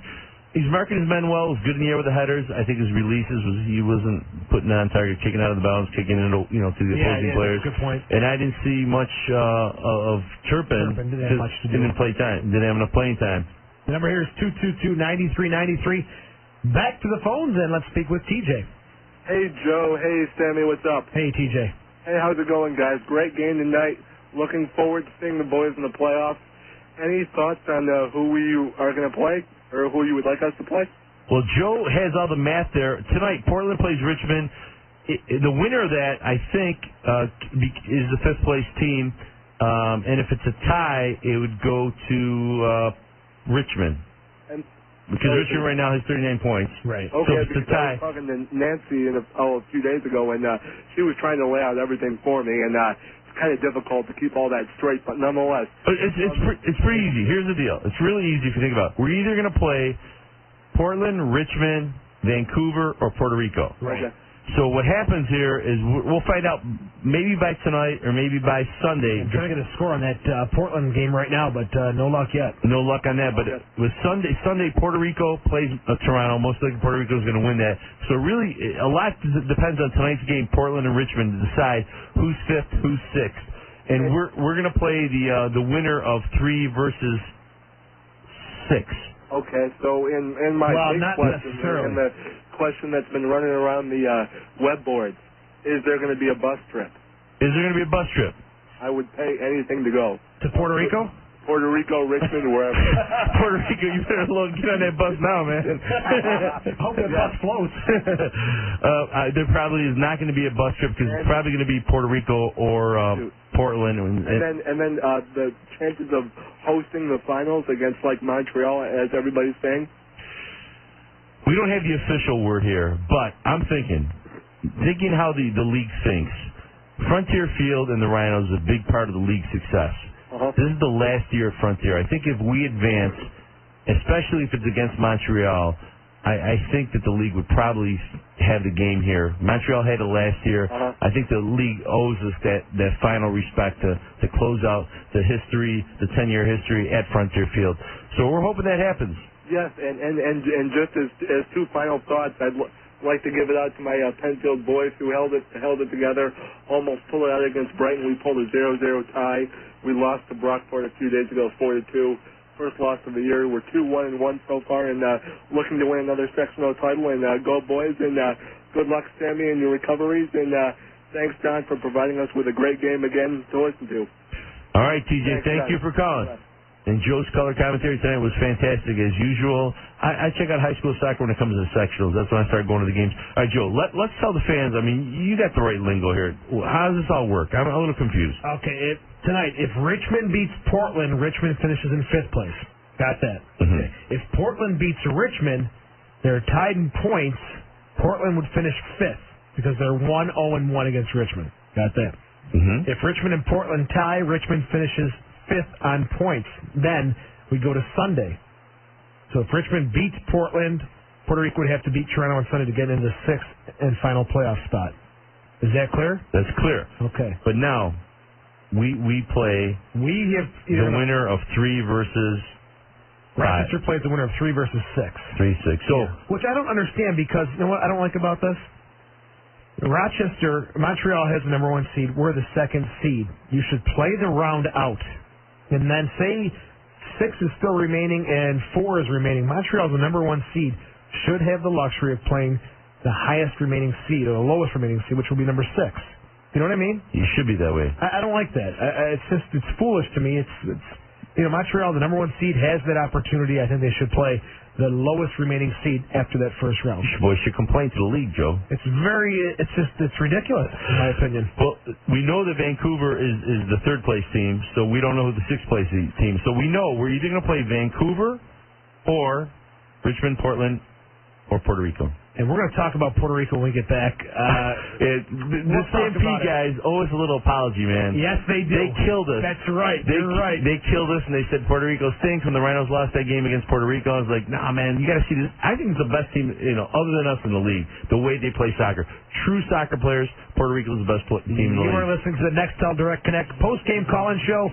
Numbers 222-9393. Joe Giuliano with Soccer Sam, and we're going to push Puerto Rico when we get back. Pickle 93.3 FM.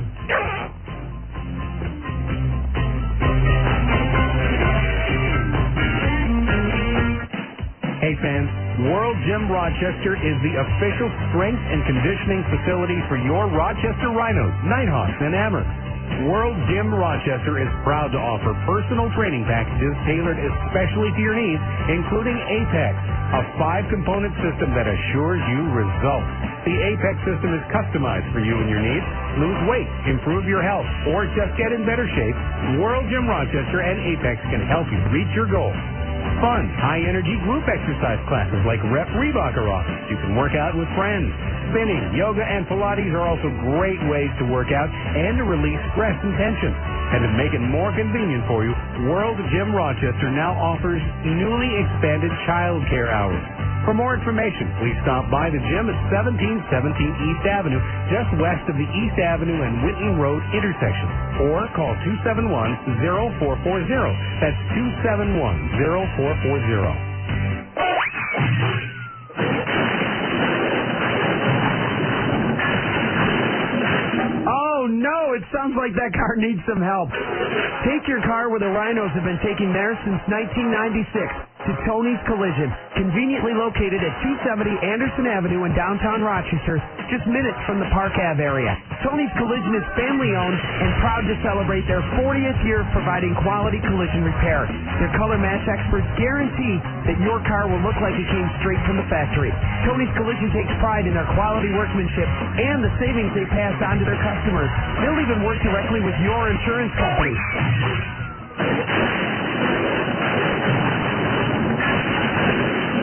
When your car's been in an accident, don't settle for anything less. Trust in Tony's. Tony's Collision. Call 473-8776, 473-8776, or stop by 270 Anderson Avenue downtown. What if you celebrated getting things done in your office the way you celebrate on the field? We won the pitch. It'll be our biggest client ever. Ooh, that's cold. Maybe some celebrations are best left on the field. But when you hear this, you'll know things are getting done. To learn more about how Nextel can help you get more done, call 800-NEXTEL-9 or visit Nextel.com. Nextel. Done. A three-pointer in basketball, a hat trick, hockey, hospital travel, and horse racing. The best things always come in free. Well, through Saturday, Auto Depot USA, 3-time consecutive Rochester Choice Award winner, will triple your down payment or trade-in allowance. Shop Rochester's best selection of late model, low mileage, quality pre-owned cars, trucks, vans, and SUVs. And right now, if you put $500 down, Auto Depot USA will make it $1,500. Or if you have a vehicle worth $500, Auto Depot will make it worth $1,500. Plus, every vehicle from Auto Depot USA is backed by our 3-day, 500-mile, no questions asked money-back guarantee. So what are you waiting for? This Saturday, score big at Auto Depot USA, where we'll triple your down payment or trade-in allowance. Call 663-2233 or get to 800 Westridge Road between Dewey and Mount Reed in Rochester. Auto Depot USA. Unbeatable prices. Unbeatable reputation. Triple your down or trade-in up to $500 with approved credit. See dealer for complete details. Faber Homes is building communities for today's hardworking families. Park Place is located on Union Street, just south of 490 in Shiloh. It's surrounded by 1,500 acres of county park. Many home sites are treed or offer the security of a cul-de-sac location. You must look at the new furnished model home at Park Place. The very best value for your family starting at just $129,900. Call them today at 889-9590. Visit their website at faberhomes.com or just drop in for a visit. What if you celebrated getting things done in your office the way you celebrate on the field? Barry, our project just got funded. High five. Headbutt.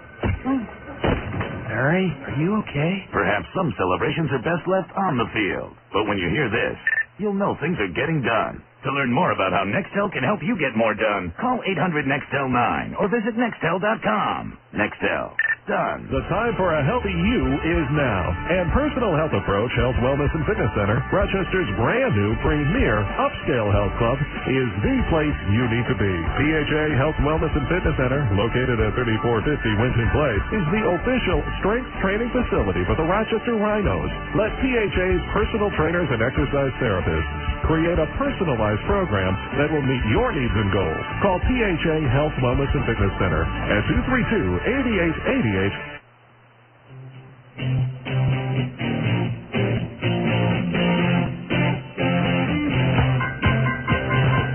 And now back to the Rhinos on Sickle 93.3 FM.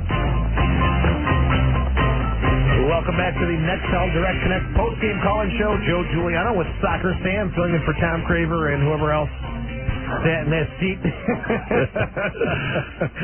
Rhinos 3-1 winners over the Virginia Beach Mariners, ending the regular season with 15 wins, 7 losses, and 6 ties, 51 points, good for second place in the USL First Division. Let's go to the phones and speak with the man. We lost Coach Calloway. He was on the line.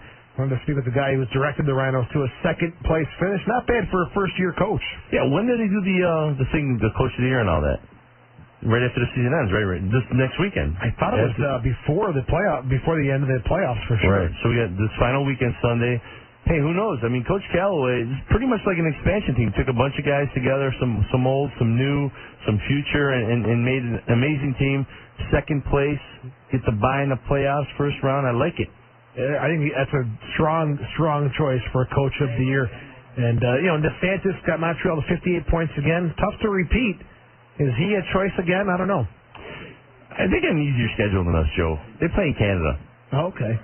If you say so. Well, if you do the math, a lot of the games are in Canada. So it's converted? Yeah.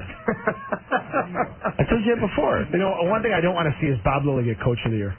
I don't like the fact that he just hasn't adjusted his style. I think soccer's on the verge of a change in style of play. That 4-4-2 tight defensive play, I think, is starting to change a little bit. And Callaway, it's too boring. It's too boring. I think Callaway realizes that, and I think he's really brought a different style here. Yeah, I like what I saw tonight with Boom Boom Martinez doing his thing. He looked really good. Jorginho looked good, so he got the cramp out there. And Doug Miller had a couple great chances, late, coming in late. Doug wanted to get a couple goals tonight. Didn't happen for him, but they kind of said it tonight. Not officially, but looks like they're going to retire the Doug Miller number 19 in the future. Strongly implied from Chris Economides that the 19 jersey will be hanging in the somewhere at Paytech Park or in the Rhinos office. That no one else will be wearing that jersey number. The number here is 222-9393. Let's go back to the phones, and we have Dave. Hi, Dave. Hey, how you doing? Good. How are you? Very good. It was interesting. I was listening to the post-game show, and there was an analysis of the fellas play tonight, and when they talked to defenders, no one mentioned Jason Perry, and it surprised me because I thought he was by far the stabilizing force out there. Thought he played a tremendous game, and I just thought I'd comment on that. That was a great point. Joe messed up on that. Joe, what's wrong with you? Jason Perry played great. I talked during the broadcast. I said Jason Perry's been on the mark tonight during the game broadcast. If you're at the stadium, you probably didn't hear that. Yeah, the post game though, we haven't really analyzed the players. I asked Dusty Hudock about how Demon and Taylor did in front of him, but you're right. I thought he played a great game too. Solid. Yeah. Dave, your thoughts of this team that they picked tonight? The S10? Yeah, the 11. Yeah. 11. That's right. I was surprised that Mauro Biello was not on the team, to be quite honest. Although he was only with us a short period of time, I thought he was outstanding. Otherwise, it's a great team. Absolutely great team. I agree with you, Dave. I think Mauro only played the 1 year, which was 99. I think he had to play for more than one season. Yeah, okay, if that was the requirement, then I can understand. Yes. All right, Dave, anything else? That's it. Thanks, guys. Thanks for calling in. Great analysis on Jason Perry. He was solid tonight, playing a little outside defender at times. Yeah. With Taylor and Demon playing central. Good stuff. Look good. Spot for him. Well, let's go back to the phones, and we have the president and CEO of the Rochester Raging Rhinos on the line, Mr. Frank Duras. Frank, haven't talked to you in a while. You're with Joe and Sam. Welcome to the postgame show. Thanks, guys. Welcome back, Sam. Nice talking to you again, Joe. Frank, what a crazy week it must have been for you with, a lot of the fans calling and kind of complaining about Paytech Park, some of the structure, the pricing structure, and you guys come back and release this great news about a couple of sections being reverted back to premier seats. Talk about that a little bit.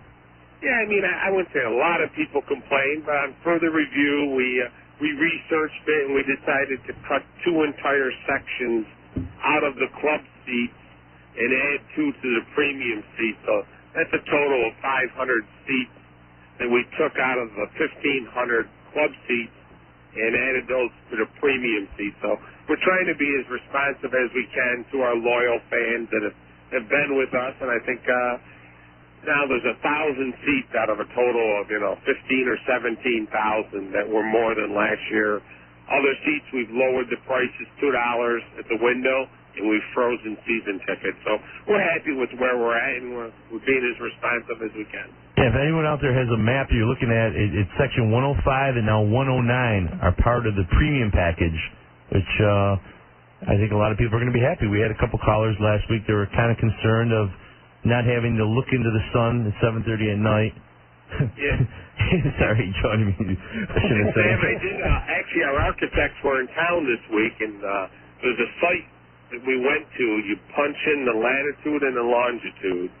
You can superimpose the stadium, and we did a sun study. Wow. And for games starting at 7:30, the entire season, there was probably 3 or 4 games with 7:30 starts that would have less than 20 minutes of sun. Awesome. So sun is not going to be an issue if you No, not at all. And the reality is, let's face it, in any stadium, any outdoor stadium, somebody has to be in the sun for some time, Sure. All right, well, tell us, Frank, the turf, is it coming soon? The netting, tell us about the nets tonight. We're looking at the goals there and the nets. Tell us what you're thinking. we're thinking of really stepping it up, quite frankly. Steve, Chris, and I ordered the nets last week, and we went with the European-style nets high in the back. Yes. With the jury post. We went with player benches that have the plastic covering that comes over it like they have in Europe and like they use in MLS. The fourth official will have a cover over them. As far as the field itself, they started the grading. They're putting the drainage in over the next week and a half, and in late September they'll start installing the new turf. Frank, incredibly great decision to have the nets like they have in Europe. It's such a different look and a different feel when a goal is scored. The crowd is going to, there's not that back post and there's all these posts coming out. It is going to be a totally different sight for the fans to experience. Yeah, I think so. Seeing a few stadiums in Europe, take a lot of games. I think we lost Frank, unfortunately. Somewhere on the tour, his cell phone may have cut. Frank, are you still there? We have lost Frank, but he was just talking about the goals. And we watch European soccer.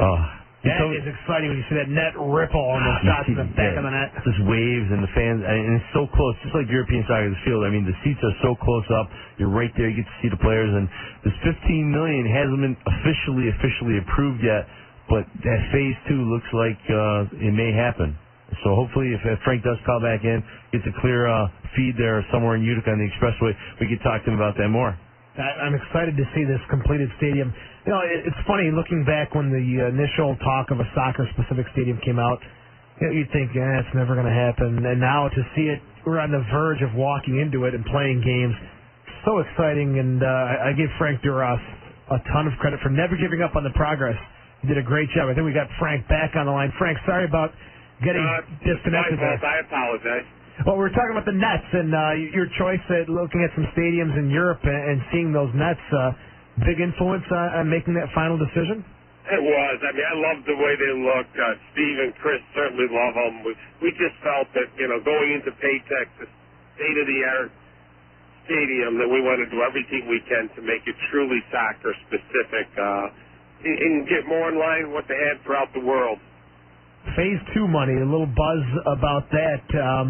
We're hearing it might come through. What have you heard about Phase 2 money for the stadium?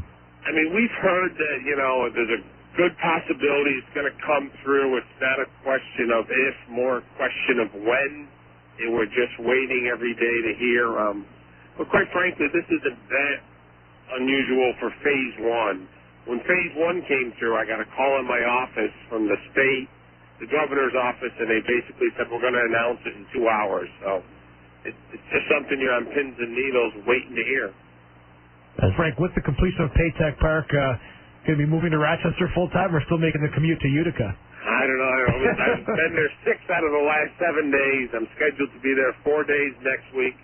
I love Rochester. Obviously, my family, kids, and grandkids live in Utica, so I may be getting an apartment out there pretty soon. We'll build you a condo overlooking the field. Maybe I'll make my suite into an apartment. That'd be nice.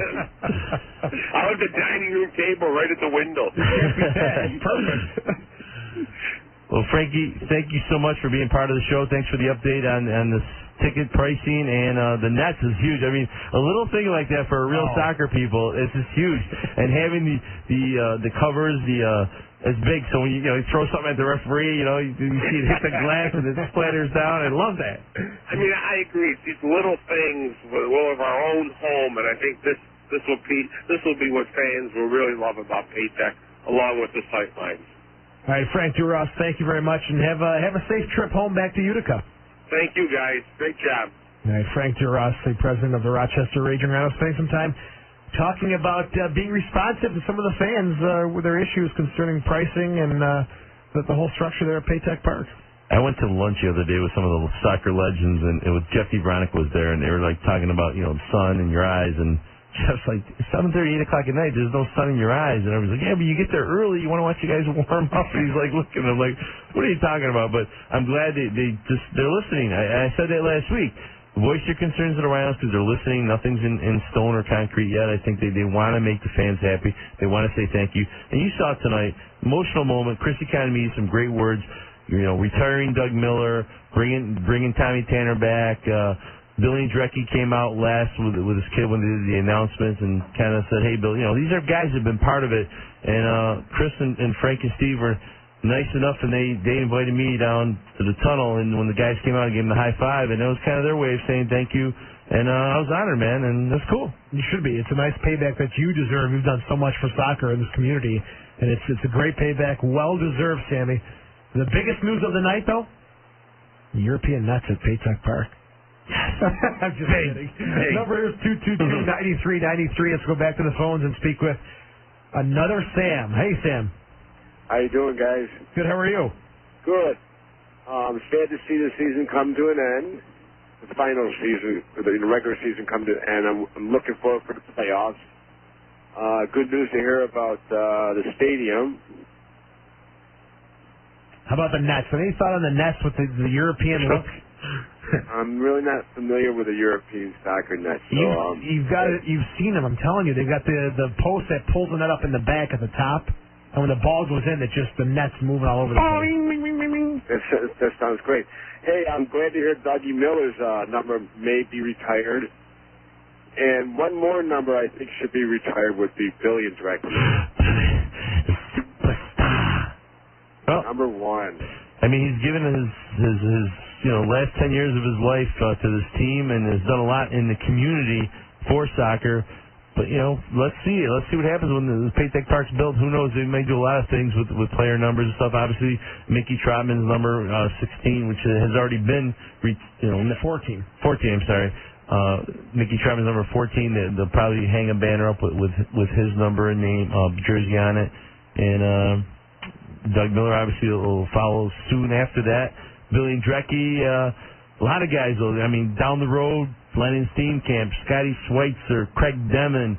Guys, you look at the years of 90, 98, 99, 2000, and 2001, we had an amazing amount of wins in those 4 seasons, which is going to be part of our trivia coming up, Sam. But Also, I'm sorry to hear that Tim Hardy wasn't on that list. Yeah, I think he got a lot of votes, but he wasn't on the list. But he was a tough player, Tim Hardboiled Hardy. Yeah, and, especially when we beat Columbus. He was the man. Yeah, Columbus Crew, Virginia Beach Stadium there in the pouring rain. It was outstanding, Sammy. Yeah, it was a great moment for Rhinos. Sam, your all-time greatest moment. You've been around since day one. You became a Safari member and became a great fan of the Rhinos. If you had to pick one special moment in the last 10 years, what would it be? I think Columbus Crew Stadium when we won the U.S. Cup against Colorado Rapids. You bet. That was unbelievable. Especially when our players came to meet us. It was just incredible. Yeah, everybody just hugged the fans, and it was just a great moment. And I had my little soccer Sam cam doing a thing. It was nice. Well, Sammy, thank you so much for the call and the memory, and hope to see you on the 25th, Sunday the 25th. The box office will be open all week long from 10 a.m. to 2 p.m., so go get your Rhino tickets for the 25th, and we're going to have a trivia a little later where you can win 4 tickets to the game on Sunday the 25th, 7 p.m. against, we're not sure yet. Who knows? Got a score, though, to check out here at the half. I've got 1-0 Portland leading the Richmond Kickers 1-0 at the half. Whoa. Thanks again, Sam, for calling in. The number here is 222-9393. We do have Coach Calloway on the line. Hey, Coach, how you doing? Congratulations on a very nice regular season. Thanks very much, guys. Appreciate it. Nice to finish up with a win and round out the record with a win and go in with the confidence it gives you to the playoffs. Going into tonight's game, a little bit of a different formation. Cedric was pushing up quite a bit to leave us with 3 in the back. Is that something you kind of practice because we may see that in the playoffs, or just something you want to just maybe a little more attacking to entertain the fans? No, that is something that I think we might need to go to strategically at certain points in the games. If we're chasing a game tied and we need to win it second leg or the final. And I wanted to get all the guys on the same page this week, so we've worked on that 3-4-3. It really is a 4-4-2 when you defend. Cedric was dropping back to right back, and we slid very over to left back, so we always had 4 in the back. yeah, it was something that we've talked about, something that, I have to do a lot of screaming and shouting when I change systems now because a lot of guys this year, they're not all on the same page. We've had new guys come in with DaSilva. So I'd rather just try to put my fingers up and say, 3-4-3, and they go right into it. And a game like tonight helps them understand that a little bit more. Great. Coach, tonight a lot of guys were kind of auditioning. I mean, Dusty got a couple of nice saves there. Taylor, Demon, Lennon Steamcamp, Stoyan, Mladenov, who hasn't played much. Sean Sekiris, who unfortunately got the red card early. Your thoughts of these, and Billy Cedric, who hasn't played much. Your thoughts of these guys and the young guy like Taylor and Turpin, who came in. Well, I think there's a lot of guys got 90 minutes for the first time in a long time tonight, which is the nature of the exercise. We wanted to achieve that. Pato was played considerably this year. I bought him off, knowing he's pretty fit. Turpin we got a good look at. We can see he's very quick. Which we've known anyway, but he was able to cause them some problems late in the game with his pace. And he defended quite well. I thought Taylor had an excellent game for his first game. And I thought Ferry was outstanding on the left side tonight as far as his performance. Denham looked solid, which is encouraging. And, I don't think anybody played poorly tonight. I think Ray was lively, caused them a lot of problems all night long. And, the guys deserve a lot of credit for giving us as much intensity as they did tonight with a game that a lot of people have just been saying is meaningless. Because there's no meaningless games as far as I'm concerned, and I hate to lose. So they got that message loud and clear before the game. Coach, the playoffs just around the corner here now, and you've seen Puerto Rico, you've seen Portland, you've seen Richmond, you've seen Vancouver. These are possible next round opponents. What's a good position for us? Who is a good team for us to look at for that next round of the playoffs? Who would you like to see us play? Well, I think anybody that we're going to... I said when Puerto Rico played here a few weeks ago that if they get in the playoffs, they're going to be a big surprise for a lot of people. Last night's performance, they absolutely toyed with Toronto on Fox Sports on the TV last night. It was a very confident team, playing with a lot of confidence. So I think them, even though they're the lowest placed team right now, that'd still be difficult. So whoever you get, you've got to beat. And I'm not really looking at this stage. I'll be going to it once we know the end of this game tonight with Portland, and we'll make arrangements to go out to wherever next week, and I'll watch at least one of the games. If it's featuring Vancouver, obviously we've seen them recently. I think we lost Coach. We did lose Coach, huh? Okay, Coach Callaway is going to make a scouting trip somewhere next week in the first round of the playoffs, and as we mentioned before, Portland does have a 1-0 lead to start of the second half against the Richmond Kickers. So looks like Portland may get that last spot in the USL playoffs. And let's get back to the Puerto Rico thing, though. We saw Puerto Rico twice. Down in Puerto Rico, we saw them twice here, and they're not a bad team. The Stampede crucified us. Adam and Lucas owe us an apology. They called and they said, we didn't know what we're talking about. Puerto Rico stinks. How could they beat the Rhinos? Blah, blah, blah. Puerto Rico's for real, man. If you're, when you're there, you see those guys knock the ball around. It's just pretty soccer. The only thing they're lacking that aggressive defense. They don't have a solid type hard-nosed defender. But I think other than that, Puerto Rico's the team to watch if they make the playoffs. And if they don't, it's anyone. Vancouver, Richmond, Portland. I don't know. Honestly, I'm not impressed with any of those three teams. I think if any of those three teams we play them next, it's a walk. I'm not going to be surprised if Montreal and Rochester just do it in the end. Yeah. If they meet in the end. You're right. Portland wins 6-1 against Atlanta. People are impressed by that outburst, but Atlanta, they have anything to play for. Nothing to play for. And you know how it is. When you get a couple goals, you're up a couple goals, the other team's trying to come back, and then it just opens up, and then everyone just gives up on the other team. So that score doesn't mean a lot. But we saw Portland play here last week, and you and I said their players look slow, they look plump. That was Vancouver, I'm sorry. Vancouver looked plump. Portland's an okay team, and Richmond, Chris Carriere, I like to see. Depends which one shows up. You know? The real Chris Carriere is the new Chris Carriere. So the final again tonight, Rochester 3-1 over Virginia Beach. Goals for the Rhinos: Ray Martinez, DaSilva, we like to call him Juninho, And Stoyan Mladenov, his goal, he made that keeper look foolish. He did. I mean, I think the fans were waiting for Stoyan to do that all year long. We've seen that in the past. He was just pumped up tonight. Him and Lennon, I thought, really did a great job in the middle, up and down, and early on before Sean left too. I think he played a great game too. But Stoyan Mladenov is a class player, and I think as the game opens up and he has more room, he plays a lot better. When 10 on 10 on the field, he just does a better job. And he saw the goalie kind of leaning the wrong way, faking that cross, and instead just near side, boom, in the corner, baby. Curve it right in. Sam, let me ask you this. There was some talk about Greg Howes possibly being the replacement for Rene Rivas. Do you think Steenkamp did enough of a job tonight to maybe give Coach Callaway some second thoughts? I think they give you different things. I mean, I think Howes has the ability to shoot from almost anywhere. Yeah. Indoor, I mean, that's his forte. The guy could rifle it upper corner from midfield and make it happen. Lennon gives you the height in the air, a little bit more aggressive soccer. Howes might have a little bit more vision on the play, gives you a better pass, but I think it's really up to the coach and what happens at practice this week. I mean, I think two different players, totally different players. So he's got a tough decision to make. Yeah, real big decision.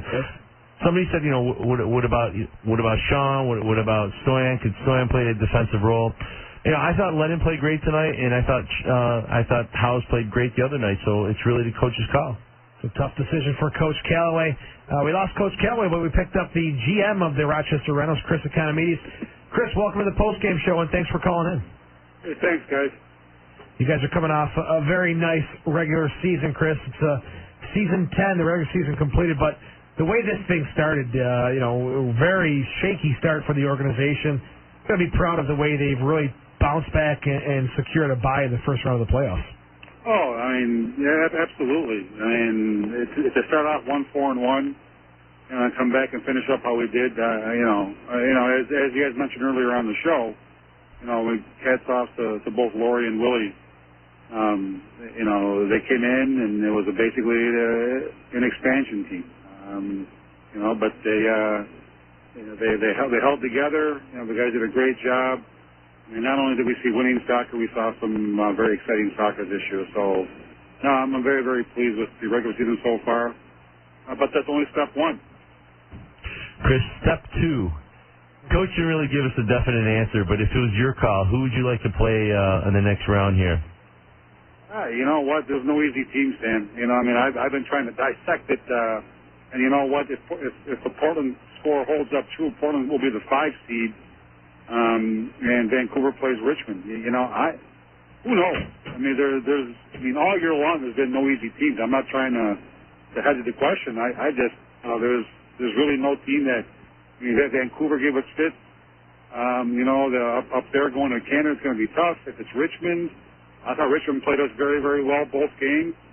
I thought we were very fortunate to come away with ties against Richmond both games. So, it's really, it's whoever comes out, doesn't make any mistakes, and and at the end of the night, you score more goals than the opposing team. So really, there's no preference. Chris, I remember back in 95 maybe, we went to some indoor games and you were scouting out Billy Andrecki and Doug Miller and Tommy Tanner and Jimmy Glenn, and 10 years later, man, it's just tonight when I was listening to you talk, I just got tears rolling down my face. I just can't believe how, this was, I just thought it'd be like a temporary thing. If pro soccer's back, it'll last a year or two, it'll be done. And now it's like the hottest team in American soccer. And hats off to you, Frank and Steve. But your thoughts of tonight's moment, celebrating these 10 years? Well, I mean, obviously it was a very emotional night. To see some of the old guys, like a Tommy Tanner, and see the video of Pat Onstead, and I would have loved to be able to see Malai and Yari and Darren Tilley. It's obviously and I meant what I said. If you would have asked Steve, myself, and Frank when we started this thing 10 years ago, to expect something like this, I don't think any three of us in our wildest expectations would have expected what we've gotten here, and that's been tremendous fan support. Obviously great teams, a tremendous record, and you know what? It was very special tonight to announce that team. I was very, very proud.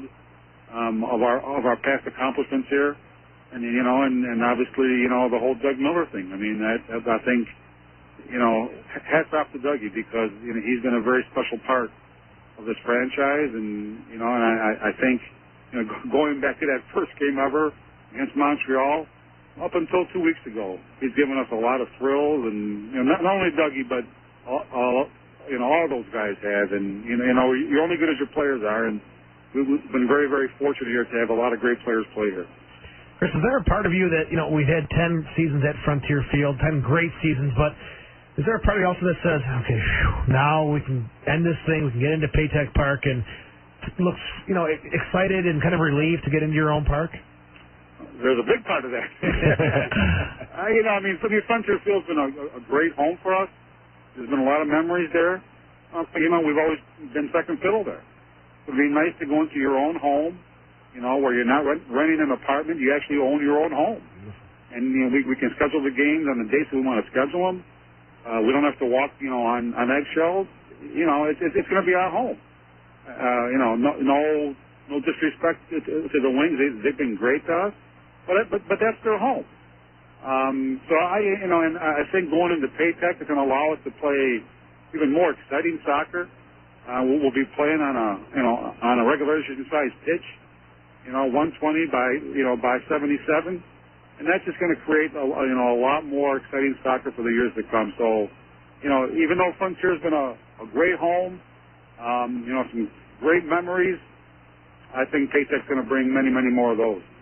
I can't wait, Chris. I just can't wait. But let's focus on this first round, or second round of the playoffs coming up, and can't wait. The 25th, the first home game here against, we don't know yet, 7 p.m., Frontier Soccer Stadium. The ticket box is open from 10 to 2 all week long. You got to get those tickets. And Chris, thank you for 10 years of a lot of great memories, my man. Oh, thank you, Sammy. Again, it's been a whole team effort. Not only the Rhino organization, but all the fans, people like yourself, like Joe. So it's been a total team effort, and thank you guys. And let's go out, win a championship on our last year at Frontier Field. All right. Sounds good. Sounds good to me. I have no problem with that, Chris. Thanks a lot for calling the Nextel Direct Connect post-game call-in show with Joe Giuliano and Soccer Sam filling in for Soccer Sam. Thanks, guys. Let's go back to the phones and speak with, we got the coach back on the line, Laurie Calloway. Coach, welcome back. Sorry about the disconnection. Okay, thanks, guys. Coach, we talked earlier about next week they're going to start doing the Coach of the Year thing, and I know the USL listens to this show, and sometimes maybe they don't follow our team as well as they should. But let's just talk about some players really quick, Coach. Respond at the end. I'll rock and roll right through it. Scott Velo, playing for Colorado, MLS, not a lot of playing time. You say, no problem, bring him here, I want him. Rene Rivas played for you last year. A lot of people said, hey, he might be too old to be playing in the center. Comes here, does amazing stuff. Scotty Schweitzer, left here, not in the greatest terms. You said, you come back here, my man. I want you playing for me. It's going to happen. Jonathan Bolanos played last year for Seattle. You saw something really special in the video. You brought him here and said, you're going to play for me. Greg Howes, indoor player. People said he was an indoor player, can't play outdoor. You bring him here, scores some amazing goals, does some nice things. Jason Perry, the young kid doing his thing. Johnny Ball, known to have an attitude in the past. You bring him here.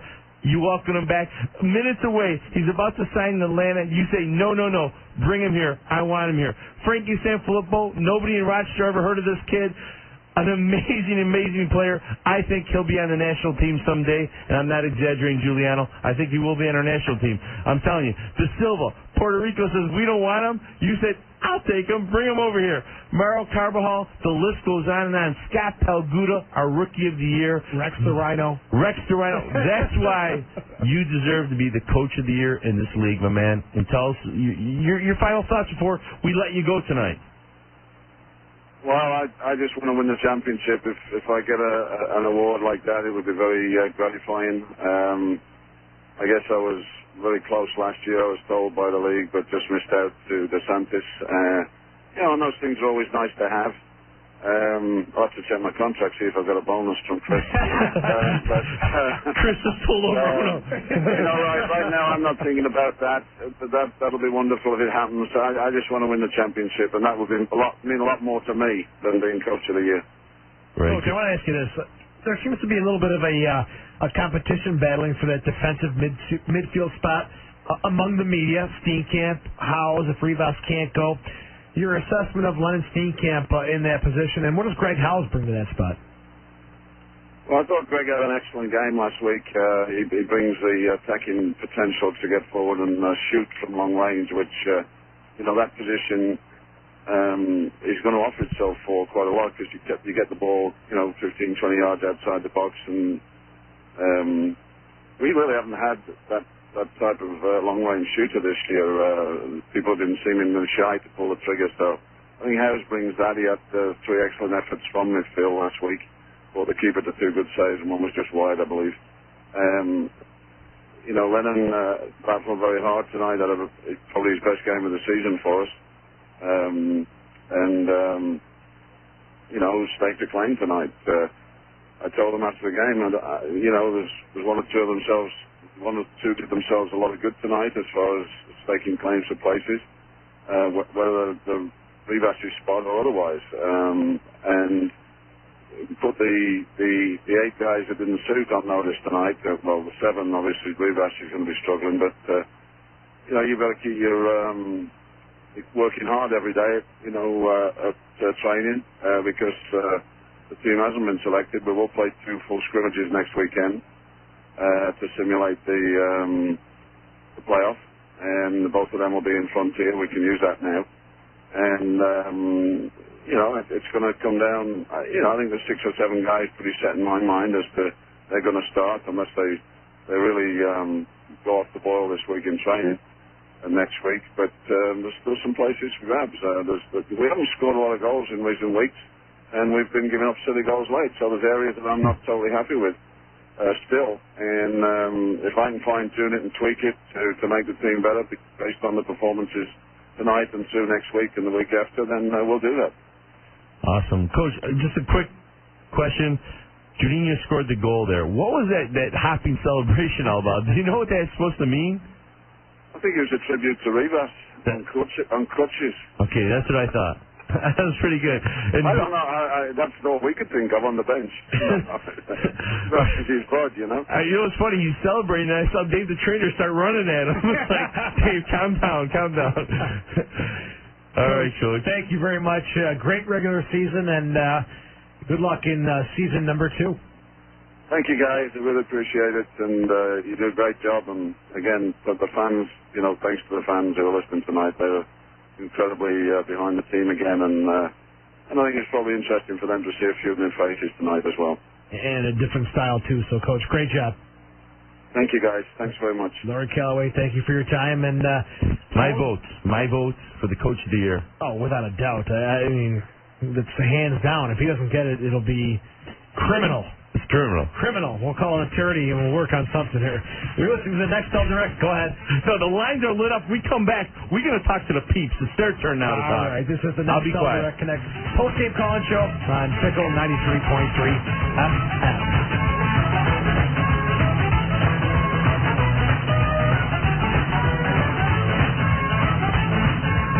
Your smile is the first thing people notice when they meet you. It can affect your love life, your career, and your confidence. Are you proud of your smile? Let Dr. Ted Eckerman help you have the smile you've always dreamed of. While Dr. Eckerman can serve all of your dental care needs, he also offers a full line of cosmetic procedures at his new state-of-the-art facility at 539 Long Pond Road. These include Zoom teeth whitening, as seen on the TV show Extreme Makeover, veneers, bridges, and dental implants. And forget everything you've heard about teeth straightening, because now there's breakthrough technology that allows you the smile you've always wanted without the bands, brackets, and wires. Let Dr. Eckerman introduce you to Invisalign, a virtually undetectable clear appliance that gradually moves your teeth through a series of custom-made removable aligners. Call Dr. Eckerman today to shine up your smile. His new dental facility, located at 539 Long Pond Road, 1 mile north of Ladder Road, or stop by for their open house on Thursday, September 15th from 5 to 7. Isn't it time to have confidence in your smile? When you think of Mulligan's Pub, think 10. Yeah, 10. 10's the magic number. This football season, get to Mulligan's Pub for all the games during Monday Night Football. Grab an order of wings and a pitcher of Bud or Blue Beer for just $10. Or drink down a bucket of 7 Corona Splits for just $10. During any game on Sunday or Monday, order 2 for $10. That's 2 pitchers of any beer on tap for just $10. And there's always free snacks during halftime. Starting September 15th, every Thursday is $10 sirloin steak night at Mulligan's Pub. So look for a Hamilton and turn him in for a 10-ounce sirloin steak, baked potato, veggie, and salad. It just takes 10 dimes to get you any Jenny beer all day Friday. There's 10,000 reasons to get to Mulligan's Pub, so just go there and see for yourself. Located at the Rochester Sports Dome at the corner of Ridge Road and Manitou Road. 911. I need help. Someone's trying to break in my home, and I'm here alone with my kids. Please, hurry. Every parent's worst nightmare. You need the police. You need them now. In Rochester, you will be waiting a long time for help because since the reorganization of the police department, it takes an average of 16 minutes to get to you and your family. It only takes the fire department 4 minutes to respond to a fire, but 16 minutes for the police to a violent crime. And Bob Duffy says his plan is an improvement. No more neighborhood police. No more feeling secure. No help when you need it most. The mayor of Rochester is responsible for a lot of issues. There are a lot of challenges. That's why the people that worked with Bob Duffy every day, Rochester's policemen and women, could not endorse him for mayor. For 7 years, he was our chief of police, and crime got out of control. Now he wants to be mayor. We have a lot of things to fix in Rochester, and we don't have time to wait for responses. Paid for by the Rochester Police Locust Club Political Action Committee.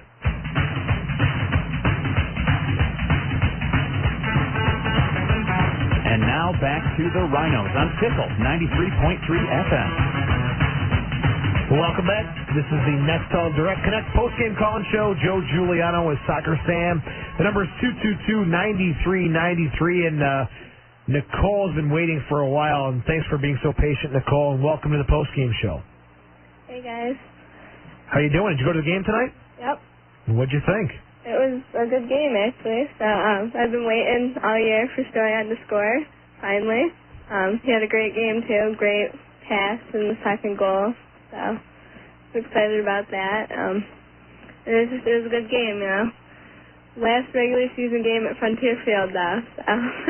Kind of sad, huh? It is, but the new nets at Paytech Park, that is very exciting. I'm very excited. Finally, someone who understands what I'm talking about. Yeah, they get it. And Nicole, if you had to pick your greatest moment at Frontier Field, since we're looking back at history tonight with the 11 top players or 12 maybe of all time, your greatest memory. Oh man, I don't even know. There's a lot. I don't know. Nothing really stands out in your mind. I mean, there's things that stand out, obviously, but I don't know if I could pick a greatest. Do you have tickets for the next game on Sunday the 25th, the playoff game? Do you have tickets yet? Maybe. Well, I got a trivia for you right now. We're going to start off with you on the trivia. How about that? I won't even try because I'm just in case I can't go. So. Well, I'm going to let you try anyway because if you could go, at least you have them. All right?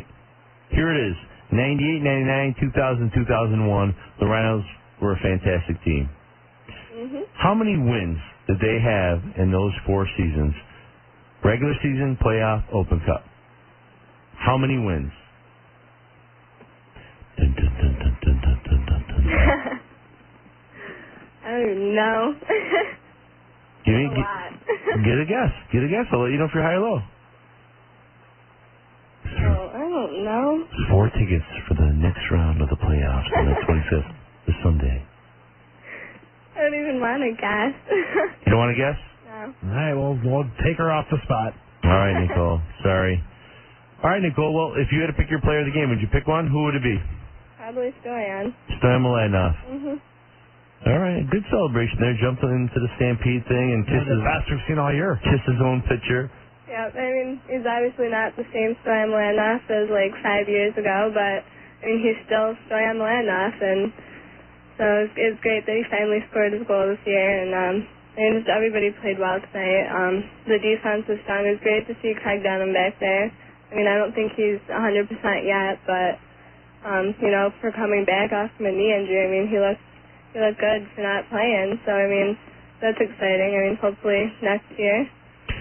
There was one point in the game near probably the 70th minute. He kind of gave up the ball, and he worked so hard to come back. I remember that one you're talking about. And he was everywhere, man. He went to the man, and the man passed it to the left, the outside.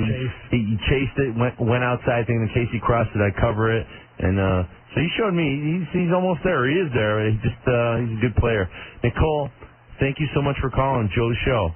Of course. All right, we'll catch you next game. Yep. All right, Nicole, our frequent flyer caller. Always calling in. Joe, I was talking about Coach Callaway, Coach of the Year, real quick before the next caller. I missed a couple guys real quick. Kirk Wilson had his Starbucks uniform on, ready to move to Seattle. He was in Toronto. He had the hat, the apron on. And Coach says, hey, let's talk before you leave.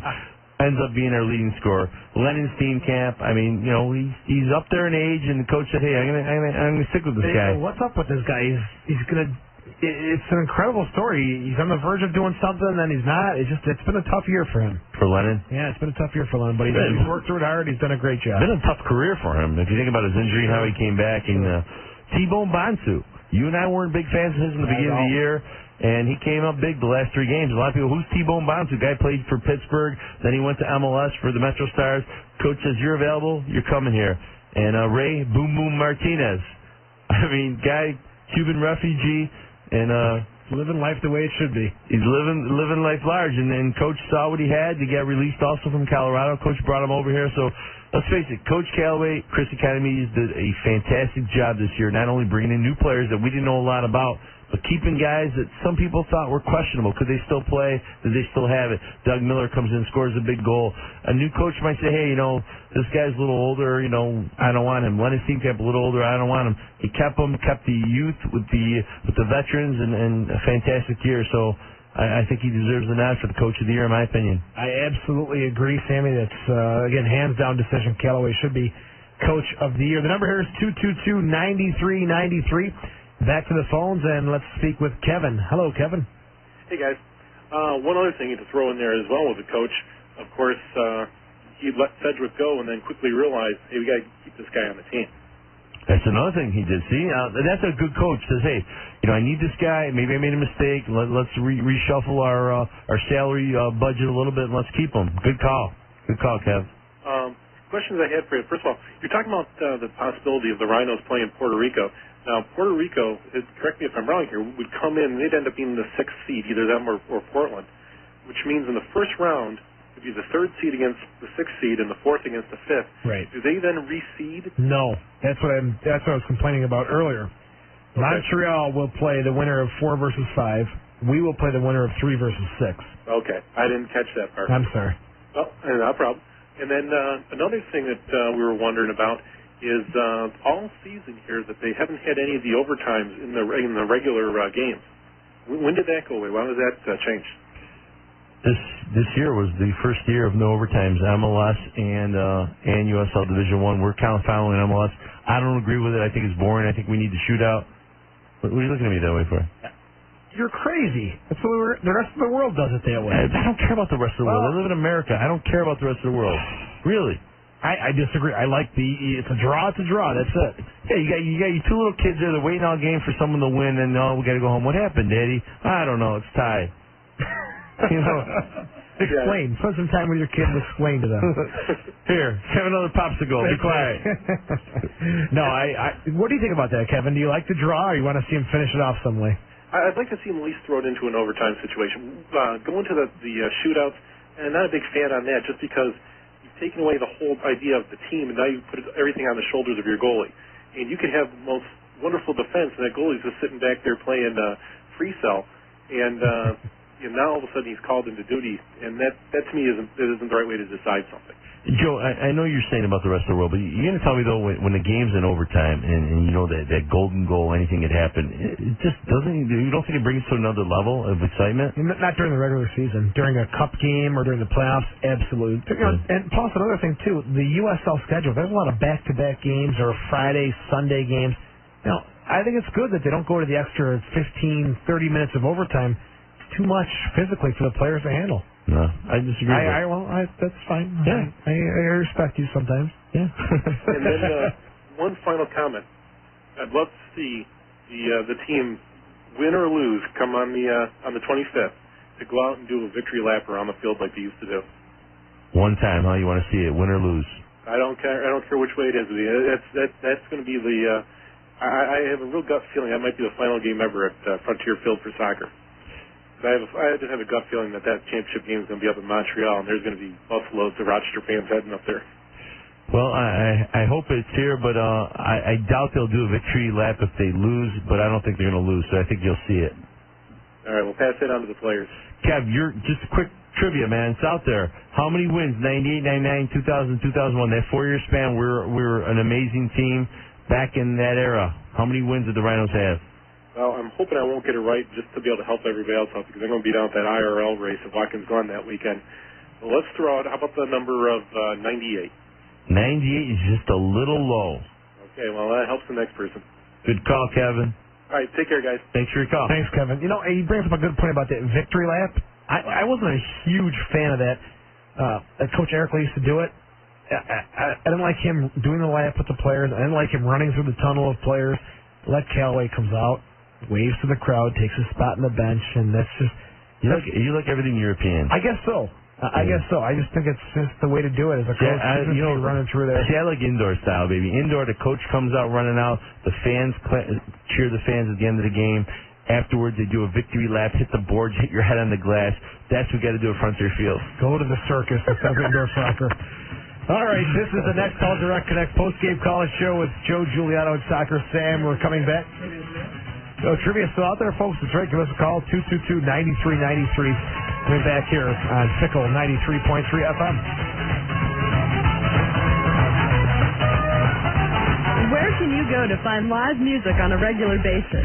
Well-lit parking, a place that's close to home. I'll tell you where you can go. The only place on the east side that has it all. The Landing Bar and Grill in Fairport. If you could tell your best friend about the Landing tonight, what would it be? That everyone is really friendly, they have great time down here, the music is wonderful, we love it. The Landing is perfect for date night, for girls' night out. Bring all your friends and come to the Landing. A lot of people have told me that the Landing is the place to go for great food and a lot of fun and some drinks. Why do you come here? For that very reason. The atmosphere is great, the food is great, and the people who own the place have really made it a great place to come. Come on out to the Landing in Fairport. Coors Light pints and drafts are just $1 at the Landing Bar and Grill this Friday evening between 4 and 8 p.m. That's right, Coors Light pints and drafts just $1 this Friday evening at the Landing Bar and Grill. The Landing. No stress, just live music and great food. Where are you landing tonight? Prepare your car or truck for winter now and save at Z-Bart. Remote car starters only $139. Z-Bart undercoating only $159. Rhino spray-on bedliner only $3.99 at Z-Bart, Lila, Rochester, and Jefferson Road, Henrietta. Z-Bart undercoating, necessary protection from Rochester rust for your new or used car. Now only $159. Top Rhino spray-on bedliner only $3.99. Remote car starters only $139 at Z-Bart. Hey there, it's me, your car talking. Don't touch the radio. Hey, next time you get my oil change, take me to the all-new Jiffy Lube, please. Jiffy Lube has new owners that use only the best oil from Quaker State with the power to reduce friction so I'll last longer. I love Quaker State. And for you, they have all-new air-conditioned waiting lounges with cable TV and gourmet coffees. Tell them you're a Rhinos fan, and you can register to win a cool new go-kart for the kids. No purchase necessary. Jiffy Lube. New owners, new look, new attitude. At Rochester Photographic, we offer Rochester's widest variety of in-house photo finishing services. And photo finishing is all we do because we're dedicated to giving you the best quality photo finishing in Rochester. We process color film, slides, and black and white film in 35mm and medium format. And we print your black and white film on real black and white paper. We can handle anything from glass plate negatives to media cards, and we offer a variety of digital services, including scans, home movies to DVD, and prints on real photographic paper that will last for generations, and it costs less than printing at home. At Rochester Photographic, we have a friendly and enthusiastic staff of trained professionals who can answer all your photography questions. So whether you're a professional, a classic camera enthusiast, or an amateur photographer, Rochester Photographic is the source for all your photo finishing needs. We're confident that if you try us once, you'll never go anywhere else. Mention this ad and we'll give you a free 8x10 print. Rochester Photographic is located at 160 Park Avenue with plenty of off-street parking, or visit us at rochesterphotographic.com. Rochester Photographic, dedicated to the art of photo finishing. Paid for in part by City of Rochester Economic Development Department.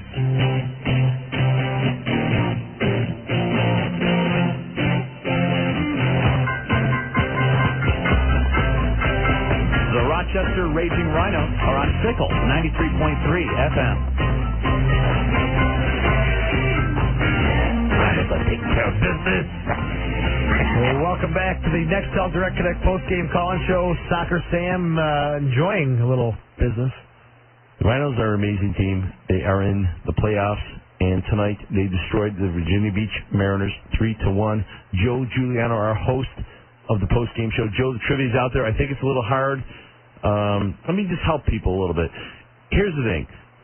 The 4 years of the Rhinos' heyday, 98 through 2001, they had a lot of wins. Kevin said 98, he was a little low. It's between 98 and 107. 99 and 107, I'm sorry. It's better. 99 and 107 is the guess. You get 4 tickets for the first home game of the playoffs on Sunday, September 25th, 7:05 p.m., Frontier Soccer Stadium. And tickets are going to go crazy. Let's face it, this is a big, big game, and a lot of people want to come. This is the last game, possibly, ever. We don't think so. But last game possibly ever at Frontier Field. It's probably going to be a sold-out crowd, and this is your chance to get 4 tickets. So give us a call, 222-9393. What are your thoughts on the Rhinos taking the second leg of the home-and-home, the aggregate goal series? I would. I would. Yeah, I would. I mean, if you had the choice, would you? I mean, I think I would. What do they do in Europe? I'm just curious. I mean, if I was in Europe. Ben, it's been a great show. I would go away first. Yeah. And I'm not gonna lie. Call me defensive, call me European, whatever. I would kind of not bunker down, but make sure we're solid in the back. Come away with a draw if we have to. Then at home you can open up and take those chances. I think you go away and you just kill them, smoke them 4-5-0. You go and attack. You just open everything up. Then you come home and it's just boom. There's no way they're going to score 3 or 4 goals. We are so completely opposite. Yeah. See, that's why we're good together. The indoor thing, the European thing, the American thing. The indoor thing, I break your chops a little bit about, but let's talk about some of the awards today. Rookie of the Year, Scott Palguda. First time ever this award has been given to a Rhino player, to my knowledge. Yes. I didn't know that. Yeah, I'm pretty sure. I'm pretty sure this is the first year of the Rookie of the Year. I like that. And I think with Callaway we're going to have more young players. Yeah, and that's what he's saying. I think Callaway's saying, hey, I'm going to do this, let's do it because we're going to get some. The Yakavangelo Family Community Service Award went to Bill Sedgwick. Surprise, surprise. Billy does a lot, of course, for cancer and goes to see kids in the hospital and does his thing. And like Kevin said, we almost lost Bill, and he was about to leave. He was about to sign in Puerto Rico. Yes, and you were talking about Puerto Rico needing to sign a solid defender. Yeah, he was there. He was ready to sign. They were going to fly him down. He was ready to sign. And Coach Callaway said, maybe we have to look at this one more time, and maybe I do need that tough defender and strong off the bench if I need him, whatever. And he made a smart move, and Billy gets a nice award. The Leadership Award, Joe? Scotty Schweitzer. He has done a great job. Usually Demon and him are the cores, but Schweitzer had to go without Demon, and he stepped up and did a great job. And MVP, sponsored by the Flanders Group. Today, a few of my friends, we thought it was going to be Scott Bello, just because of the amount of games he played in the back, and kind of not Kirk Wilson was in the running, and so was Frankie Sanfilippo, but I guess Kirk Wilson got it, and I think he deserves it. I think that was my train of thought the whole way, Sammy. I thought Wilson definitely deserved it. Vela would have been a good choice, but not surprised to see Kirk Wilson, after the year he's had for the Rhinos, pick up the MVP award. Well, Joe, my trivia stunk tonight. No one really called it. Sammy the Bull's looking at me like, hey, man, the phones aren't ringing. I'm sorry. The trivia's not that good. Basically, I'm going to give people a last chance here. 4 tickets, last chance. We're going to end the show in a few minutes, probably. Okay. You're the boss. It's your show. Well, it's your show. But how many wins did the Rhinos have in the 4-year span from 98 to 2001? Kevin said 98. It's between 99 and 107. Number is 222-9393. Give us a call, and we can, I guess, chat about what your thoughts were on the game and this whole playoff situation. We still have, last we've heard, 1-0 Portland leading the Richmond Kickers, and they're trying to secure that last playoff spot. They've got to be probably in the 75th or 80th minute right now. So if Portland wins, Puerto Rico not in the playoffs, and that's good news for the Timbers, bad news for the Puerto Rico Islanders. But maybe good news for the Rhinos. But here's the thought here. If you're the Portland coach and you're the Richmond coach, do you go to each other and say, hey, look, here's the deal. You guys win this game, and we're both in the playoffs? If we win, you're out. Wasn't there a scenario a few years back when the Lancers were playing the New England T-Men? Yeah. Where there was some kind of side deal going on? Yeah. Is that true? I don't know if it really happened, but there was talk of that happening, that we needed 2 goals advance and they needed to tie it. I don't know how it all happened, so we ended up tying it. There was talk of the keeper for New England was trying to make a deal with someone, and who knows? I don't know. But the number here again is 222-9393. Let's go back to the phones, and Jessica's on the line. Hello, Jessica. Hello, how are you? Good. How are you tonight? Great. Doing real well. Your thoughts on tonight's game, Jessica? I sure did. Did you enjoy it? I loved it. It was great. Your player of the game, if you had to pick one. Craig Demon. Craig Demon, Diamond Craig Demon. And are you a big Rhino fan? I am. Greatest moment ever at Frontier Field that you can remember? Oh, that's a tough question. I don't know. There's been too many good ones. That's what we want to hear. A lot of good ones. 10 years of this great soccer. Trivia guess. How many victories in the 4-year span of the Rhinos' 98 through 2001 championship reign of terror that they had? 103. 103 is too low. Oh. So now it's between 104 and 107. But Jessica, thank you so much for calling and staying up with us this late, and we appreciate it. All right, thanks. Have a good night. You too. All right, Jessica, thanks for the call. The number here again is 222-9393, and we have another call on the line. We have Ellen on the line. Ellen, welcome to the show. Hi, how you guys doing? Good. How are you tonight? Doing great. Want to take a shot at the trivia or talk about the game? Yeah, I'm going to try and answer Sammy's trivia. I'd say about 103. That was Jessica's guess, and it's between 104 and 107 right now, Alan. Oh, can I guess again? Sure you could. 105? 105 is too low. Oh, man. Sorry about that, guys. You made it pretty easy for someone else, though. But, Alan, your thoughts of tonight's game and this year and in the history of Frontier Field, your thoughts? I'm old enough to remember the Lancers and all the other teams, and the Rhinos have been the most entertaining soccer team in Rochester, I think, since I've been alive. So I'm really happy they're going into Paytech Park. Yeah, I can't wait for that to happen. There was a nice write-up in today's paper regarding the opening of Aquinas' new stadium, and then they kind of flashed back to some things. When the Lancers had some big games at Hollander, which originally was Aquinas Stadium, and some great pictures. And I was thinking, I saw Charlie Schiano today, and I thought, man, that was some great memories back there when the Cosmos came down. But a lot of people, the forgotten team were the Flash. But the Flash were the team. Eugene Quattro, the late, great Eugene Quattro, took over the Flash with Felix Lupine, and they didn't do so well at the gate with soccer, but he brought in some big gates with bands like the Police or groups like the Police, sold out the place, Journey, and some great memories there. And I think you're going to see the round 2 of that history starts next year at Paytech Park. You're going to see the big concerts, the big NFL preseason games, of course the Rhinos and the Rattlers, lacrosse, and high school soccer, and all kinds of great things, and I can't wait for it. Well, it's going to provide a great opportunity for all that stuff, and you're right, it's going to be a great thing when it happens. Alan, thanks for staying up with us, and enjoy the rest of the night here on Fickle 93.3 FM, Random Radio, coming up soon. All right, you guys have a nice night. All right. The call, good shot at trivia. All right. One more call on the line? It's between 106 and 107. Okay. Between 106 and 107, and if you get that right, you get 4 tickets to the game on Sunday the 25th. And if you don't get it right, the box office is open from 10 a.m. to 2 p.m. at Frontier Field all 7 days next week. Get your tickets for that big game. Let's go to our next caller. That's John. Hey, John, how are you tonight? Pretty good. Yourself? Very good. Thank you for calling the postgame show. Yeah. So I got 2 chances here, huh? How about 106? 106 is it, John. You get it right. The Rhinos were, according to Jeff DeVeronica, I was stealing his notes, 106 wins, 33 losses, and 6 ties during that era. And that's everything.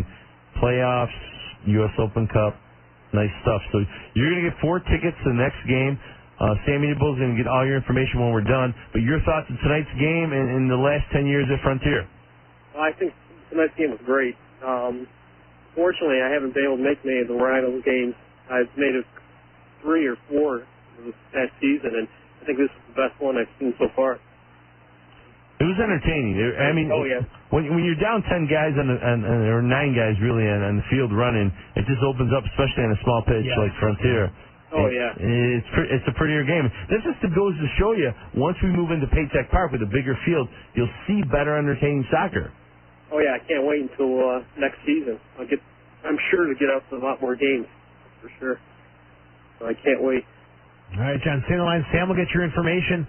You've got 4 tickets to the Rhinos' second or semifinal round playoff game, Sunday, September 25th, against the number 3 or number 6 seed, and looks like Portland is up 2-0 right now over Richmond, so they'll secure the number 6 seed again. Now, if Portland beats Richmond, they would be tied in points, but Portland would finish in 5th place because they'd have a 1-0-1 record against Richmond. So, it was a good run for Puerto Rico, but looks like Portland's going to sneak in with some big wins, 6-1 over Atlanta, and now they're up 2-0 against the Richmond Kickers. About 4 minutes left in that game, Sammy.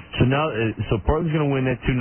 So now Richmond goes to 6th, Portland goes to 5th. Yes. So that means we're going to play the winner of Vancouver and Richmond. And that is going to be a tough order. If it's Vancouver, it's the tough Bob Lilly system away. And then if it's Richmond, like I said, if Carrieri's on his mark, who knows? Who knows who shows up there? Anything can happen, but you kind of want Richmond to win it because the Vancouver thing, we got that whole green card issue still. With going into Canada. Good point. Carbajal, Martinez not being able to make the trip, most likely. You better get on the visa committee and do something this week because it's going to be crucial to have those guys. Have them leave tomorrow. Hey, guys, leave tomorrow. Put on Boy Scout uniforms, and we're here with our troop. Maybe you have them stay there, and that's it, and then they just don't play the home game in Rochester. They don't come back. They're stuck. But, hey, man, Joe, it's been fun tonight. Sammy, thank you for covering for me tonight. And thank you for covering for me tonight. You got it. Anytime. And I'll see you. The next game is Friday, the 23rd is the next game. Rochester, depending where, it'll be either at, looks like at Richmond or at Vancouver. At this point, again, we've got to see what happens with that Portland final to finalize everything. Right now, it looks like it's going to be either Vancouver or Richmond as our next opponent in the playoffs. I can't wait. I'll see you then. And I also will see you at the next home game on Sunday the 25th at Frontier Stadium. Frontier Field. That's right. It's Frontier Field. Frontier Stadium. I forgot the real name. It's Frontier Field. So long. You've been pounding your head with a soccer stadium. 10 years. So I'll give it their name back to them officially tonight. It's Frontier Field. And they're saying thank you. Yes. All right, Soccer Sam, we'll see you in a couple weeks then. All right, Joe Giuliano for Don Stevens, Sammy the Bull, the greatest producer in the world. This has been the Nextel Direct Connect post-game call-in show. I'm Joe Giuliano. We'll see you in a couple weeks. Rhino Soccer on Fickle 93.3 FM.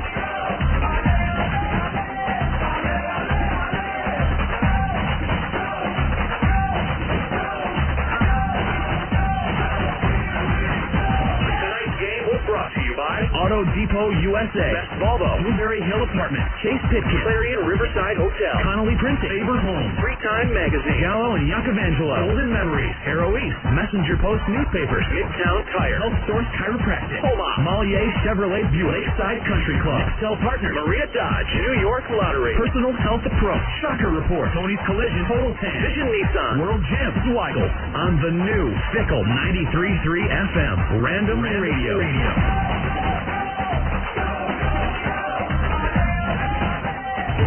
You're on the new Fickle 93.3 FM, WMKL Airport, proudly an Entercom communication station. The new Fickle 93.3 FM.